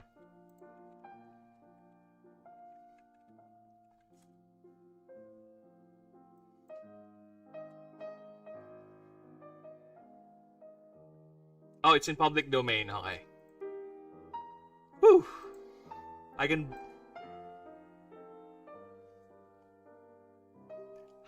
always finish it on the back.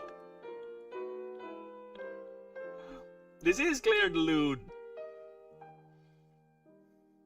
Oh.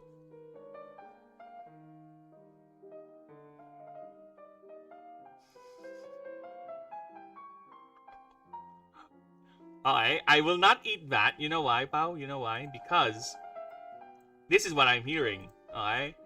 I'm hearing the Mozart music. Okay? I didn't saw the title. It just says Nocturne OP number 2. Okay? Now I'm gonna listen to it. Is this Claire de Lune?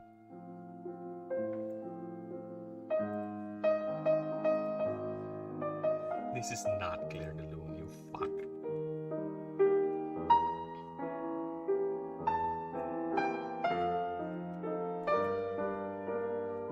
This is not Claire de Lune, you fuckwit.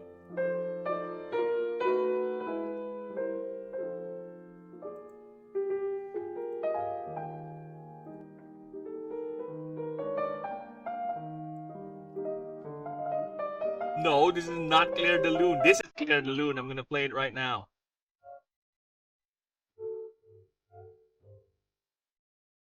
This is Claire de Lune. That is different. Now I'm gonna see if this thing is copyrighted.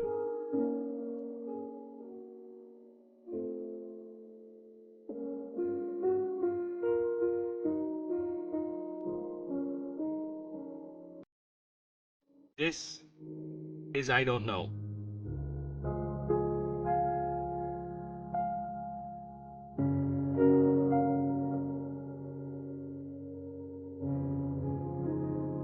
See, this is Claire de Lune.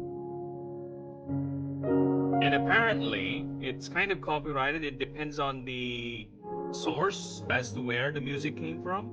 So, it has individual copyright holders. So, I'm not gonna risk it, right? I'm not gonna play it anymore, just in case.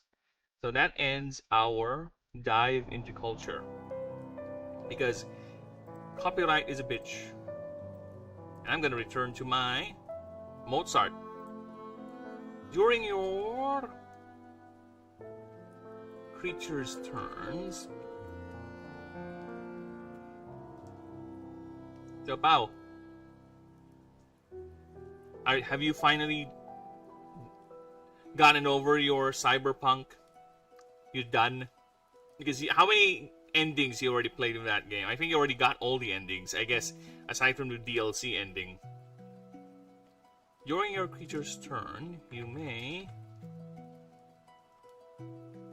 roll 1d20 on a 10 up target creature. It's plus 10 up lethargic.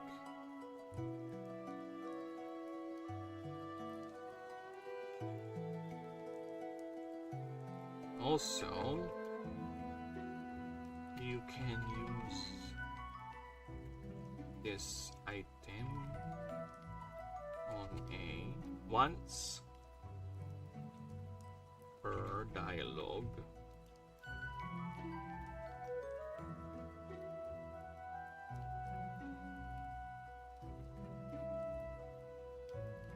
It consumes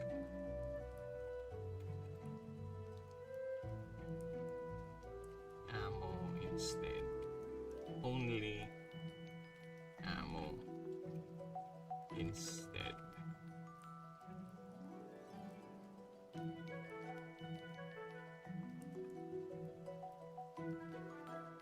Roll 1d20 on a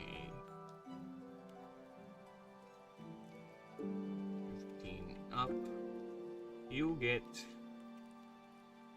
or rather, this character. And you get plus 10 modifier for 1 dialogue check.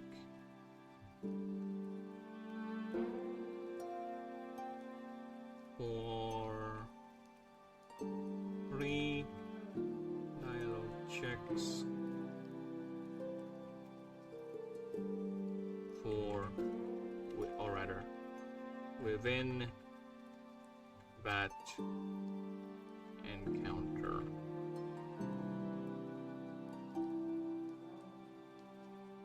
However, if you roll a 1 to 5,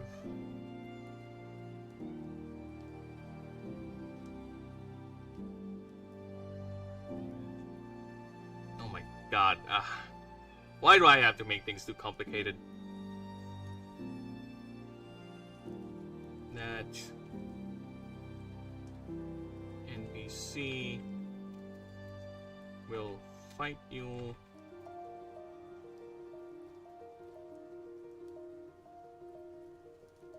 or if applicable,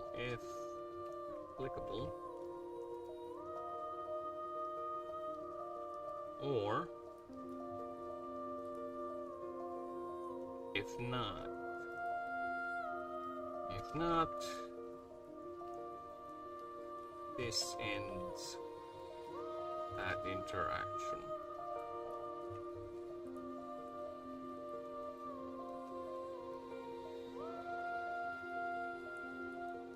Okay, and my god, this is long. I'll have to reduce this one.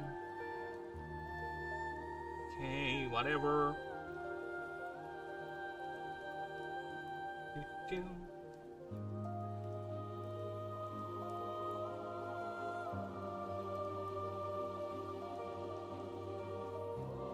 There you go. So we have a new.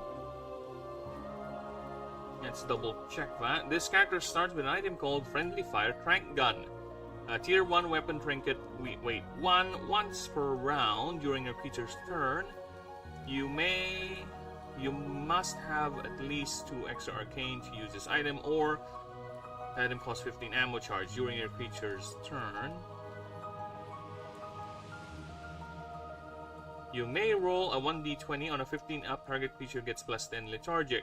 Also, you may. Why do I keep using can? You may use this item once per dialogue. It consumes only ammo. Hello, I'm back. If you're gonna open the server, I suggest at least finishing proofreading and at least most of the alpha art. Okay. Yeah, I'm thinking that to at least get the base rules set up and consumer friendly. Because I will be putting in a watermark, basically. I was advised by Alia to create some sort of watermark and some sort of a way for people not to download it. You may use the bathroom, but can you? It depends. I don't know what this thing does. How do you use the bathroom? I don't know. I am confused. I am from the province. I don't know what this blippy light thing is. It watching me? Is there a camera in that? Should I punch it? I don't know. I'm confused, sir. Help me.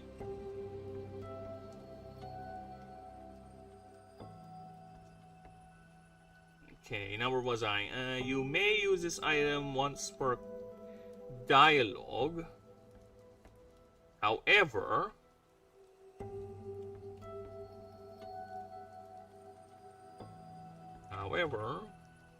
it only consumes. It only uses ammo. Yeah, some kind of Google Doc link type shit with a transparent watermark on top. Yeah. I'm gonna make a watermark, basically my burb face and my YouTube channel name, and it's gonna be like a transparent thing. Imagine this, right? This page right here, and there's a giant burb, literally, just over here, smack dab in the back. Like, think of it this way, right? Like that. Like that. It's gonna be hard to read stuff. That is true. That's why I'm gonna reduce its transparency a bit if I can. I don't know how can I do it here, but I think I can do or reduce its transparency. There you go. Fuck me.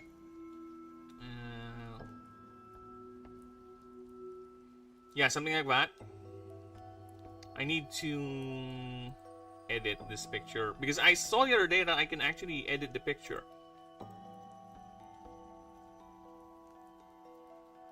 I think this is it. Yeah, there you go.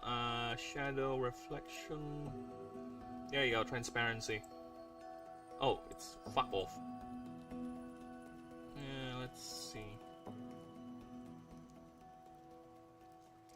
We can figure it out later on, indeed. Dude, I like that. Look at that. That actually looks cool. Has a nice 3D effect to it. I know, fuck off.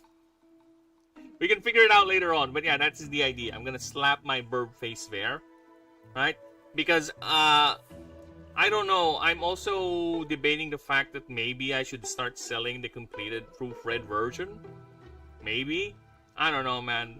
I think it's too much to ask, but considering the amount of documents I've made already, I think it's fine if we start asking for money for people who are really, you know, want to own a copy of it.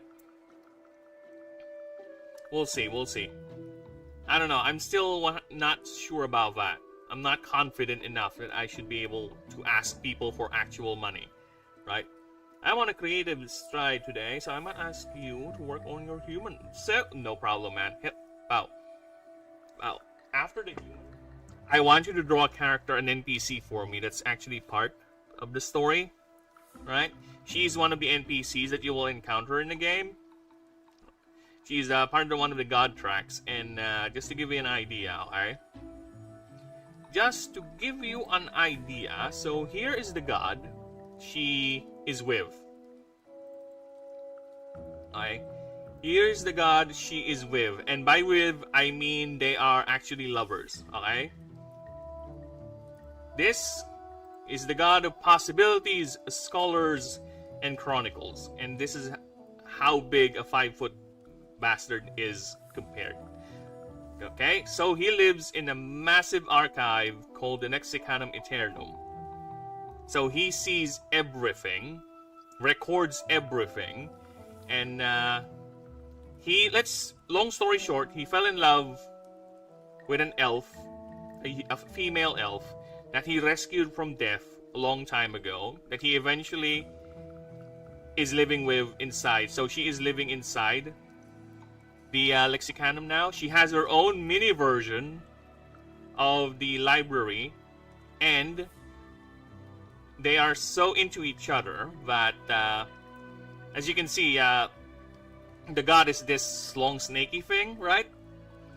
She's virtually naked.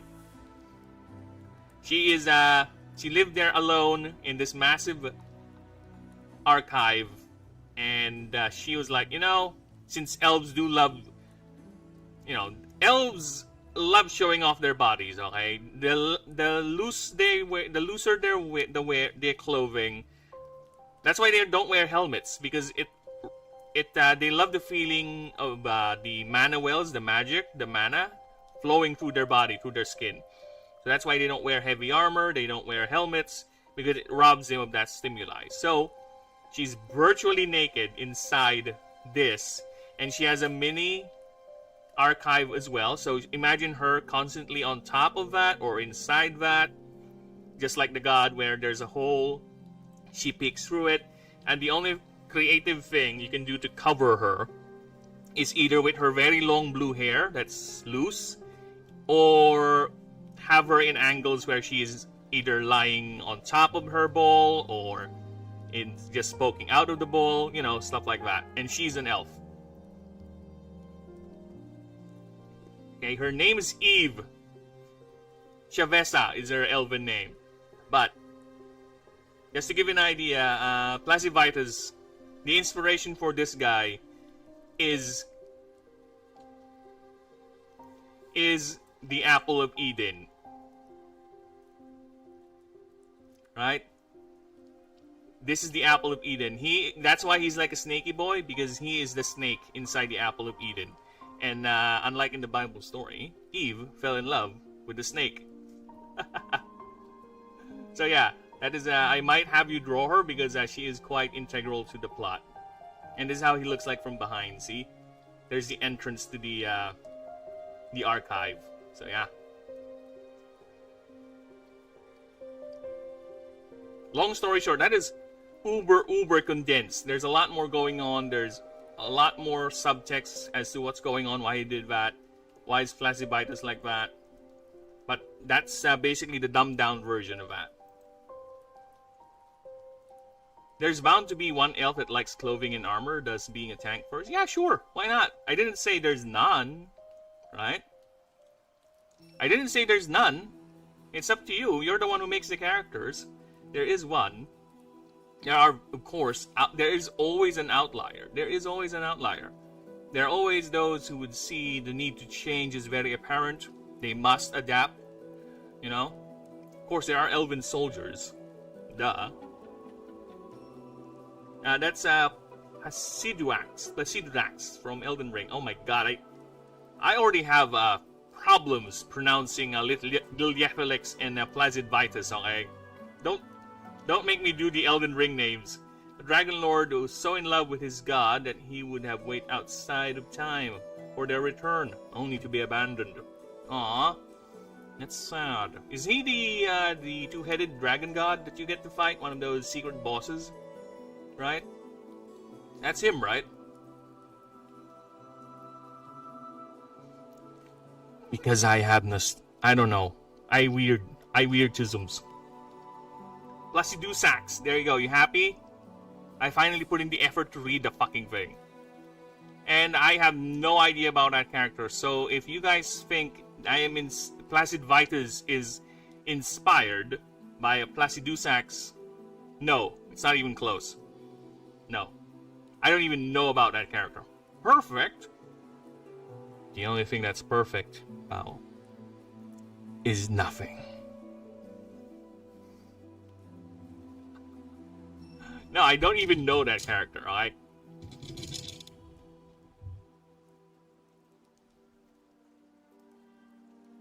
That's the thing, I do agree with that, that we now live in a time that a lot of art, whether it be creative media, movies, stories, has to have some sort of similarity or an inspiration, be it subconscious or conscious. So, the lines of plagiarism is getting blurred as more and more creative projects or expressions come out there, right? Because one way or another, your work would be be like someone else's, even though you're not aware. It just so happens you just fell into the same idea. So, is it really plagiarism or not really, right? So, it's really getting blurry, I think. I would say the only thing I would count as plagiarism is downright there's actual intent in doing that, and proving it is the tricky part, right? Because you can easily be inspired by something. It can easily be just matching the certain thing without you not knowing the thing. Because like I said, we are humans. We have the same patterns. We have the same thought processes. We might just have, the same inspiration. We just didn't know. Or at least that inspiration could be the same thing with my other inspiration. We don't know. Like, you can find similarities with all the deities, with other gods and teams in Dark Souls. With a long-time watcher of Phoenix, he does not like nor play Souls games. Yes, the closest thing to a Souls game I played is Ghost of Tsushima. Yeah, I think Ghost of Tsushima because it has a lot of parry bosses there, and I just cheese those parry fights. Because fuck you, I'm gonna cheese the game to beat it. I'm not gonna play your stupid parry. Fuck off. Yeah, that's the closest game to a Souls-like I played, I think, if I recall correctly. Dude, you should see me play Doom Eternal. There's that one final boss that's basically a parry boss, and it took me 5 hours before I got to beat that fucker. And all that time, I was fuming as shit. Okay? Okay? Because I hate it. I despise that motherfucker. Okay? I don't like parrying. I'm not good at it. I'm far too fucking slow to deal with such bullshit. Okay? And among all that, I just am not interested in a parry boss. Fuck that. The teams get blurry and blurry. If you want to... It's... Dude, what is original nowadays? Right? What is... By original, I mean truly original. Like, no one there... There's nothing like it. The best thing you can do is create your own spin to it, that it's really different. But I won't even say my work is original. Truly original. Because it's bound to be inspired by something. That's the thing. It's just that I'm not plagiarizing it because this is my own unique spin at it. An entirely new language, new culture, new world, and etc. And let's be honest, no one wants to read something completely disconnected from our reality. It depends. I like Eldritch Horror, and Eldritch Horror is basically the idea of knowing something that's unknowable, right? Or something that's not meant to be understood by us. So that's totally disconnected to our reality, in a sense, right? I like that. In fact, some of the inspiration, especially with the void types, is just like that.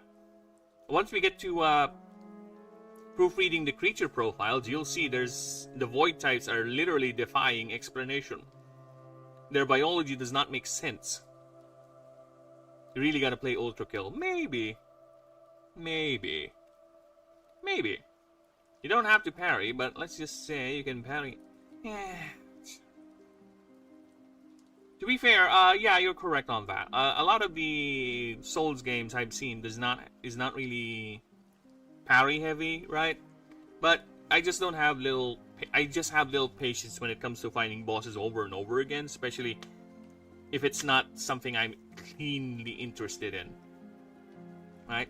Yeah, but most of the horror is written in a way to be presented to us, no? And it's more on the drive for human curiosity and paying for it, where the idea is you think it's either the character thinks they can understand it, they're driven by this drive to understand it, and in the end, no, they're not, they're incapable, they're biting off more than they can chew, right? It depends on the story, but yeah, you are correct on that regard. A lot of Eldritch horrors don't show the side. Actually, I don't recall any Eldritch story where it's the Eldritch horror itself is the main character. Oh, speaking of King in Yellow, Bao. Speaking of Eldritch, I think I've shown you this. Who's that? This is the god of matter, industry, and the tangible, and I think this, if you're really into, you know, to Eldritch stuff, you know, like, brain. Sorry, my brain's not working anymore. Eldritch horror type stories, I think this guy is quite familiar. His heart-like cocoon is actually called the Yellow Crown. Yes, this thing. Basically, he's being fought over by two major companies for custody because he's, again, a god. And what better way for your company to prosper than to have a god as your patron, as directly as one of your patrons. You provide for the god, and the god returns back resources to you, even more riches. So yes, this design was actually inspired by Nyarlathotep. Yes, look at that. That is him, or rather, my own twist with the design. See? But instead of fleshy eldritch stuff, he is more of a biomechanical monstrosity. The only organic part of Horadses is the one housed inside his core, but other than that, he's all mechanical. Or biomechanical, at least. because he's that insecure.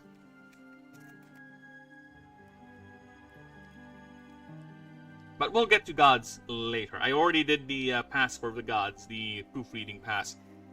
I might do it again, but not on stream. Might do it. I will do it again on the actual lore vids. Kid in town. Nah, I love despair in a GBS. It depends. For me, it depends. There's a thing called too edgy, you know, being edgy for the sake of edgy, where it's just unsubstantive now. There's no substance to it. It's just there just to, because whomever made it just want to be edgy. It's boring. But for me, I prefer things that there's actual substance as to why they're there, rather than they're just there, right? Again, it's your story, it's your world. If you want it to be like that, go right ahead. But for me personally, I don't like that. I like if there's a reason to it, or it makes sense why it's there, right? Even though it's edgy, even though it's dark, right? It's sure there are people who just do it because there's a thrill of it, right? Dude, I even have lore here. Basically, the creature that feeds on guilt is actually being sought out by psychopaths because they relive the memory and the euphoric feeling of doing their crime over and over again whenever the creature feeds on them. So yeah, fuck that. Oh, for sure, when they do edgy with a purpose, it makes me real happy, see? Yeah, because it not only you're satisfied with the execution, it also doesn't pull you out of the story. It doesn't, oh, that doesn't make sense. Ah, fuck off. It doesn't, right? Again, if you just want to watch the fancy things, just go ahead and watch the clips of it. Go ahead and do that. Go watch Berserk. I have seen clips and pages of the manga. I know what you mean because there are some eldritch enemies there later on. And yeah, I see the designs. But they're all humanoid though. I don't know. But yeah, I gotta say there's some good art with some of those eldritch enemies. Maybe. They do say Berserk is actually good. And didn't they say the anime for Berserk is horrible and just go for the manga? Yeah, I recall being warned about the Berserk anime being horrible. Being bad. Actually, you know what? I'm gonna spoil you on some Ultra Killer. Okay, you do that. While I go ahead and proofread the Rogue. This is the Rogue. There's all, you know, before I actually read the Rogue, there's one anime that I am hesitant on watching because it's very, most likely, a majority of it is a lot of old anime cringe. But I would watch it not because I find it cool, because I find it very, very hilarious. This one. This anime right here. Tomare wa no shinderu. Dude. It's supposed to be bad. In a way, it is badass. For me, I find the whole premise and how they do their powers, everything is hilarious to me. For me, it's like a parody of a post-apocalyptic anime over-the-top nonsense. Okay? I find it very funny. Every time I would see a clip of this,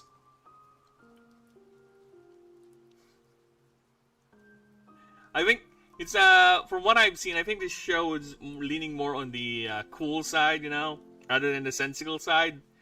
But maybe it's not something I've seen yet, but I only seen clips of it. It's just filling me with that energy. I could be wrong, right? There's a 1970s version that's better. Yeah, I've heard that one is better. The newer one is made with 3D. It depends, man. But here's the thing: the way they do 3D animation, it's an excuse for quick production or easy animation, which is fine, right? It makes the job easy. But the way it looks, it's so out of place. That's my problem. Dude, the recent Gundam animes are using 3D animation and it's fucking horrible. Right? Dude, I don't know. Let me just show you some of the Gundam. Oh, yeah, by the way, pal, while I'm looking for Gundam clips, right? We're on for later tonight, right? It's Wednesday. We gonna watch?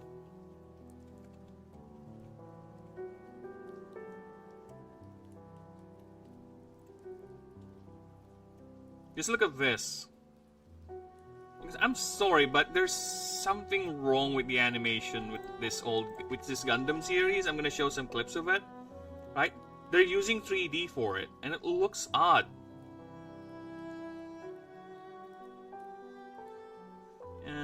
Let's see.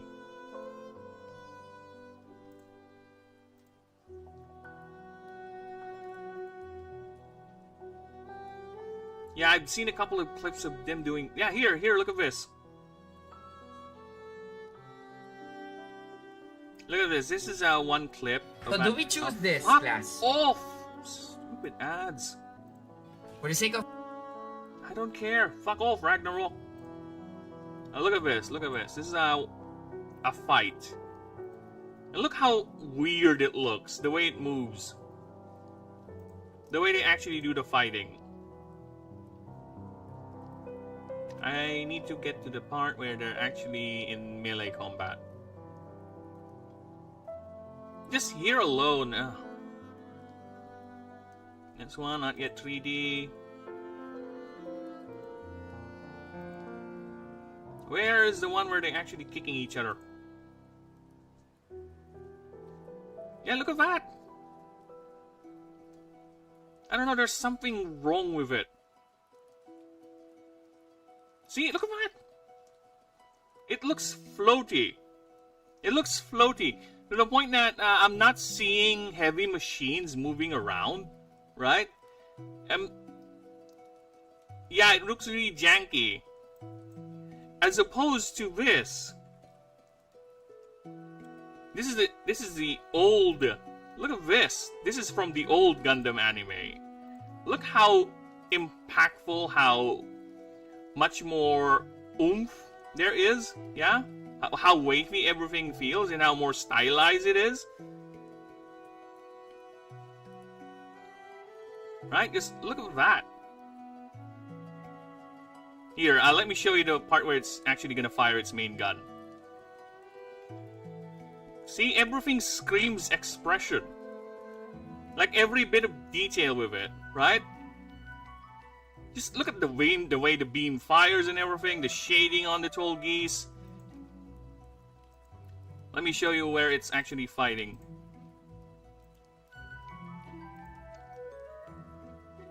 See? I know it's harder, but this has more... I appreciate this more because you can tell the effort, frame by frame, right? Rather than having a computer program do it. You can do this with a computer program, sure, but the way they're using 3D is not like this. There's barely any effort. It's there to make things easier to the point that the end product is not something I appreciate. It really looks janky. Stylized anime's peak expression versus realism. It's not just realism. You can make expressive anime realistic. Just look at MS8, right? It's just the way it looks, the way it feels. There's nothing. Everything looks janky. Everything looks floaty. The light, the coloration itself, they're standing out. Everything is too bright. That's another thing. Everything is too bright. It's like, everything looks so wrong.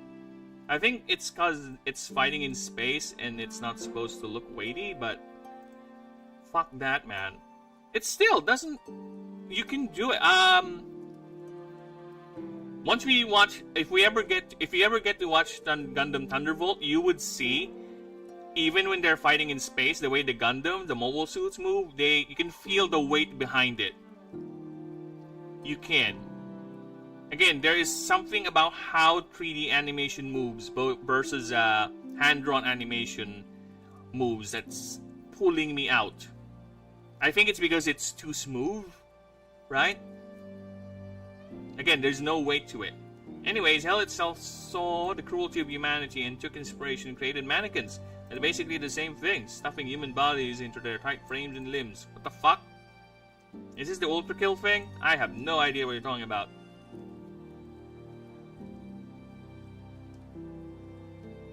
By the way, yeah, for my reply on the watch session tonight and my spoiler lore.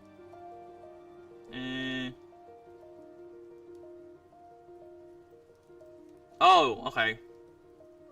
I'll just message you. I'll just message you around 11 maybe when I wake up. I'll see if you're available. Okay. The newer mon is made in 3D. Long story short, you're a vampiric robot that runs on blood. Mankind is dead. Stop moving. Hell is putang ina. Stop moving. Chat keeps on moving back down and down. Can't read your message. Long story short, vampiric robot runs on blood. Mankind is dead. Blood is fuel. Hell is full. Along the way, you find yourself fighting the earliest form of blood-fueled robots, the Glutter Tank, Russian-designed machine built to clear out trenches of bodies. This early design is a fatal flaw in which there is no supply the machine with flesh blood. So the Russians strap a coffin to the back of these machines and welded it such, with the volunteer inside barely alive with life support, yada yada. Okay, so sure, why not?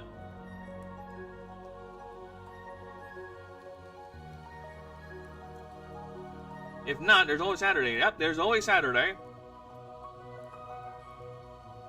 There is always Saturday, so that is no problem. That is no problem indeed. We can always do Saturday. I just need to mindset myself whether I should wait for you or not. That's all I need to know. So yeah. That is an interesting concept. I don't think I can do something as edgy as that in this setting, but I did made a god with flesh puppets. I did made a god who has basically a harem of lobotomized concubine dragons, and he's a dragon too. So I have that. I have literally eldritch forms that are basically a mass of impossible shapes and sizes, right? It's just that the drawing itself is kind of cutesy, because that's the only way I can draw them, okay? I'm not that good with drawing and the aesthetic itself, but it's not something that's beyond my I won't say it's not part of it, because again, I am not shying away from the fact that there's violence and atrocities in the universe. One of the gods themselves, to give an example, okay?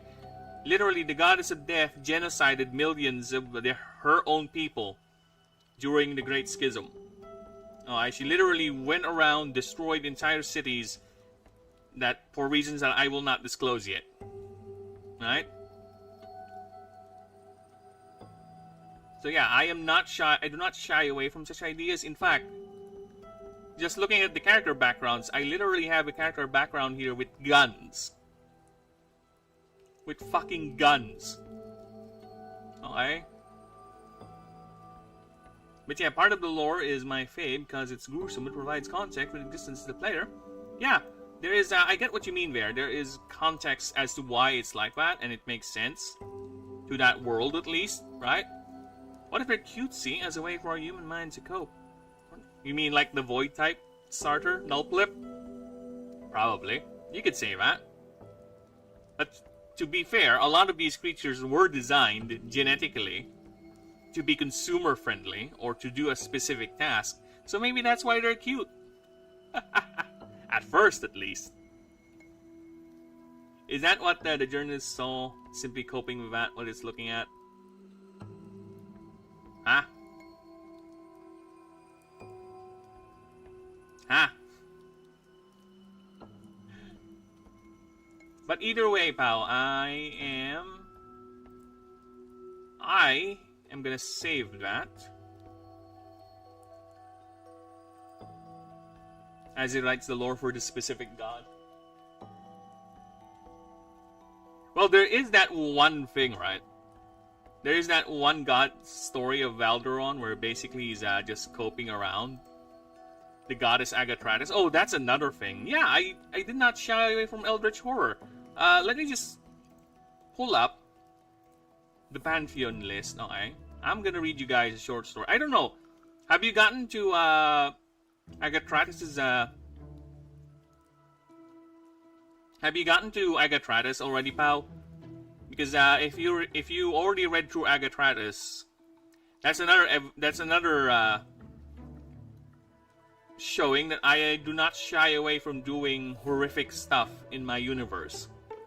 Alright, look at her. She is the goddess of beauty, desire, and culture. Look at that.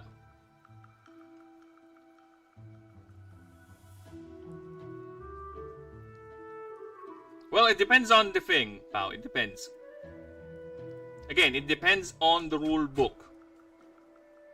Or on the book itself, on the subject. For the creatures, that is your David Attenborough. The Pantheon doc, is written more of a combination of collections of data from other sources molded in together as a need-to-know basis for you, the Astari. So basically what we have here is a combination of both secret lore, things that you don't know, the public does not know rather, and things that is generalized or basically known by the public. So that's why a lot of the god entries are flavor. And a lot of them are written to different accounts. This, for example, with Agatratis herself, right? So let's just cut this. Long story short, right? It depends. There are many voices. Like for example, this one. This is a recovered personal log of an elf named Valderon Stargazer, right? I'm just gonna read the whole thing. Alright? We're gonna end on this. So this is lore.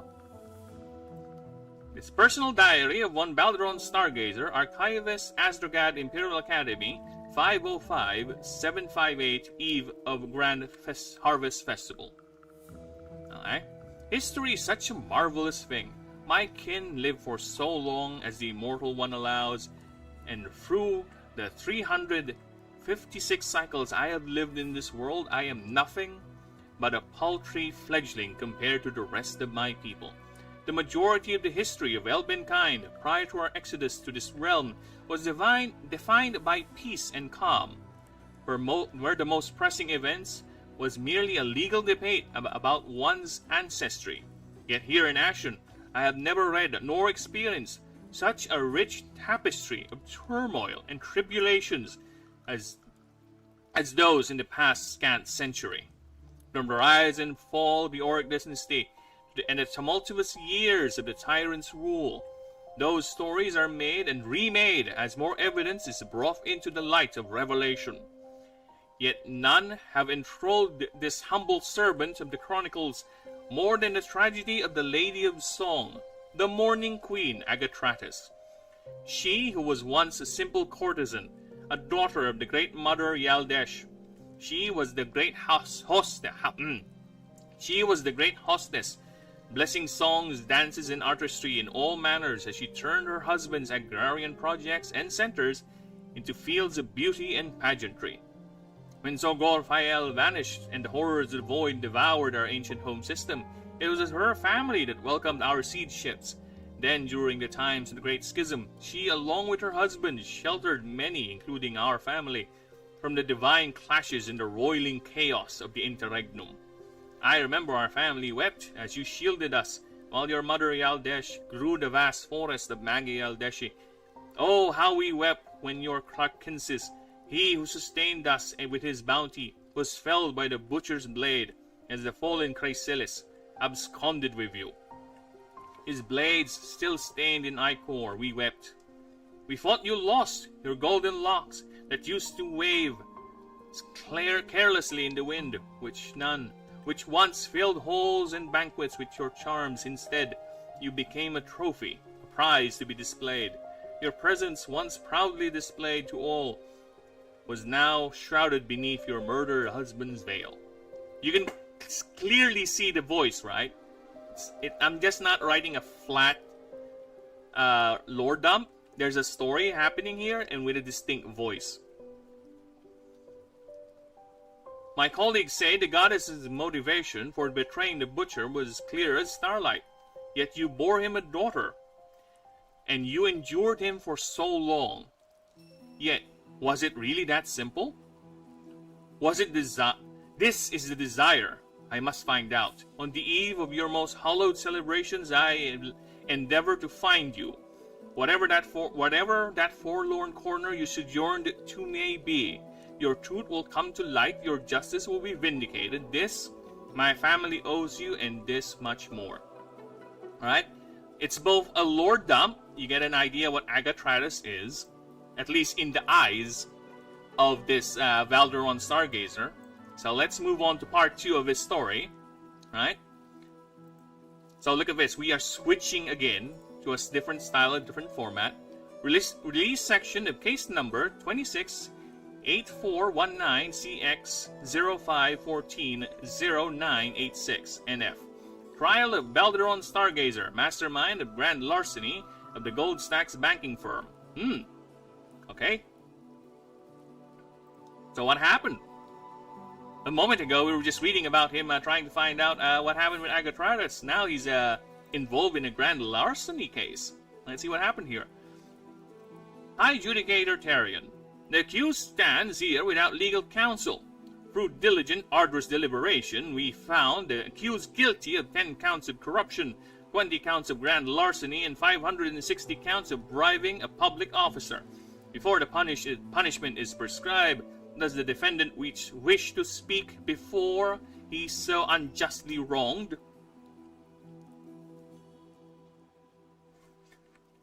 Yes, High Judicator. This is Balderon. If it were to please the court, the High Judicator nods.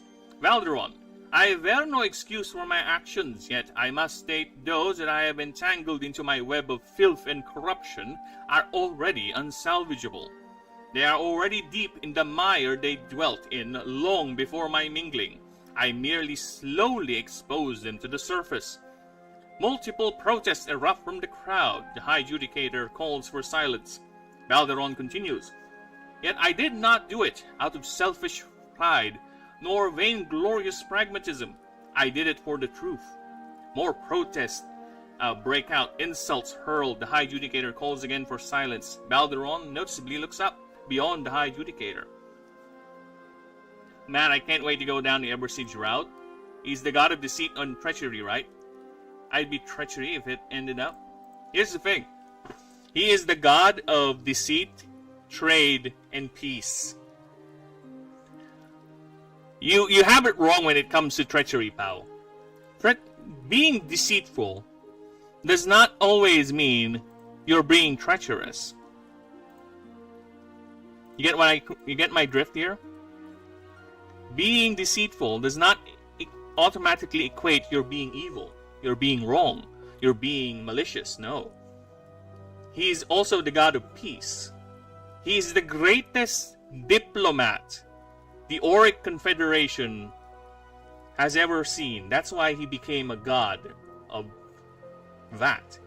Because he is so good at being so deceitful, at playing you for the fool, or letting you believe you're winning even though you're... Here's to give you an idea. He wins an argument by making you believe you won an argument. That's how good he is in manipulating people. He always gets the best deals even though you leave the room, you think you've outsmarted him. You leave the room thinking you have gained all the leverage and advantage, but in the end, you'll oh fuck, I think I fell for his trap. That's how good Ebersage is as a diplomat for the Auric Confederation. That's how he plays. Okay? To the point that the goddess of justice herself, Bellatrix, who can read every little micro-expression you have, she cannot read Ebersage. The god of deceit cannot be read by the goddess of justice. That's why she cannot render a judgment onto him. Because if you were gonna follow Bellatrix's god path, you would come to blows with the gods. Because part of her god track, her favor missions, is you punishing the gods.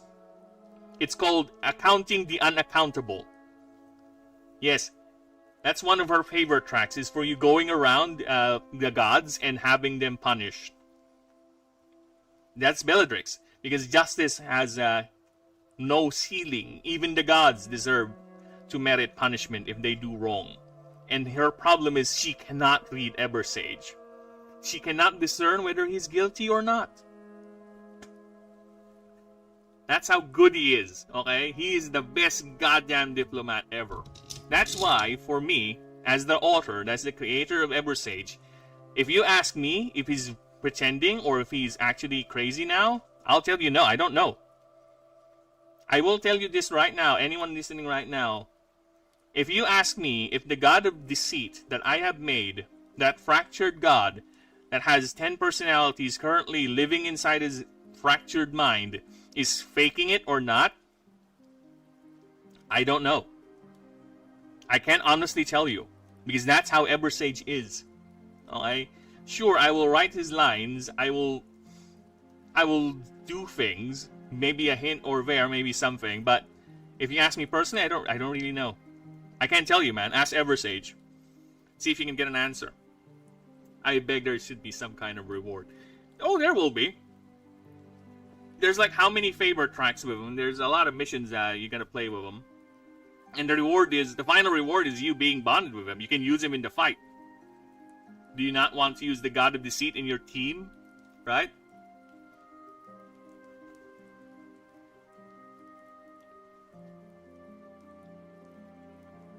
So either way, let us continue with this little story. Just to show you how dark I can go. Okay?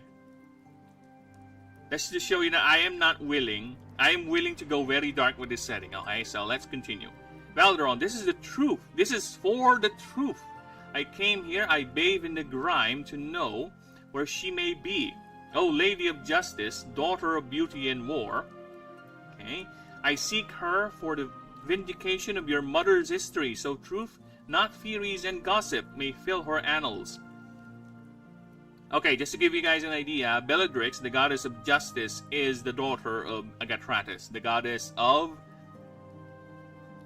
beauty, desire, and culture. Okay? She was the daughter of her and the god of war, Chrysilis. So just to give you an idea. So Valderon here committed the greatest crime just so she could speak with the daughter of the goddess he's looking for. That's basically what's happening here. So let's see. Let's continue. A great rumble fills the room. Panic emanates from the crowd while the guards and the High Judicator remain unfazed and calling for order as the statue behind the High Judicator crumbles. Lady Bellatrix emerges from inside. Lady Bellatrix, the goddess of justice, vengeance, and sight. Truth Seeker, is that your claim? You assume this dereliction of common law and decency would earn you my favor? Gotta piece this shit and then gotta trade my shit. Valderon, if I may be so bold, your grace, I bestow upon you this gift of ironic justice, for they fell upon my trappings and machinations, and now they will receive their due. I ask this for an audience with your esteemed mother. I have labored long to find any trace of her, yet I bear no talent for such spelunking and daring. Yet my desire is strong, and I turn to the arts of subterfuge, and here I am. Lady Bellatrix replies, impudence, crude presumptions, and vulgar. Your boldness is nothing but arrogance cloaked in nobility. Let it be stressed that intent is never an excuse for criminality. One's actions cannot be excused from the meriting of punishment. You have earned your audience, but not with my grieving mother. This audience is concluded. The High Judicator will now read you out your sentence. Okay? That is Bellatrix. Just to give you an idea, that's how harsh she is with the law, okay? She does not care. Punishment will come, okay? Sure, you might be sanctioned by the government, by the Ori Confederation to do these things, but she will find a way to punish you. Either by monetary or by law, you will be punished. No one is unaccountable for Bellatrix. The most advantageous environment for a conniving businessman. Well, it's up to you, brother. You know, I am actually curious how you're going to play that, to be honest, because like I said, I am a DM. My job is only to guide you on the world, but it's up to you guys how you're going to... Right? So, my tip to you, if somehow we don't get lucky and we don't get people to play with us first, and if you really want to do it, I say you grab people you think that likes role-playing shit and want to rope them into trying it out. So you can have people to actually play with. Because if it were just me, you'll be just dealing with NPCs, brother. And if I don't know if you like that, but you'll be dealing with NPCs. And for me personally, I think it's much more fun if you're actually doing your shit with actual people. Because again, I will allow players to actually attack one another. Oh, I will DM, don't worry. It's my job. I will do the DMing. You can get to play. Alright? Right? So we will get to that. We will get to that, hopefully, anytime soon. But I think it's going to be sooner than later, to be honest. Because I'm already working at several rewrites for the rules. I'm already going to rewrite the rules for... Fucking hell. I'm already going to rewrite the rules for the creatures, then the combat, then the world rules. So I've already done the perk list and the mark list, so that's 2 down. I just need to do the item list, the NPC list, and those are easy, to be honest. The NPC list, the item list, I got exam. No, it's fine. There's no rush, brother. There is no rush. I would even say I would give it a few more months, but it's not going to be as long as I hope. Hopefully. But either way, it's the creature designs that's going to take longer because they require the more effort. Okay? The creature designs require a lot more effort. So, let us continue with the story. So, yeah, he's been... his little ploy to gain audience to Agatratus failed this time. Right? He failed. Now he's in jail. Now let's see what happened. Surveillance log. Inmate GAD 1048092. Valderon Stargazer 550987. 1 a.m. I think this is the... Orichalcum. Yeah, this is Orichalcum time. This was recorded shortly after an undocumented localized system failure in subject cell. Ooh, interesting already. So this is Valderon talking to the surveillance cams. Valderon, gods, she came to me. I knew Lady Bellatrix's words were held no falseness. It took me a while to admit my passion blinded me to her meaning. Of course, I must weed out the punishment. It is only fitting that justice be set. Laughter follows the statement. Ha ha ha. Valderon, I know you are all recording this. I know this cell has more eyes and ears than the haunted forest of Lighthold. Well, listen carefully, for this is my apex, my legacy, my truth. I was sleeping, eking out this penance for my callous arrogance, when I heard a voice. First, a whisper faint, yet the voice was tantalizing beyond words. The voice told me to open my eyes, and I did. Silence, then the subject continues. I saw nothing but the gray of my cell in those red surveillance lights, but then the red light dimmed, more like snuffed out, one by one. Then I saw blue eyes as beautiful as starlight, peeking through the darkness. She spoke. I cannot forget, yet I cannot describe how utterly divine her words were. This is Agatratis speaking, the goddess again of culture, beauty, and desire. Peer into my mirror. See your deepest desire. Context time. Since I'm rushing this, Agatratis, the goddess of culture, has a thing called the Mirror of Agatratis, which basically shows your inner desire. That is the claim, at least. I will deny nor confirm that, but yes, it has, once this is fully assembled, because the pieces she carries, the pieces always on her hair. See, look at that. So she assembles this, and whomever peers inside the mirror would see their deepest desire. Okay, so that is her gimmick, I guess. So Balderon continues, I feel my heart filling with such rapture. I thought it close to bursting. The mirrors formed like shards, like golden minnows, that are dancing to a tune of some heavenly song. The soft chiming sound soothes my ears. The mirror rearranges exactly as the annals say. Exactly as the annals say. I'm the first since the great schism to witness it. Regardless, the moment has come. Yet I did not look. Into the mirror. I merely spoke. I asked her, why did you betray Gracilis, the god of war? Please, my lady, the world must know your truth. You who are beauty incarnate. You who brought joy to countless minds and suffered great injustices.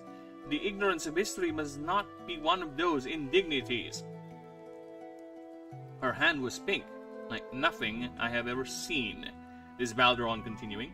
She touched my face and I felt, dare I say, love? I desired that touch to never end. She lifted my chin towards the mirror. My eyes remained closed. And then she started to speak, filling me with such cosmic ecstasy. This is Agatratis once again. There is no injustice. My daughter was right to keep you away from me. I desired his death simply. As such, he who butchered my beloved, he who brought the darkest songs and colors into my existence, merited his end. Balderon replies, shortly, but was cut off, as she continues, my sister embodies love, yet hers is possessive and jealous. Mine is of desire, fluid and impermanent. I desire and it comes to pass. There is nothing that has transpired without my will. I desired him when he came to our threshold. My love defended my honor, but he failed. In that moment, I desired his strength, his sublime art for destruction, his martial prowess. I went with him, for it was my desire. We sang songs of violence and dominance. It was sublime. We bore a resplendent child, and then I desired his death. I grew to crave it.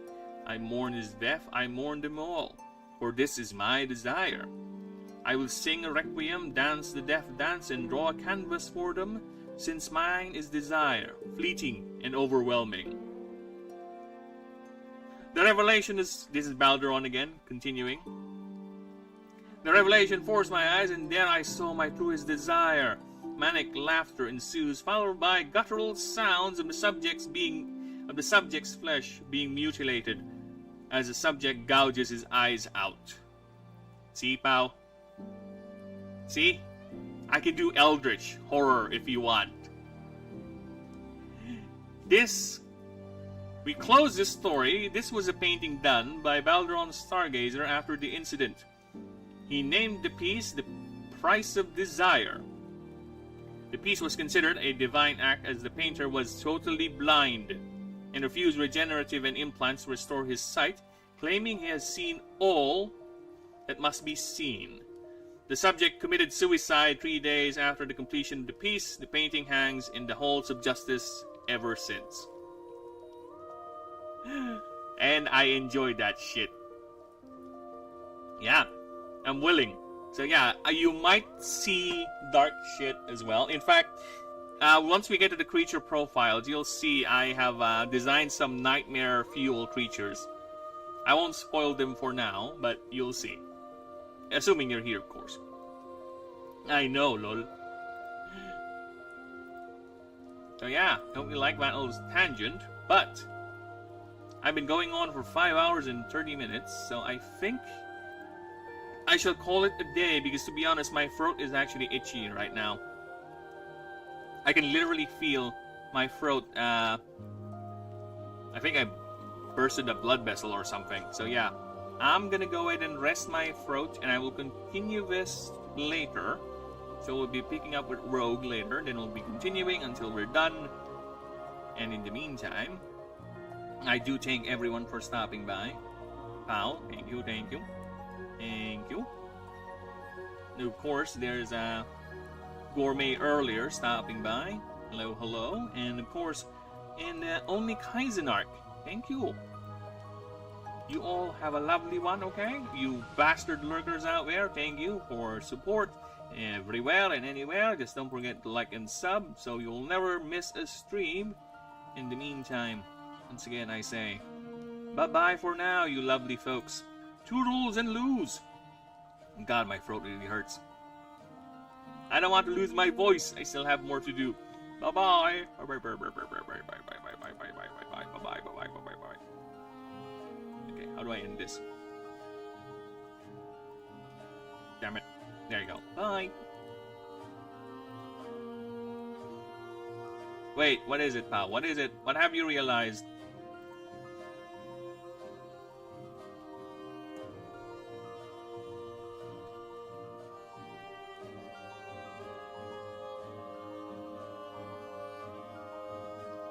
Let's talk on Discord.